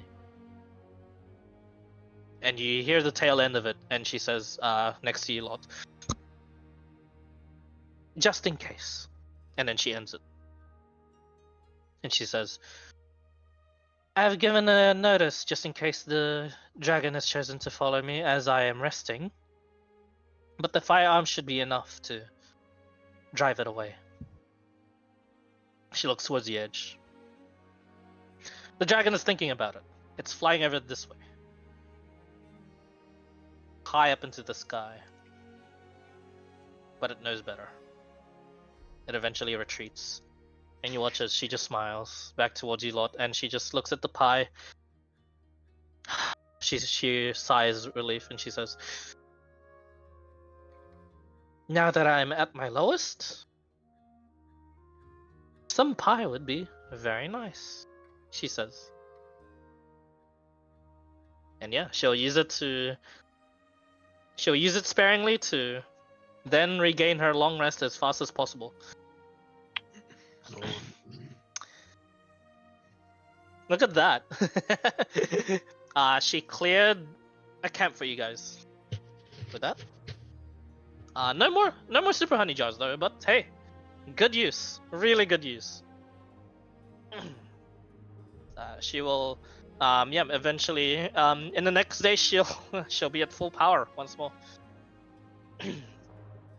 And with the final bits of the week, it seems that Rosengard does it all herself. Thanks to you lots, having dealt with the major problem, a resounding success.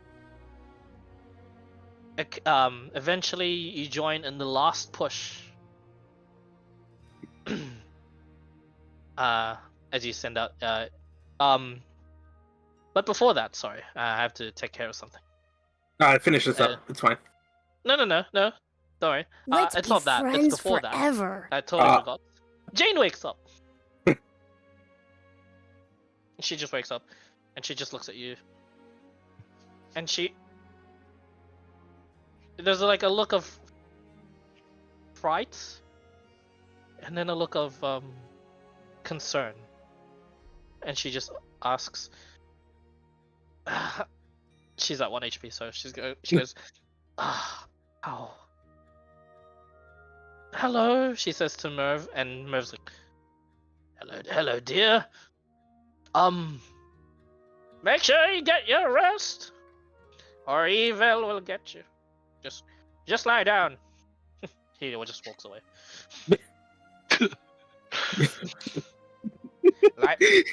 Before he leaves the door, he just turns back again and goes, lie down or evil will get you. Evil! He doesn't shout that. But This is so sad. In the corridor you hear, evil. I fucking love that character so much. Yeah, evil. The Jane then goes. That one's a bit weird, isn't he? Mm. I think I know what happened to you. Are you okay? I think I would have gladly offered my blood, but like, do you really have to suck that much to kill? And I knew I was gonna get back resurrected. Man, yeah, Uncle, you have no idea. She begins just spouting out what happened to her in the afterlife. Oh Jesus! She seems like frightened of you, then confused and concerned of you. Then it's just like it's just a mix of like adrenaline, teenage hormones, and near-death experience. Like it's just all colliding. She's just like spouting out like the river Styx, and you're like, holy shit. Well, I mean, She arrived at the afterlife that. I'll make a history check. oh fuck, am I good at this? Oh fuck. What the hell? 27. This is a bit odd. She arrived at the afterlife that one, either the undead go to, two, the champions of death, or three, just where soldiers that have witnessed a lot of death go to. Well, That is really odd. she kind of did witness a lot of death here. She did. Then it crosses you. Oh yeah, she went and helped out the patrols while you were dead.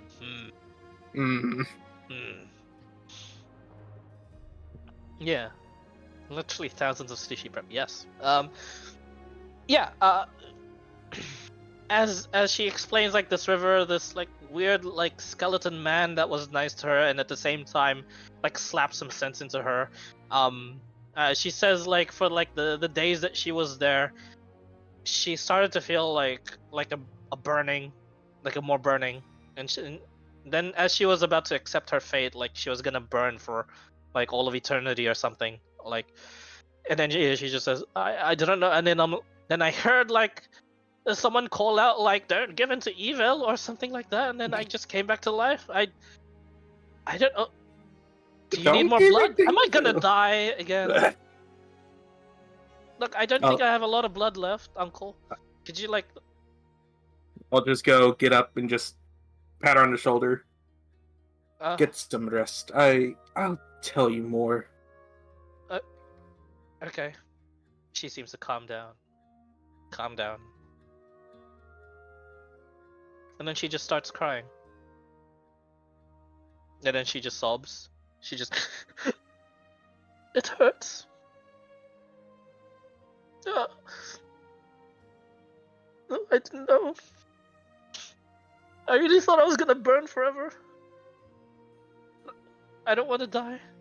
I'll go ahead and cast second level charm person on her. I don't want to...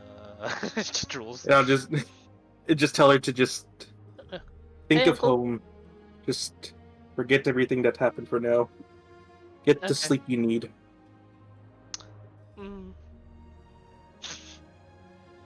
Some of the tears still go through. And she goes, And I'll walk away. As you walk away, she just cries a little, like just like a 10 seconds one, and you hear her, with your exceptional hearing, like just begins to sleep. It doesn't take long before the overwhelming exhaustion, mentally, physically, the sudden mood swing. At the end of the day, even though exceptional, even though has seen a lot of death, still a teenage girl, and she sleeps soundly, but is alive. In the next upcoming days, now I can get into the now you can get to that. yeah. But you do get your message across, just after the whole Jane ordeal. Mm-hmm. You do get a response, and your response is,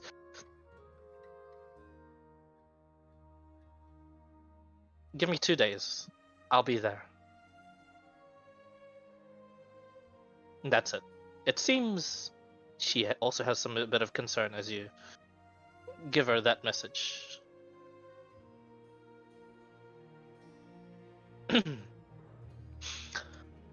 And the next couple of days go by.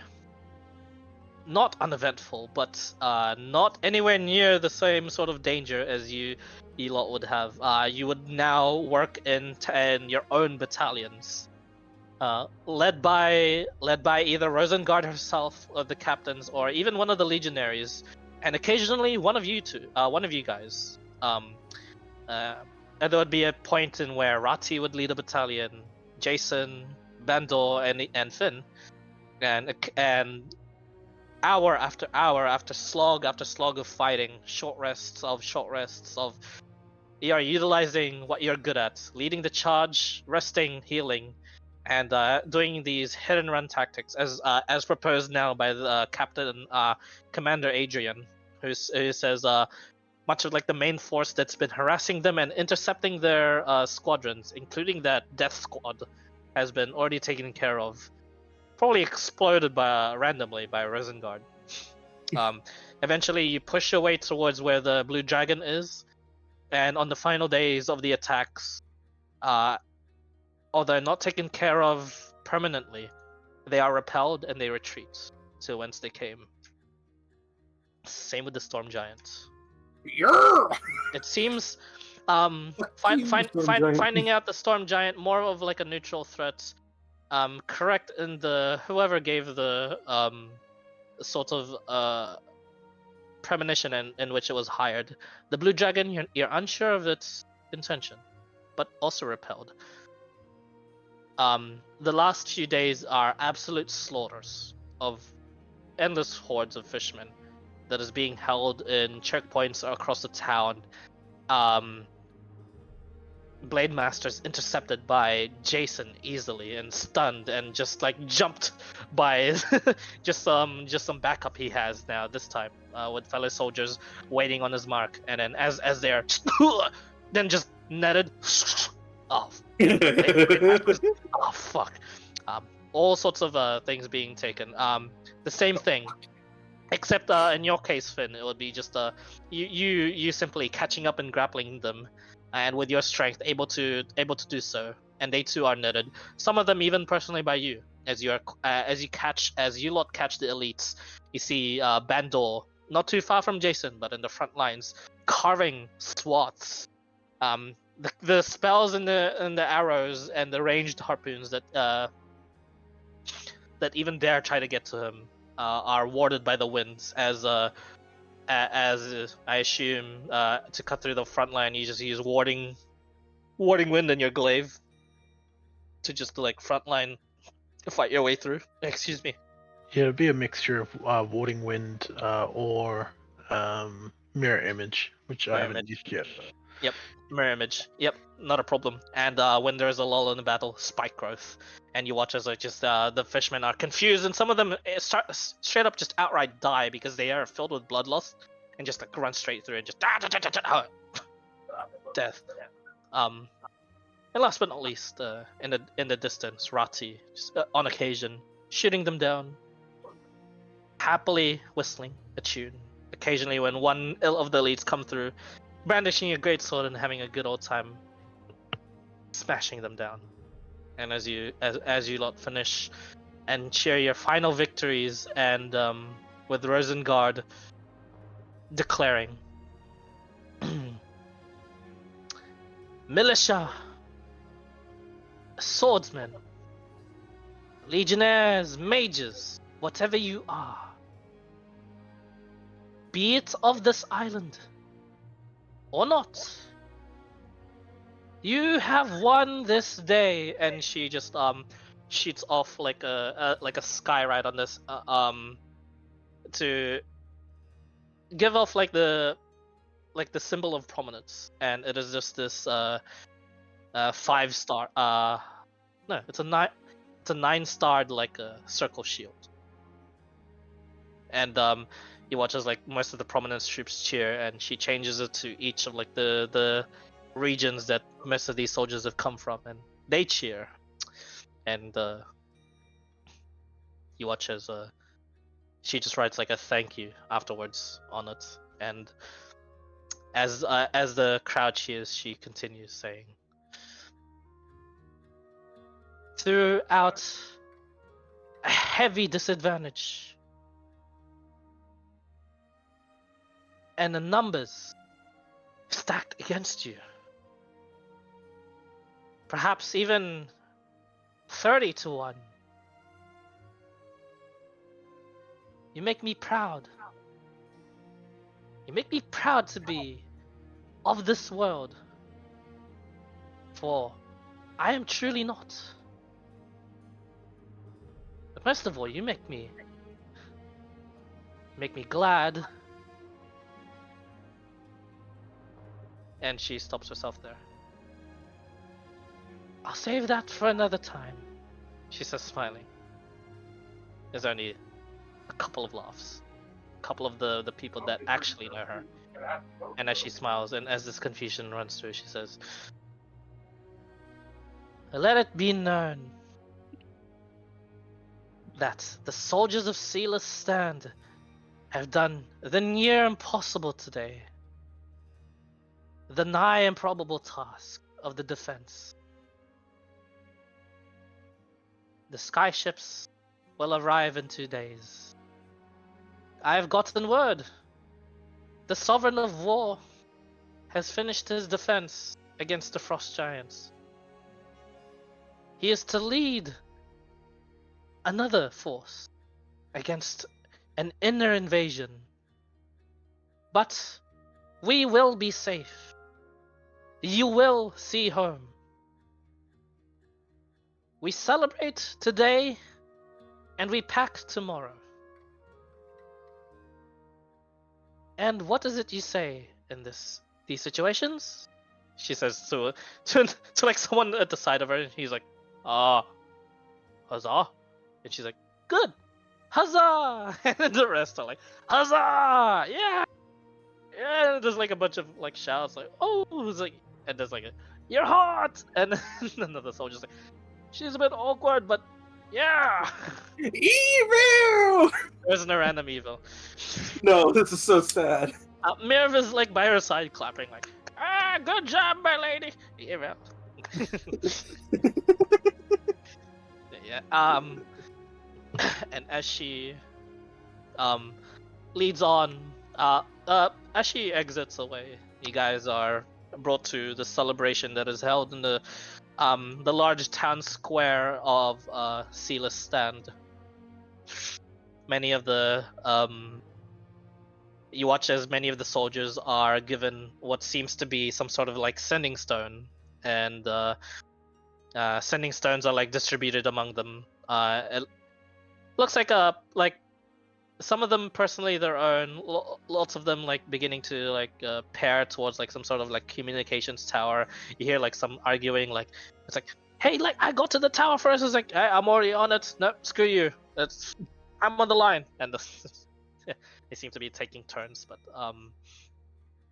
eventually you hear them talk to their families, talk back, and some of them even reunite with their families that were like either with the rarest of the rare occasion of them actually being stuck here. They have survived all this time and have reunited with them.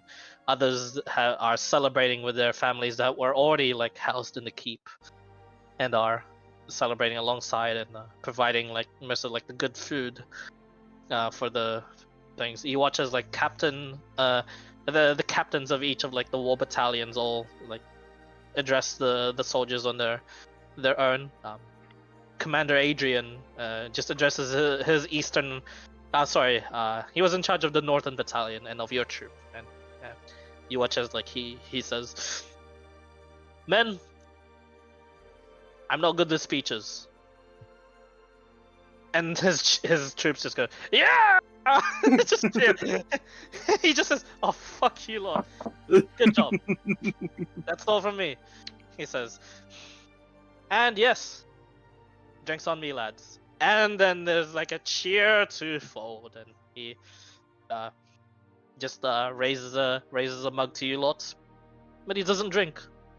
He just raises a mug to you lot and acknowledges you guys. Oh,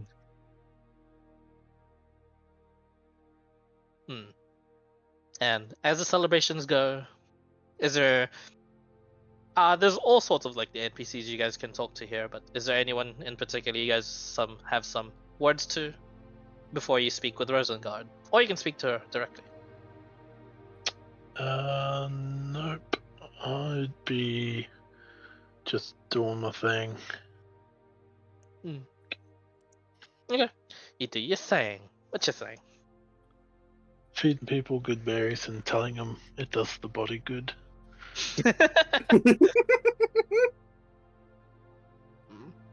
You give one to Mirv. He's actually a bit interested. I've never tried one before. Good.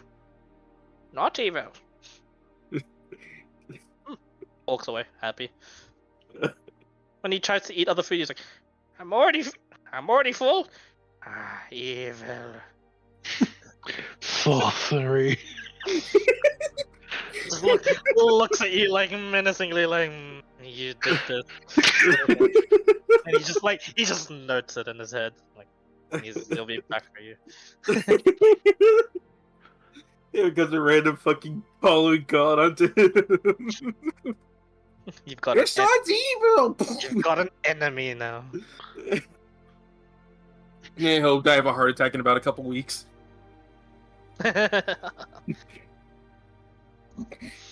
Actually, yeah, roll heart attack. Does he heart attack with a good berry? Roll heart attack.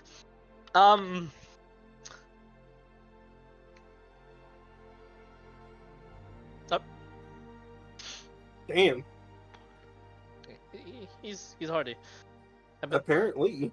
Oh, yeah. Every time I play him, I guess I have to roll a d100 to see if he dies on that day. Poor guy. Well, everyone, it was a good job. Yep. old age. Rosengard would be sad, right? She'd be like, "Aw, he was a good servant." Jane's become like popular, it seems. It looks like after she was like resurrected, she did as you told this time. Actually, only helped out in the patrols, not actually engaged in combat. But she did participate in the final fights. But it seems she had apparently like saved some of the soldiers. Like a couple of the soldiers are like coming onto her, and she's like, "Nope, not interested." And then her response was the same each time, and she's like, "Adventure is my love." And like, there's like one soldier like trying to raise her up, like, "I could be your adventure," and she's like, "That was pretty good. Try harder next time, buddy." And he's like, I was like, what does she even mean by that? He turns to the other soldiers and they're like, nice try, dude. Like, what the fuck was that? I could be your adventure. They just like begin like swarming him with like jeers and like, he's like, fuck. He just regrets it. They're having a good old time, and Jane comes up to you, and then you're like, hang on, what's she drinking? And looks like her mug is filled with orange juice. Orange juice. And she just sips from it. He's like, oh, what were you thinking, Uncle? I don't actually... Ale is disgusting. You know that?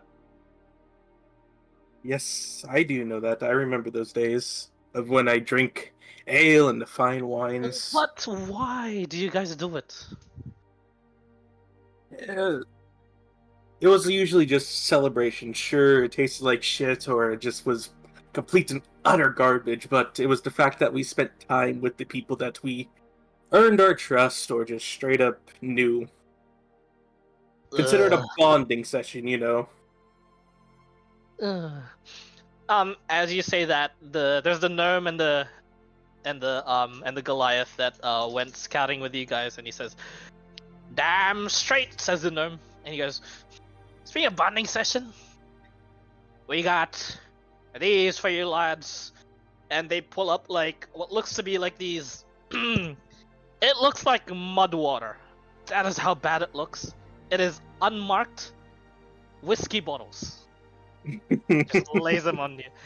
And he goes, and the Goliath's like, the commanders told us what you are. He points to you, Finn, and he says, think you can handle this? And he points to like the whiskey bottles. They look deadly by alcohol standards. I'll take it and I'll drink it. Make a con save. Also, they're impressed. 13? You needed something low, don't worry. Mm-hmm. Holy shit. The alcohol is so strong. It goes through whatever it was that prevented you from like really tasting anything. That's how strong it is. You actually enjoy this, and you swig a bit more, and they're like, "Oh, no!" It's the gnome snatches it. He's like, "It's bloody moonshine!" I just go, no. Holy shit! Actually, go for it. And the Goliath's like, "Oh no, we're gonna kill him." You just drink I'll it. keep going. You keep going. That's fucking good. And you go, "Pah!" Just, pah. But it's an enjoyable pah, and yeah, you over the course of this ceremony, you just swig on this. This is enjoyable. This is like, finally, you're getting drunk after it's been decades. You just Almost 40 years. yeah, it's almost where you and you just like swirl around. You're like, oh. Oh, it's been 40 yourself. years since I've Oh. had this good of stuff. Oh dear, I've had to do this before. No, it's fine. Nope, I was on mother looking after Judy after she gets drunk on wine parties. Now it's uncle looking after Judy. She seems to. She looks after you for the time being, for the party, and you two spend some quality time together. I just sit by my backpack. I just actually lean up. Thump. Jason, anything you do in particular?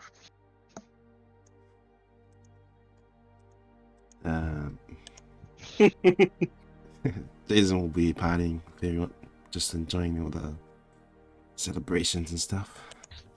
Yep. Um, You're at the rave. You're at the rave pit. There's like some guy that cracked out like this like magical stick, and then when he does so, there's like some music that comes out of it. The stick, yeah, the stick then begins to spin in the air, and it acts as like, and then it spins rapidly, and then multiple lights come streaking out of it. Becomes like a disco ball, and yeah, you are at that pit as like people that are like just the most drunk get really into the music and just dance and dance and dance. Yeah, and as you dance your night out, Rati, you get a good look at all this, good view at everyone. Now, what do you do here, Rati? I just do one pass of pickpocketing anything that's convenient, and then go start studying that blood.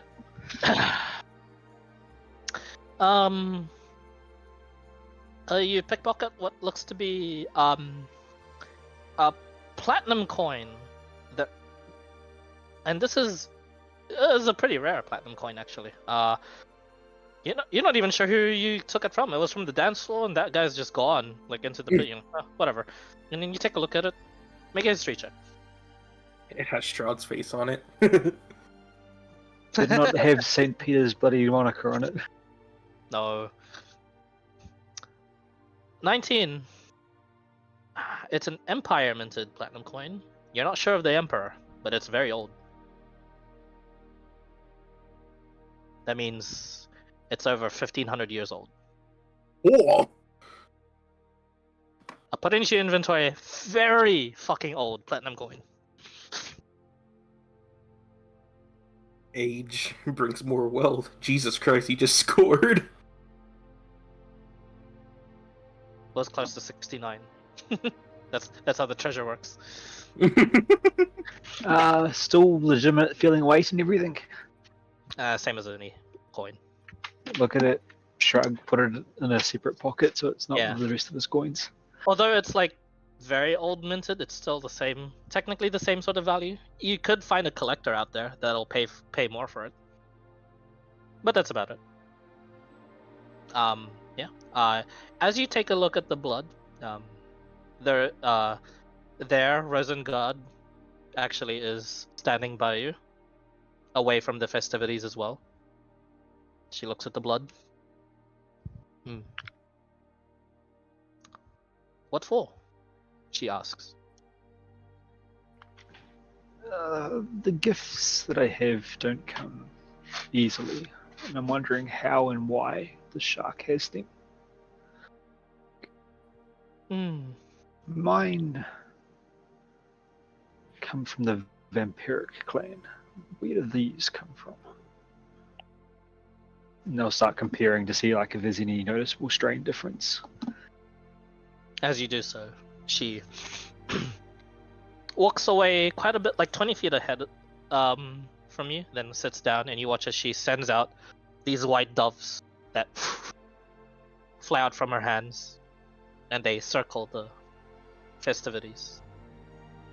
Even till now, looks like she's still keeping watch over these people. But absent-mindedly, she asks, saying, "And what have you found so far?" Make an alchemist check.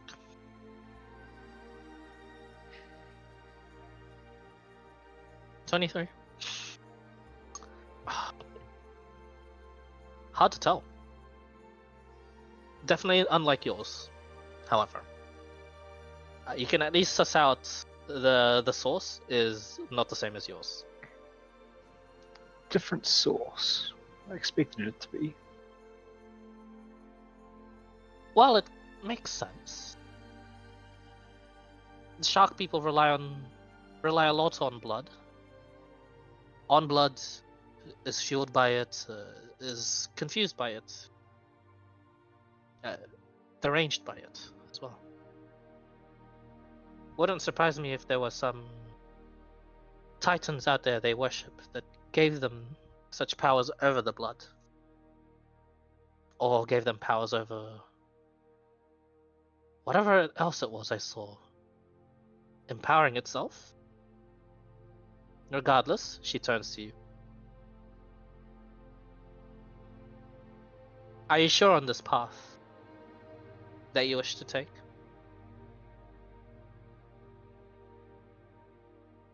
We're shocked. That sounds horrifying. Jesus Christ, that does. Order of the Lycan. Shark blood. Oh shit. Yeah, Yes, there it's was one of the totally- questions I was wondering, which order is it? Funnily enough, that order, alright, at least with that check, Ghost Slayer.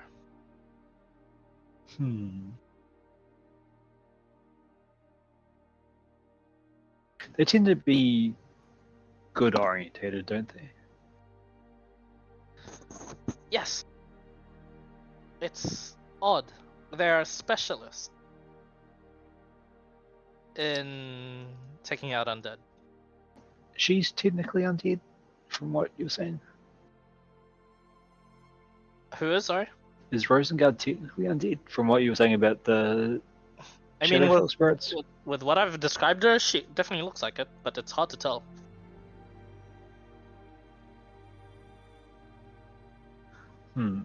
Have you done anything to upset the Ghost Blood Order? Her eyes go to you. Not directly. Not that I know of. 'Cause some, at least this one in particular, and he flicks the vial, seems to have it out for you. She doesn't catch it. No, like flick it so it goes ding Oh. ding ding. Okay, okay. They even like flick it at her. She just It's beep. Yep, just oh, there goes the vial. And she just thinks on it. Eyes meet yours again. Nothing come to mind. Really, I believe myself as benevolent as I can be.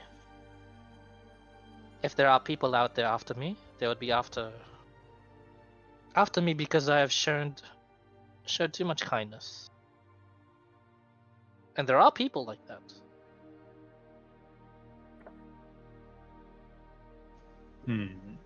Is there any of those clerics from that snitch god? You know, the knowledge one that tells on everyone? I know of some. What do you mean? Elaborate. This guy seems to be very, very important, at least in the circles that we're dealing with. Perhaps some spells can give us more information. Are you suggesting? Are you perhaps mentioning Evangel? He's the important one. No, the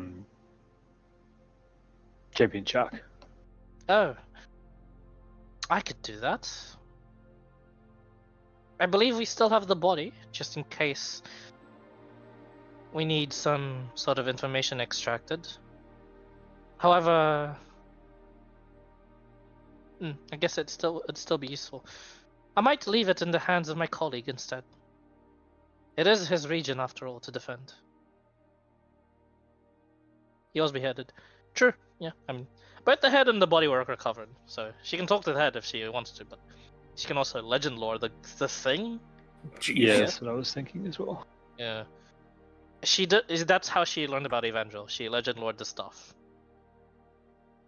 Like, but yeah, she just says, I have expended a lot of power already, and it's not like it's within. It's not like it's not within reason to try and do so for that champion. However, for now, I simply don't want to. I want to relax for a bit. And of course, tell you about what you need to do. You didn't answer my question before. So, I ask again, you're sure on this path, yes? If you mean rescuing Evangel, it seems slightly suicidal still, but we can give it a good fair crack. No, you're correct. I believe with what I have observed, you have a good chance. However, you will have to either convince your current party or find new ones altogether. And when you get a good group of perhaps 6 or 7, something I could comfortably fit onto a plane shift spell or a teleport, let me know. I feel they'll be easy enough to convince. I'll just tell them that Evangel was the best dancer I've ever seen. An eyebrow raises. I can never understand how the adventurers operate.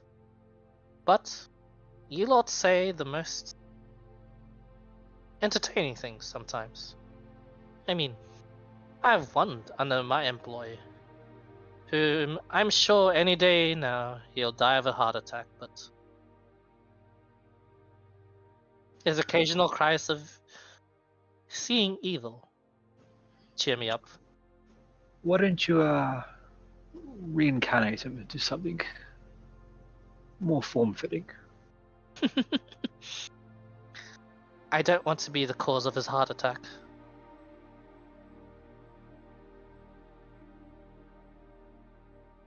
She stands up. The plan is simple. At least what I have for you. Although you may expand upon it, seeing as you are rather intelligent, or at least crafty. As seen by the use of the siege materials given.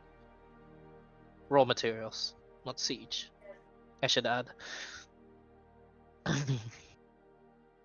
But the plan is this. You have to tackle certain missions or events or occurrences such as this in the world. Get as strong as you can in as little as you can. Take the risks. Earn such treasures. And then I will be in time and have prepared for you either two choices. One is for you to directly assault the level of the abyss in which Evangel is held for a shock assault, and the other, the outskirts of it, to go through the levels one by one to perhaps sneak your way towards where he lies. Both options will offer some solitude where I will base myself and at least set up an operations for you to go from. However, I am limited in my very limited in my movements. The farther I am from the Shadowfell, and the Abyss is one of the farthest from it.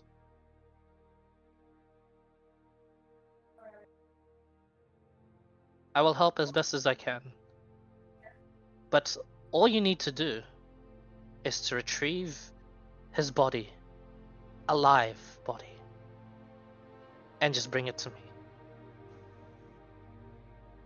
I will have something ready.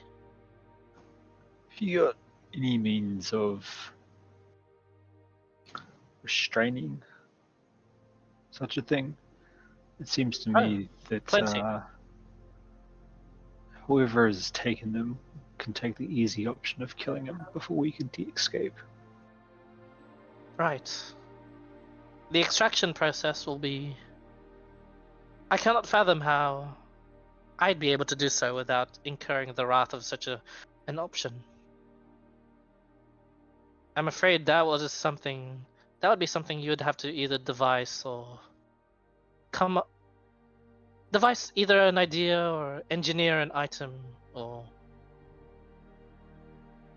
Well, long story short, it would be up to you. Most means of traveling the realms require a willing participant to be reliable.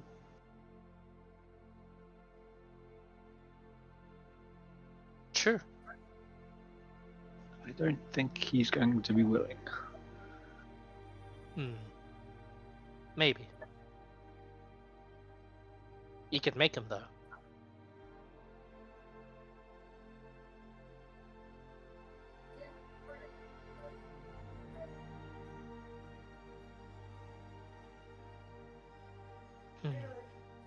I can solve that part of the problem for you, at least. It will only take a week of my time.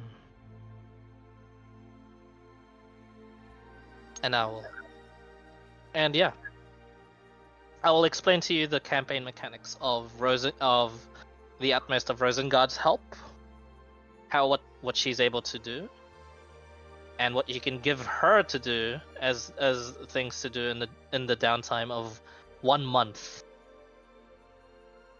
She is willing to do 1 month worth of free time and then wait for you guys to do whatever you need to finish on the overworld.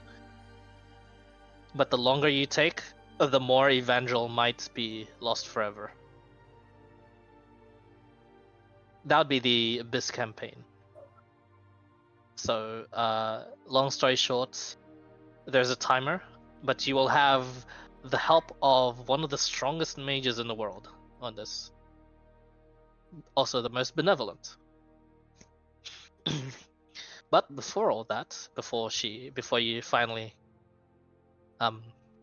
give your announcement to everyone out there, we'll finish this arc, and we'll finish this with your rewards. Ding ding ding! Congratulations on completing Cealus stand.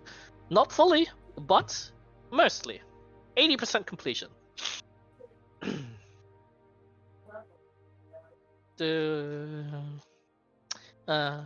Is Bingus here? Nope, not yet, I guess. Alrighty. Okay.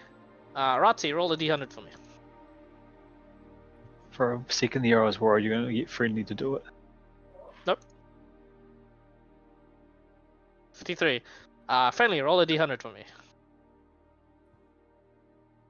spoke too soon.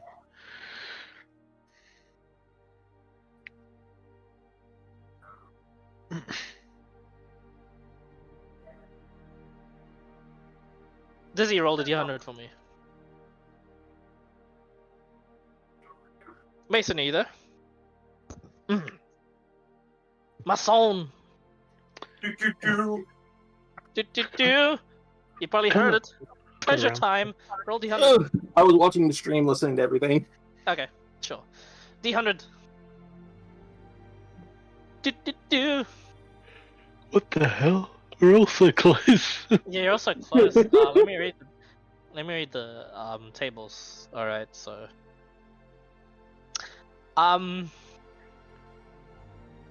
pick a guy to be legendary. A guy? Any one of you. I pick Evangel. Not what I mean, but all right. One vote for Dizzy. I Dizzy. think. Dizzy. Two votes for Dizzy. All right. Overruled. Overruled. Dizzy. Okay. Good job, dude. Oh, man. Rati 53. What the fuck is this? Holy shit! All right. This. All right. I have to look at what that does. I don't know what that does, but you got it. All right, 30.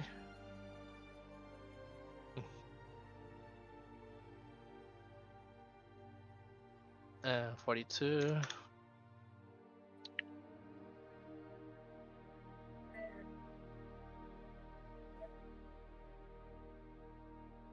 And then legendary 46.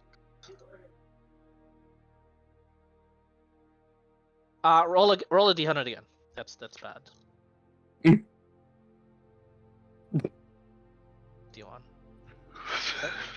Is that better? Is that better? Oh shit. That's as promised. Resin God just gives to you lot, presents to you just a cache of what looks to be just 4 items, and she says, "From the vault, promised and sponsored by the Sovereign of War himself. Cealus stand is a drop-off point for expeditions into the Outer Realms and back here into the Primaterial Plane. Not only was this spot important to those portals, it was also important to they themselves. Should this fortress have fallen, I would have teleported just the vault itself and saved not the items, but not the people, but the items. That is how valuable they are.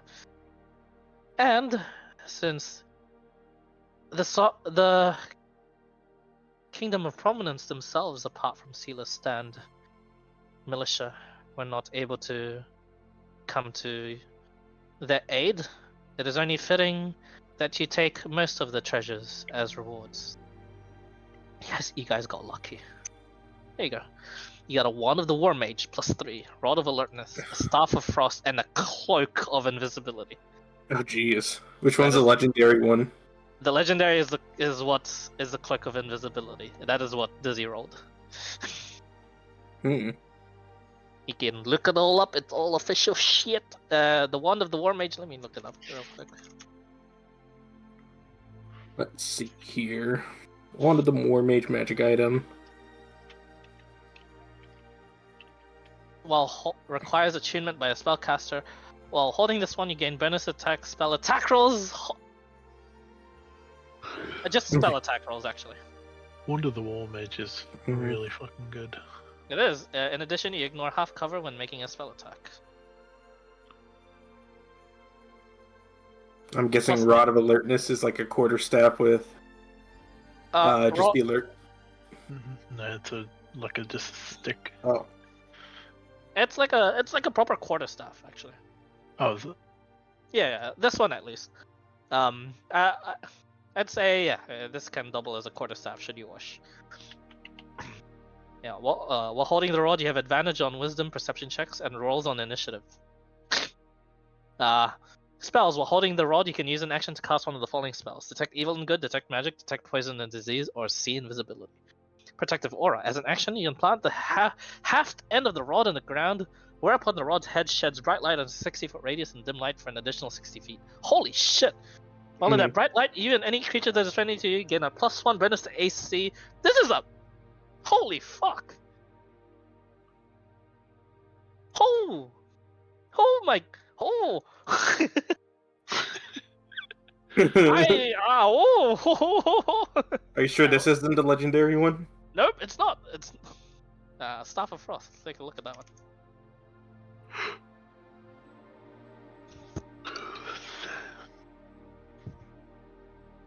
Snap out Staff charges. requires attunement by a druid, sorcerer, warlock, or wizard. Well, I can't use it. You have resistance to cold damage while you hold the staff. The staff has 10 charges. While holding it, you can use an action to expend one or more of its charges to cast one of the following spells from it. Using your spell save DC, that's handy. Cone of Cold, 5 charges. Fog Cloud, 1 charge. Ice Storm, 4 charges. Wall of Ice, 4 charges. Oh, kind of lame. Very rare though. And Cloak of Invisibility. Let's have a look at that. As much as it's all kind of good, not very good for me.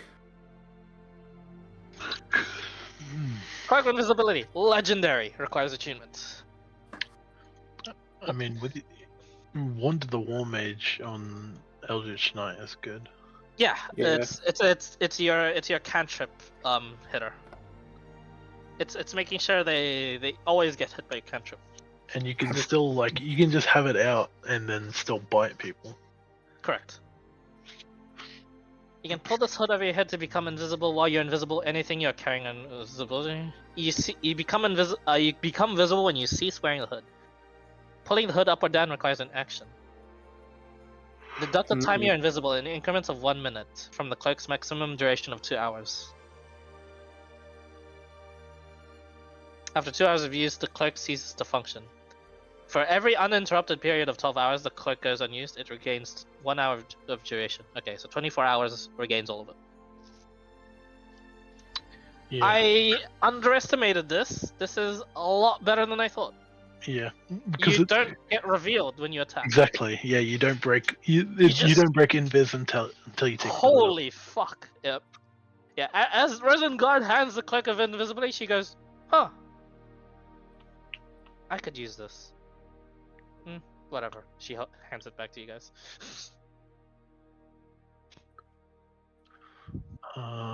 Well, I am happy to take the Staff of Frost since I'm a druid.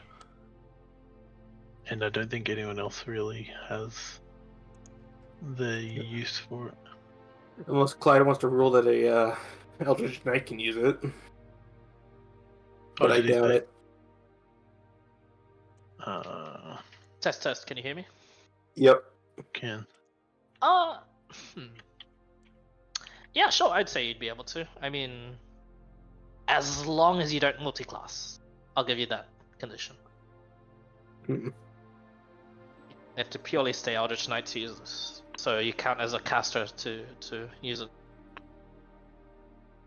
And another question. If I were to bind it to one of my packed weapons, will I still gain the effect, or do I actually have to be holding it? You have to be holding it. Mm-hmm. Yeah, I mean, you don't use a shield to begin with, right? I do use a shield. Okay, you might have to forego the shield. In battles, at least.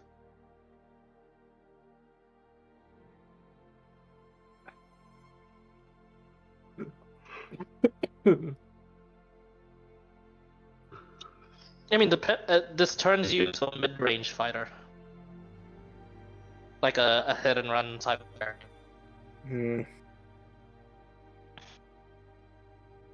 Or not, I mean... Honestly, those are mid. Even Cone of Cold. Cone of Cold's pretty good. But Wall of Ice... and checkpoints, that's slept on.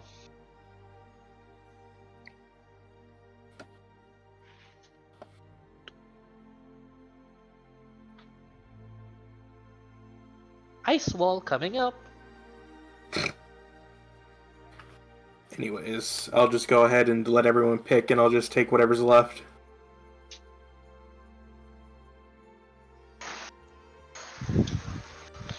Well, the cloak is good for anyone. Yeah. So you got the staff, does he? The frost one. I'm just looking. Because obviously I use a glaive, so I won't be able to hold any of the staff and the glaive at the same time, so it'll be like situational. Yeah, the Rod of Alertness is also good for anyone because you can just place it down, forget about it, and it'll provide the buff. Yeah. That's an action. You know, It's a good setup. you know, But bright light, you know. I mean, yeah, if you're gonna go to war, it's one of the best things to put down and be like, troops charge! Yeah. Yeah, would have been good. Or if you know you're gonna be in a fight where, it's inevitable they're gonna see you. Yeah. Works I like think- a beacon too. Yeah. I think if no one's gonna take that, I will actually. Rod of Rod of Alertness. It's Yeah. Loki is probably the best item here apart from the cloak.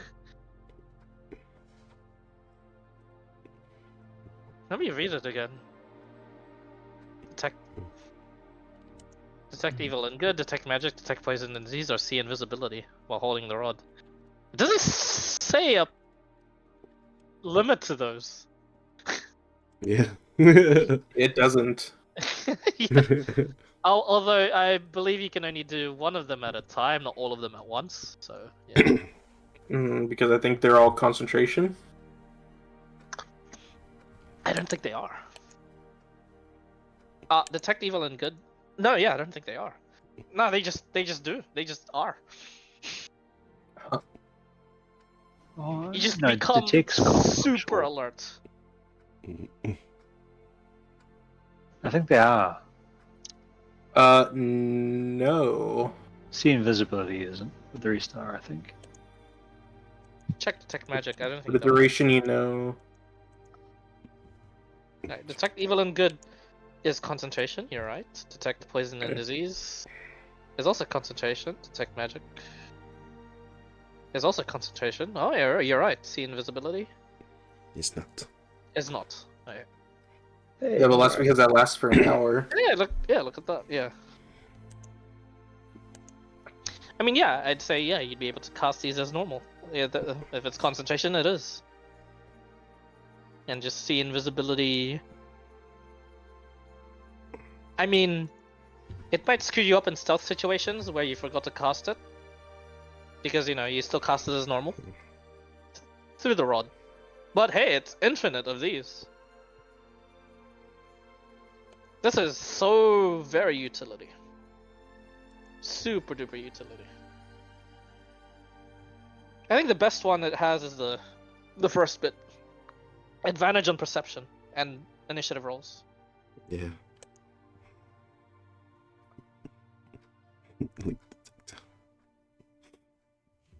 If only it could be considered a quarterstaff. There are new neighbors moving into our wall today. What the rat? I mean, Good. I told you it is a quarterstaff. Oh. There's just no bonuses. So yeah, you Oh, can shit. use it as a quarterstaff. You can put down quarterstaff of alertness. They keep you loved. Well, hold on. How many attunement slots do I have? I have one for that. Do these count? Yeah, I guess I take the Stealth of Frost. No one else can use it. I don't Okay. think. Stop and frost for you.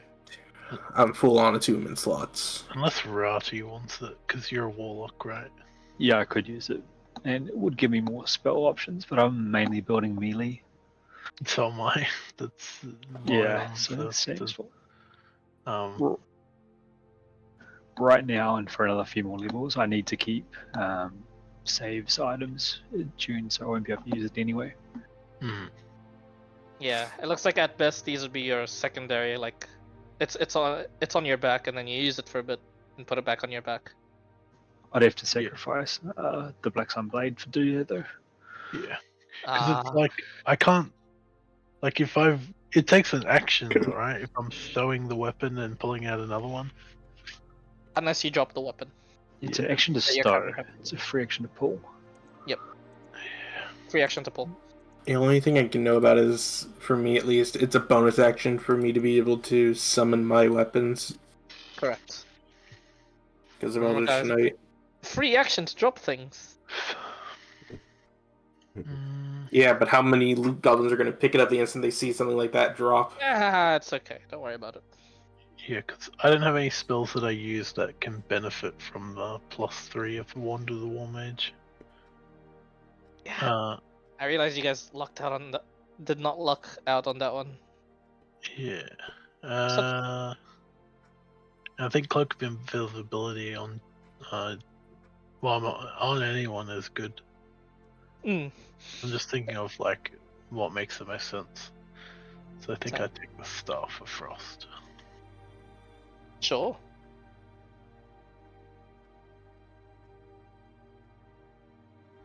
I mean, you Look can at always something real take quick. these and then just sell it later. They're all really expensive. Shit. Was this what I think it is? Can we see if we can trade one? It is. Get a different reward. Which one do you want to trade? Which one? You guys can't. The Wand of the War wand? Mage. Yeah. Yeah. War Mage. Okay. Rosengard thinks on it, and she goes, Well, it doesn't quite fit the aesthetics of your group. Sure. Alright. One person roll a d100. Oh, He's feeling lucky. I do. Oh my gosh. Is that good or bad, actually? It's a loot table, so it probably won't be too bad.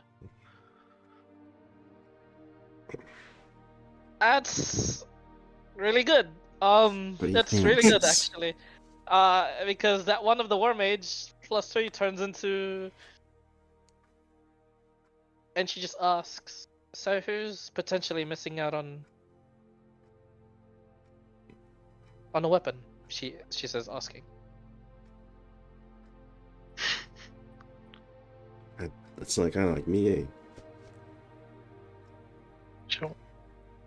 What sort of weapon do you use? She asks. I use my fist, mate. Well then, it's a weapon +3 of your choice. Oh man. Exactly. So a +3 weapon. I think she'll have to roll for that. Just a sec. Okay, she pulls out what looks to be. This is so sad. She pulls out what looks to be like an extremely good-looking rapier. Me? For Yeah. me? So far, so it seems. I rolled rapier. Or do you Rasi want to looks at his normal rapiers and then his Black Sun Blade. No, I'm sticking with this. Ah. Well, you flatter me. Of course you. I mean, of course you'd stick with that. But I believe this rapier is rather. She feels it. Extremely balanced, well made. The blade itself lined with platinum. Oh, it's mithril. This is a mithril enchanted blade. Mithril rapier. It's a +3 rapier. However, it's of elven design. And it's light. It's really light. Anybody of it like jumping to it or? I'll summon my rapier and just compare the two. Yeah, This Yours rapier is a fucking hunk of junk. it A is a plus junk. one It is, compared to a plus 3. it's pretty junky compared to this. I mean, it's well. Yours is well balanced. It's suitable. It's well done. It's nowhere near in comparison to this shiny mythical elven rapier. And plus 3 is an attunement, right? It is not attunement. Oh shit! Yeah, I'm kind of wanting that. There you go. It's a Toyota Camry and a Lamborghini. So Yeah, just side by side. He's like thinking, which should I drive? Looks at the Lamborghini most of the time. There you go. Rapier plus 3 to you. So I guess Rod of Alertness could be for friendly. I don't know. It is a quarterstaff, and monks can use them. So you're giving up Rod of Alertness then? Or are you gonna take both? I mean, yeah, you can just take both if you'd like. Stacking.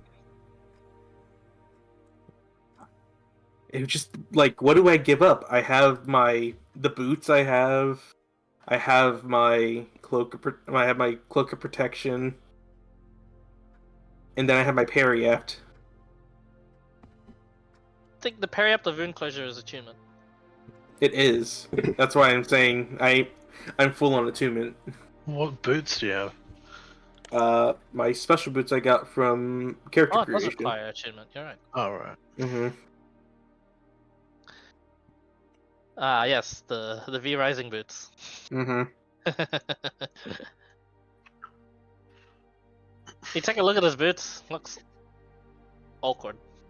And very out of place. So you got full attunement slots, like before, Yeah. not including the alert, right? The Rod of Alertness. I literally full. I can't take anymore. The alert rod is not taken. Oh, Yeah. so you have to go with the sword then.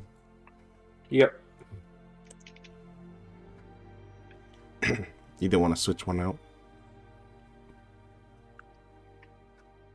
Probably not worth it. Do I take the Rod of Alertness or an extra 10 feet of movement and the ability to walk silently and to be unaffected by rough terrain? What kind of beats are those? Damn. Good boots. Do I drop the Periapt to healing or do I drop the Cloak of Protection? None of them. None Like- of them mathematically are worth dropping. Yeah. Mm-hmm. Especially since you got a feat that just synergizes so well with your Periapt. Mm-hmm. Yep. So it's friendly or rowdy, whichever one wants the invisibility cloak, and then the other person gets the other one. Yep. And the Cloak is attunement too. What do There you you want? Both's good, but I'm the same boat as Bingus. I've got Cloak of Protection, Ring of Protection, and Black Sun Blade. Black Star Blade. You got full Every attunement slots? If I take off either the ring or the cloak, it's an extra 5% chance to go exhaustion per hit. So you already got full attunement slots? These are yep. What the fuck? So these go to you then. You can have yourself a quarterstaff and your Cloak of Invisibility if you Jason want. is just flying dagger, fucking cloak, Rod of Quarterstaff of Alertness. He is swooped up to to Well- the heavens. Cloak of Invisibility, I'm guessing, yeah. If only it gave the ability, it would be like really broken now that I'm thinking about it if it had the effects of also Cloak of Protection. I mean, Cloak of Yeah. Invisibility is already way better than Cloak Protection. Yep. Mm-hmm. I'd take the cloak if you didn't want it friendly, but apart from that, right now I wouldn't use any of it. I feel like Because you're both full. a perma-invis monk. It would be kind of fucking funny. Oh, kind of fucking shit. horrifying to deal with. Yeah. Me as a DM going, Dizzy, why did you roll this? It's I just- mean, look, guys, like, I can compromise. You can It's, turn that in for a reroll. I mean, if you also think about it, fucking any of us going invisible and just slapping someone with guaranteed advantage, it Yeah. would be I fucking mean, nutty. at the very least, your low-level encounters are just breeze. Like, no one can see the shit that's That happening. drown invasion we had before, breeze. Yep. Yep. I mean, maybe one of them would be like, "Fuck, see invisibility and protect them," and that's their. Actually, yeah, they could. The Inquisitors have see invisibility. Yeah, yeah, it still would have been hard. Sorry. Yeah. But yep. So I'm taking Friendly, both. just take them both, yeah, for now, and then Yeah, if people that need it, way- let me know. So, But are you sure you don't want to re-roll the click of invisibility? You know, just as a thought. I'm looking mean, at this table. we There's could- even worse shit. Never mind. You can keep We it. could re-roll the alertness staff. I if don't want you guys that. rolling a deck of many things. That's Can can I roll the Staff of Frost? Sure. Ooh, he's getting a replacement for the Staff of Frost? Yeah. Can we roll that? Yeah. Goodness me! You guys suck. That I'm is. glad this is not traveling time. You guys. Yeah. another rapier. You have to go. You It's guys, another rapier. You guys suck. Not even kidding. It's another weapon +3. Okay. I would like. Oh shit, a halberd plus? No, yours is better. I would like a maul. Oh, okay. Yeah. Ooh. See, she searches for one in the vaults and she's like, she grabs it. She seems to struggle with it and just places it down on the table. You look at it. It is this beautiful, like, you're not sure what sort of make this is. It looks like, for like a lack of better term in like this gaming world at least. Sorry, in this fantasy world, it's like one of those Dwemer two-handed mauls, like from Skyrim, like the dwarven style mauls from there. And she goes, "Oh, this is an ancient kingdom weapon. It's a maul, but it looks like it's designed for one of their warforged, specifically for war." And yeah, this is its proper name is it's a maul +3, but is the here. The Purgatory's maul. Jeez. Yeah, one of their strongest warriors were the Purgatory Warforged.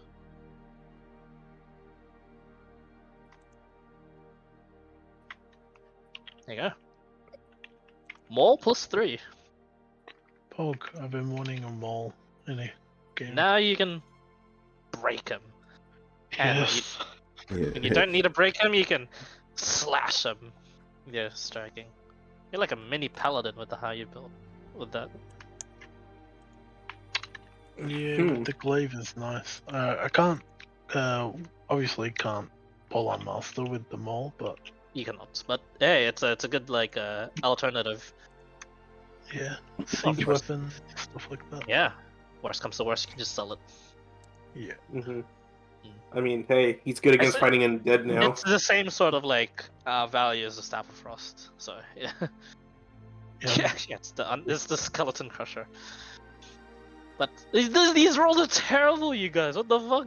Good thing you got them out of the way. Holy shit, you are cursed. So we're re-rolling the Staff of Alertness now, right? Oh Should god. do it on. You want it? If you want. I don't know, do you want it friendly? This is basically just saying. That's really, honestly, it's really good. I mean, it's, Yeah, I it mean- is really good. I don't recommend re-rolling that one.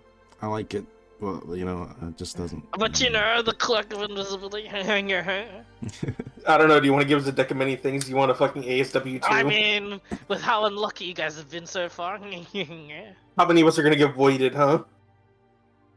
Oh, yes. I've seen ASW, that shit's fucked. We're not getting a deck of many things ever. Yeah.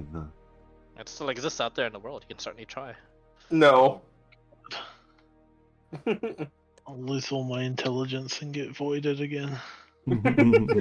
Poor, poor guy. He's like, just goes to 5 int. He's like, go. He was already a bugbear, just didn't head empty. Yeah, dead empty and just even worse. It gets Yeah. warm. Confirmation on the treasures, you lot. I'm happy with the Purgatory Mole. Yeah. Happy Yeah. with the Elven Mithril Rapier. It doesn't have a special name. That doesn't have a special name, no. It is just it is the Mithril Rapier for now. Mm-hmm. I'm fine. You can name it. But yeah, alright. Quarterstaff of Alertness, okay with that, and Cloak of Invis. All for Jason. All for Jason.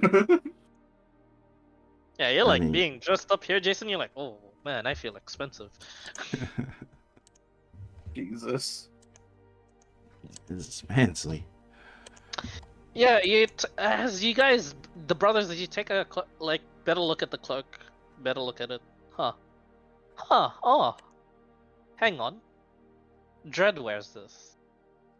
Oh shit. Interesting. So this is what he uses. Do I look like Dread now? You put it Maybe. on, you put the hood up. You can't tell, he just disappeared. Maybe you'll be able to beat him at his games now. Yeah, finally. That fucking cheater. Wait, this is perfect. Put it on again. Can you, Jason? Wait, we're Bandor. Whichever it is, it's got it.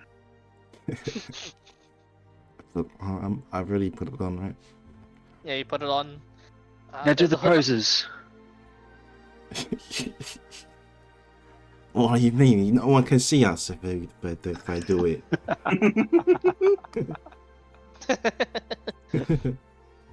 Resengard laughs as well. Best reward ever. I take off the hood and say, "Alright, you're tricking me, right?" Just try not to go into a crime spree.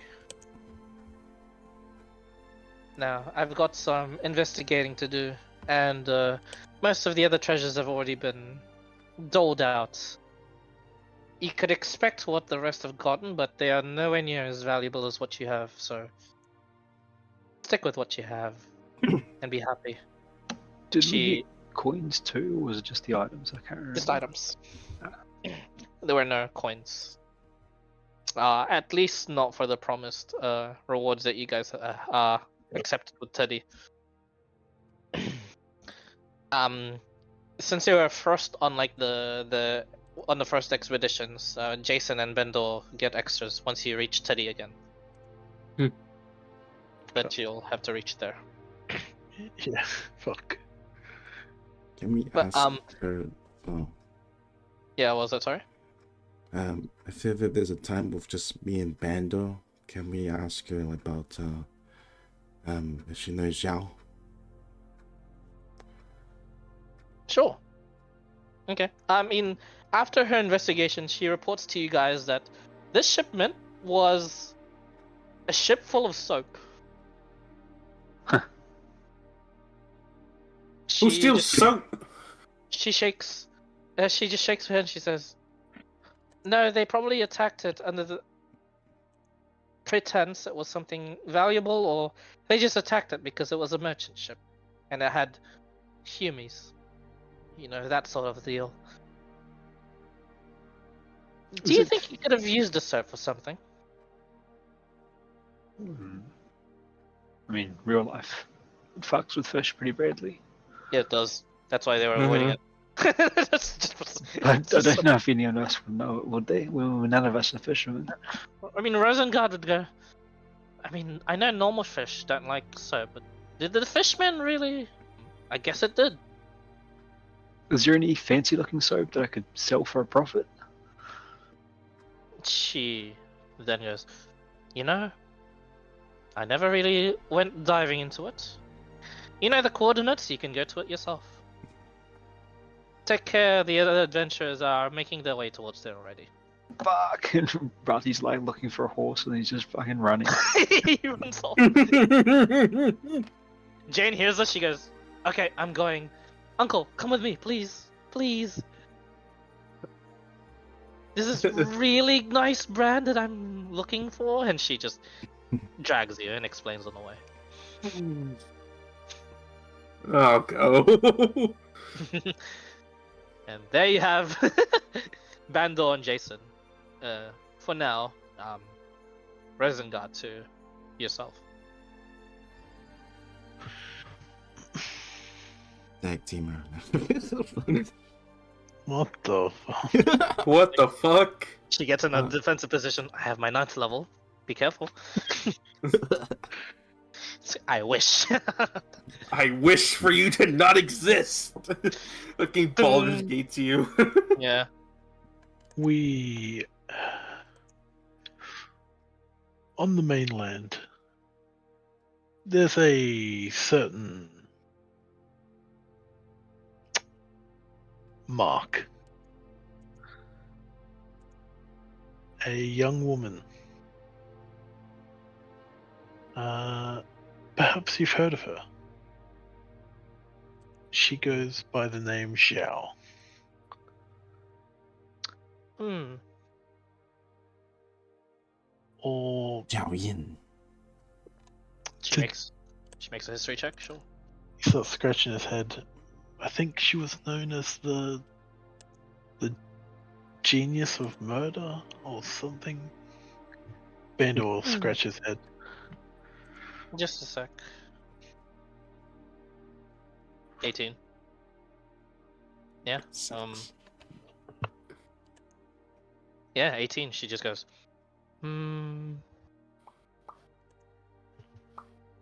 All I know of her is that she is a wanted girl, mainly in the Empire.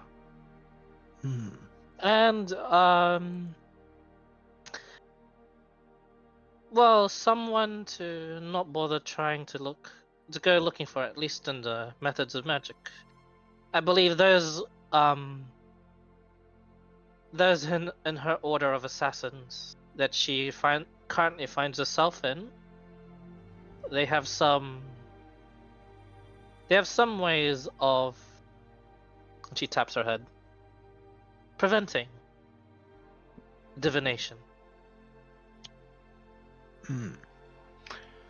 We are aware she.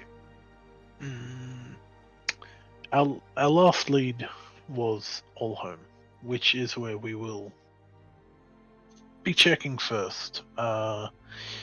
It's not so much finding her we're worried about. It's taking her out. Well, you think you can confidently find her then? Confidently? No. But we have an acquaintance who knows of her business.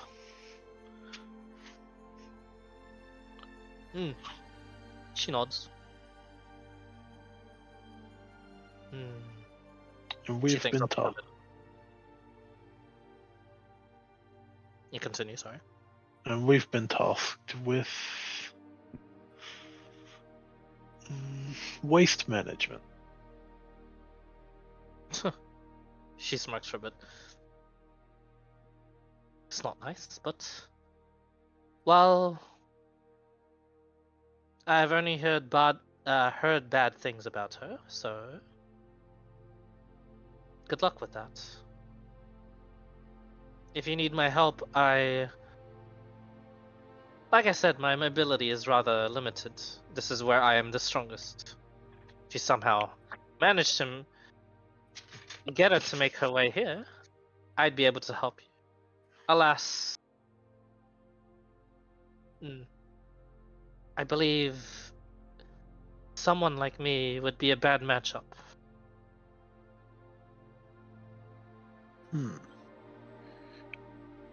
Is there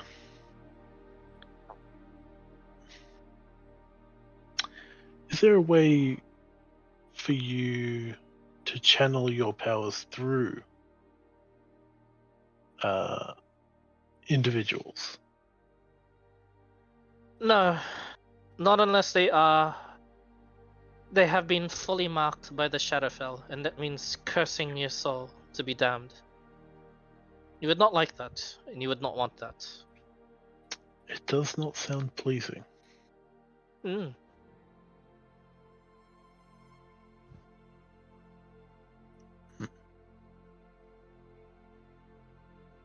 Brother. Do you have any ideas? Yeah, think it could any way to can enchant something that we can put on her.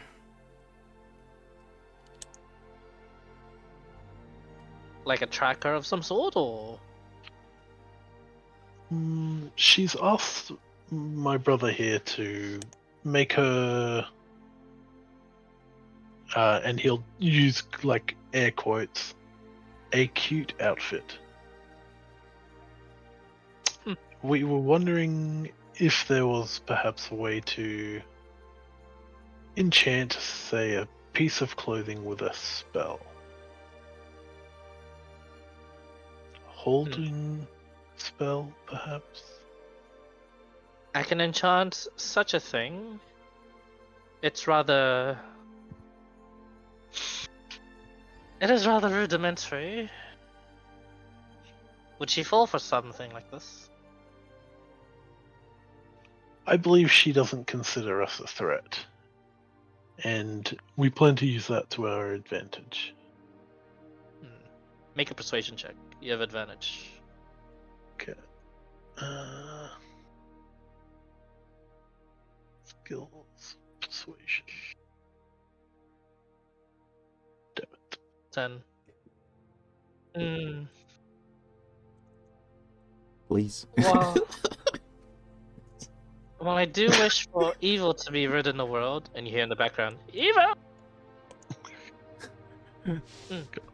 Where is he? Oh, whatever. Well, I do wish for evil to be rid in the world. Evil! Email. Oh, there he is. I can do this, however...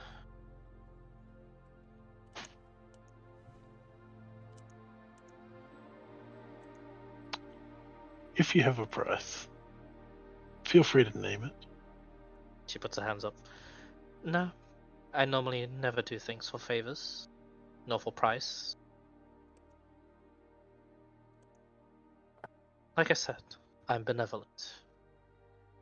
I'm merely thinking of a different way to approach this. Perhaps... If you truly think this is the best way to do it, I shall. She nods. Okay, I'll do this. Ooh. Do you have an address I could send something somewhere? I don't think you'd like having to travel all the way back here to pick something up. As long as it's not anything out of the ordinary, or at least nothing that is going to cause immediate harm to anyone who I do not send things by Black Phoenixes. I shall get a normal courier. They exist on this island. We have there's a gentleman in the town of Farshade. Farshade. He goes by the name Teddy. So I shall address it to such an individual. I'll take care of the deliveries. You will receive word via my sending that it is on its way when it is finished. Bandor would nod. It will be lower on my priority list, however, as I have some things to take care of, but it will be done. Understood. Of course, you do not need this expedited, correct? Not particularly. We might not quite be ready for her just yet, regardless. Okay. Was that all? That is all for me, yes. Well then. Good luck with this evil. Evil! Good luck with this problem you have. Now, if you'll excuse me, I think I have some soaps to try and scavenge from the rest. She turns herself into like a black raven. Clyde, could I have shortcutted through the Shadowfell to get close to the soap? Sure. You're not the first one there. I'll just leave her quarters and go about and join the celebrations. Okay. Eventually, the sky ships come and pick you all up. You get your Jane gets her branded soaps. You get your good stuff as well. And you can put into your inventory however much soaps you'd like, and to whatever quality it is. All the soaps in the world. I need to make up 2,000 golds worth for my amulet, so I'm taking a shit ton sadly of that. soap. Okay, it is not enough for that. Yeah, but a good amount of change, right? Yeah, it is a good amount of change. As eventually you'll be ferried on back aboard the this is one of the first sky ships you guys had seen. Like, there's this steel beetle looking thing that just floats and hovers, and like just as it like opens up its doors, it is on the sides, and you guys are just like ferried onto it, then ferried into where Tempest Bay is. As you guys are put there in Tempest Bay. So, question. Yes. Do I meet the person I wanted to meet at Tempest Bay, or...? You do. Oh, we're about to get to that. Okay. In the docks, as you board the this is the Hammer of Dawn. Is the name of this sky ship. No shark attack. No, you're flying.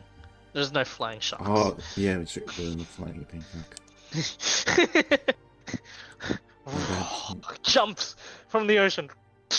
No, I'm kidding. Get my jaw back. Yeah. Where's my fucking jaw?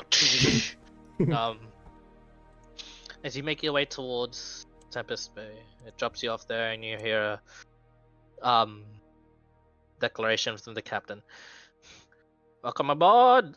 Sorry, not welcome. Thank you for flying with prominence. This is Tempest Bay. Go fuck yourselves. just as he says, I'm on transport duty. This is real. And there's like a lot of curses as you guys are just escorted out of the ship briefly before it makes more trips. And there waiting in the docks is a familiar figure to some of you. Different figures. There is what looks to be an albino-looking tiefling in like this a more or less heroic cape. Now you realize cloak. As Dredd is there waiting for you in one of the tavern benches just overlooking the beach, and he just waves, gives like a salute towards you two. Not far from him is this beautiful. Let me just look at her real quick. All I know is she's beautiful. Beautiful, beautiful. There's this beautiful, like dark-skinned, human woman, black hair with what looks to be wearing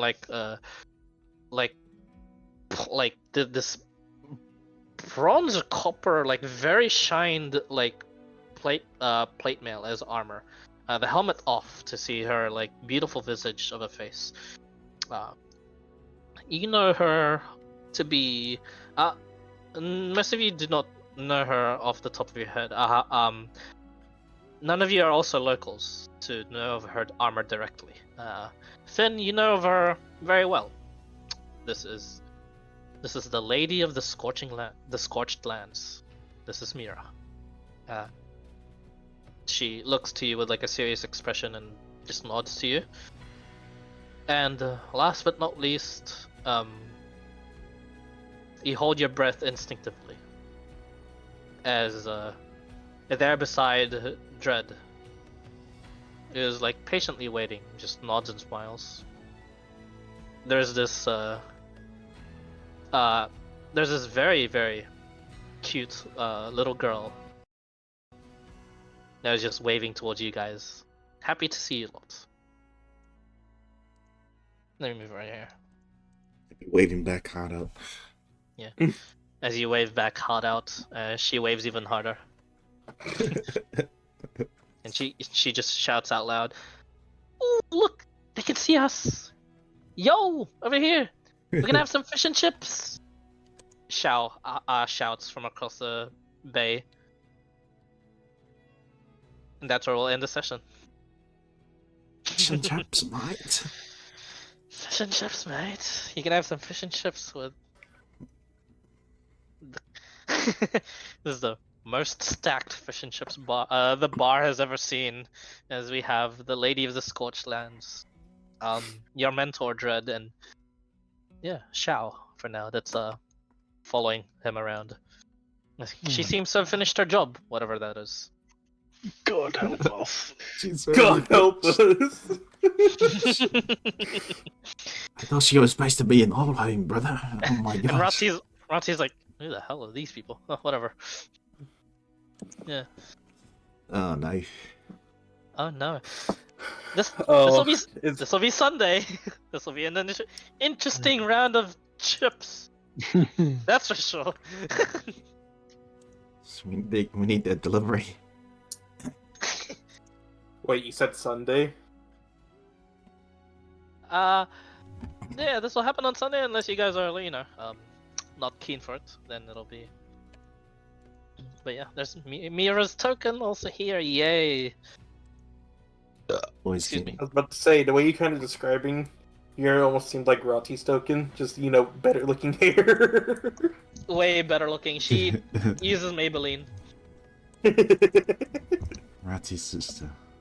And she got to the soap shipment first before everyone else.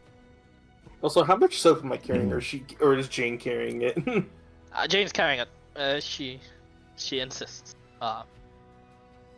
Yep. There'll be a little bit on that too, as Jane needs to talk to you as part of the goodbyes and stuff. Unless you want her to join for the ships. She and Xiao would make good friends. You don't Oh listen my god. Oh yeah. Oh yeah. Oh god. Well, I'll have her join for the fish and chips with me, Mira. Because I still need to explain to her things. And technically introduce part of the family. She's gonna be like, "Oh, that shit's good." Everyone's gonna have the Akali face when they're eating the fish and chips. So I take it you're gonna head to bed, Clyde. Huh? I'm really fucking awake because after the beer, I chugged energy drinks. Not plural, Yes.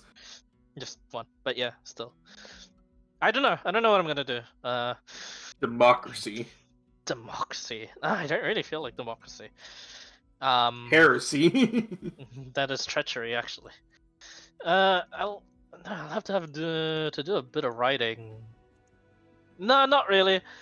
I can pretty much envision how this conversation is gonna go, regardless of the character. It's just what you say that matters. I know the characters For all of us. for all of you with the characters I'm playing too, Xiao included. I can be a crazy bitch. It's good. It's great. I seem to nail it so far. Yeah. Mm. I take it she's quite a handful for you guys. Fucking, you have no idea. You haven't seen that one? Oh shit. No, I haven't. I haven't seen anything about you guys. She She appears with the other one too. The other group. She appeared in the other group. Yep. Yeah. What video? They really pissed. She really pissed them off. Yeah, So good. I think Dizzy and Friendly are like watching, going, "Fuck me, this is what we have to deal with." when she showed up, I was like, "Oh, they're so fucked." I take it as the one where the when you introduced him, you enhanced her image so everyone can see it. Enhanced image shall. Yep, I think I see that. I see that right now. She was just defending herself from the aggressors. She's Yeah. a good guy here. Yeah, she is. He's the good guy. There's no proof of anything. Just like how Cealus is a good guy confirmed. Yeah, it's true. There's no proof that What he's else been a could he bad guy. be? Like he helped with the war. He helped apprehend the war criminal, the Archbishop. Mm-hmm. Yes, Mira. Yep, you can also enhance mirrors too. Enhance. Alrighty, well, But she's not as big a bad evil as. Spot the AI generated picture. There's like a couple of them in there. We could assume Easy she's to evil, pick too. out. It's Mira and Friarde. Mm-hmm. I'm gonna go to sleep. Okay. Enjoy your Good luck with the slumber. sleep. I shall try. Hey, I shall try. Goodbye. Alright. Good. Get well soon, friendly. You sound like shit. Yep. To the rest of you, GG's. Cheers for playing. And yep, GG. I'll try and sleep properly. Let's see if I can sleep through the hey. nightmares of Shao again. You gotta be ready for Strahd. I gotta be ready for Strahd, that's true. We Yeah, gotta y'all. fight Izek. Also, yeah, y'all survived. No level up, but y'all are very close. Fuck! It's very close, don't worry. God damn it. It's not like you need level 10. It's a bit of a lull for a lot of people. Oh, it's a feat for you, actually. Yeah. Mr. Ulsterstein. Yeah, it does matter to you. And Lady Rabbit's still dead, right? Like, Oh yeah. she been. Don't worry, you have her body. It's I don't know who's carrying it. Oh, it would be I guess it would Finn. Finn would have. I'm the only one who could probably carry You're it. the only one that could carry it. Also, you have been warned by Mr. Evan. There's 9 days left on her. She was reposed just as soon as you left, so there's 9 days left on her preservation. Okay. I'll probably have to get that shit done while in the town, even if I could. If you could. Yeah. I mean, there's a church here. Hopefully, clear. regardless of yeah, Just be regardless of whatever Mira discusses you about on Sunday. Mhm. Just depends on whether or not people could reach Sunday. If they can't, we'll just do like a discussion and a tavern fish and chips, sure, careful. with Shao. Oh no. Okay. Why do you keep bringing her up? I mean, she's so cute and she's so interested in whatever you guys were up to. I reckon Jason should give her the cloak. Oh no. Yeah, I should give it to her. I mean, It's a present. you did say you were gonna give her a really, really nice, like Like a normal outfit. you're gonna make her something. Yeah, an outfit, a cute outfit. You It's haven't gonna had be like, time, eh? oh, that cloak looks really nice. I haven't had like proper downtime to make something, right? No, not really. And I haven't like come across any nice looking materials. Nope. Well, Nothing. hey. I mean, Not apart even- from the cloak. Nothing in I mean, Rosengard's room. No, not in Rosengard. You I get to mean, talk to Finn. Who She was knows? wearing it, so I don't think you were gonna try and strip her of it. Oh, nothing magical, just like nice material. Yeah, no, it counts. Okay. Mhm. If you mention that you need material, just hope you mention it to me. I'm like the only one that could properly outfit you with what you need. Oh, Shark skin really? slippers. Shark skin, bro. Oh yeah, your family deals with textiles. Yeah. Mhm. Well, you That's saw so true. you saw I was a weaver, right? Mhm. Yeah. We could have possibly talked about it, right? During the fish and chips, sure. Okay. Yeah, during the fish and chips, if it comes up. Shark skin slippers, nah. Shark skin bra for Shao. What the fuck? She needs the extra blood. We've been non-stop fighting, so Her owner's should- fine. Yeah. Alright, well, I'm gonna head off then. I think, yeah, the Okay. main problem that I've been experiencing is the fact that I'm more of a player than a DM. Yeah, and now to your Oh, yeah. story, potentially. Are we playing on knows? Sunday for you bingers? No, No. Okay. Break. no campaign for me. Cool. I'm sick. I'll probably still be sick, but Yeah, I know. We can hear. You Anyway, can lads, hear it just here's fine. Mhm. oh, bench GG. time. GG. Was GG. Good game.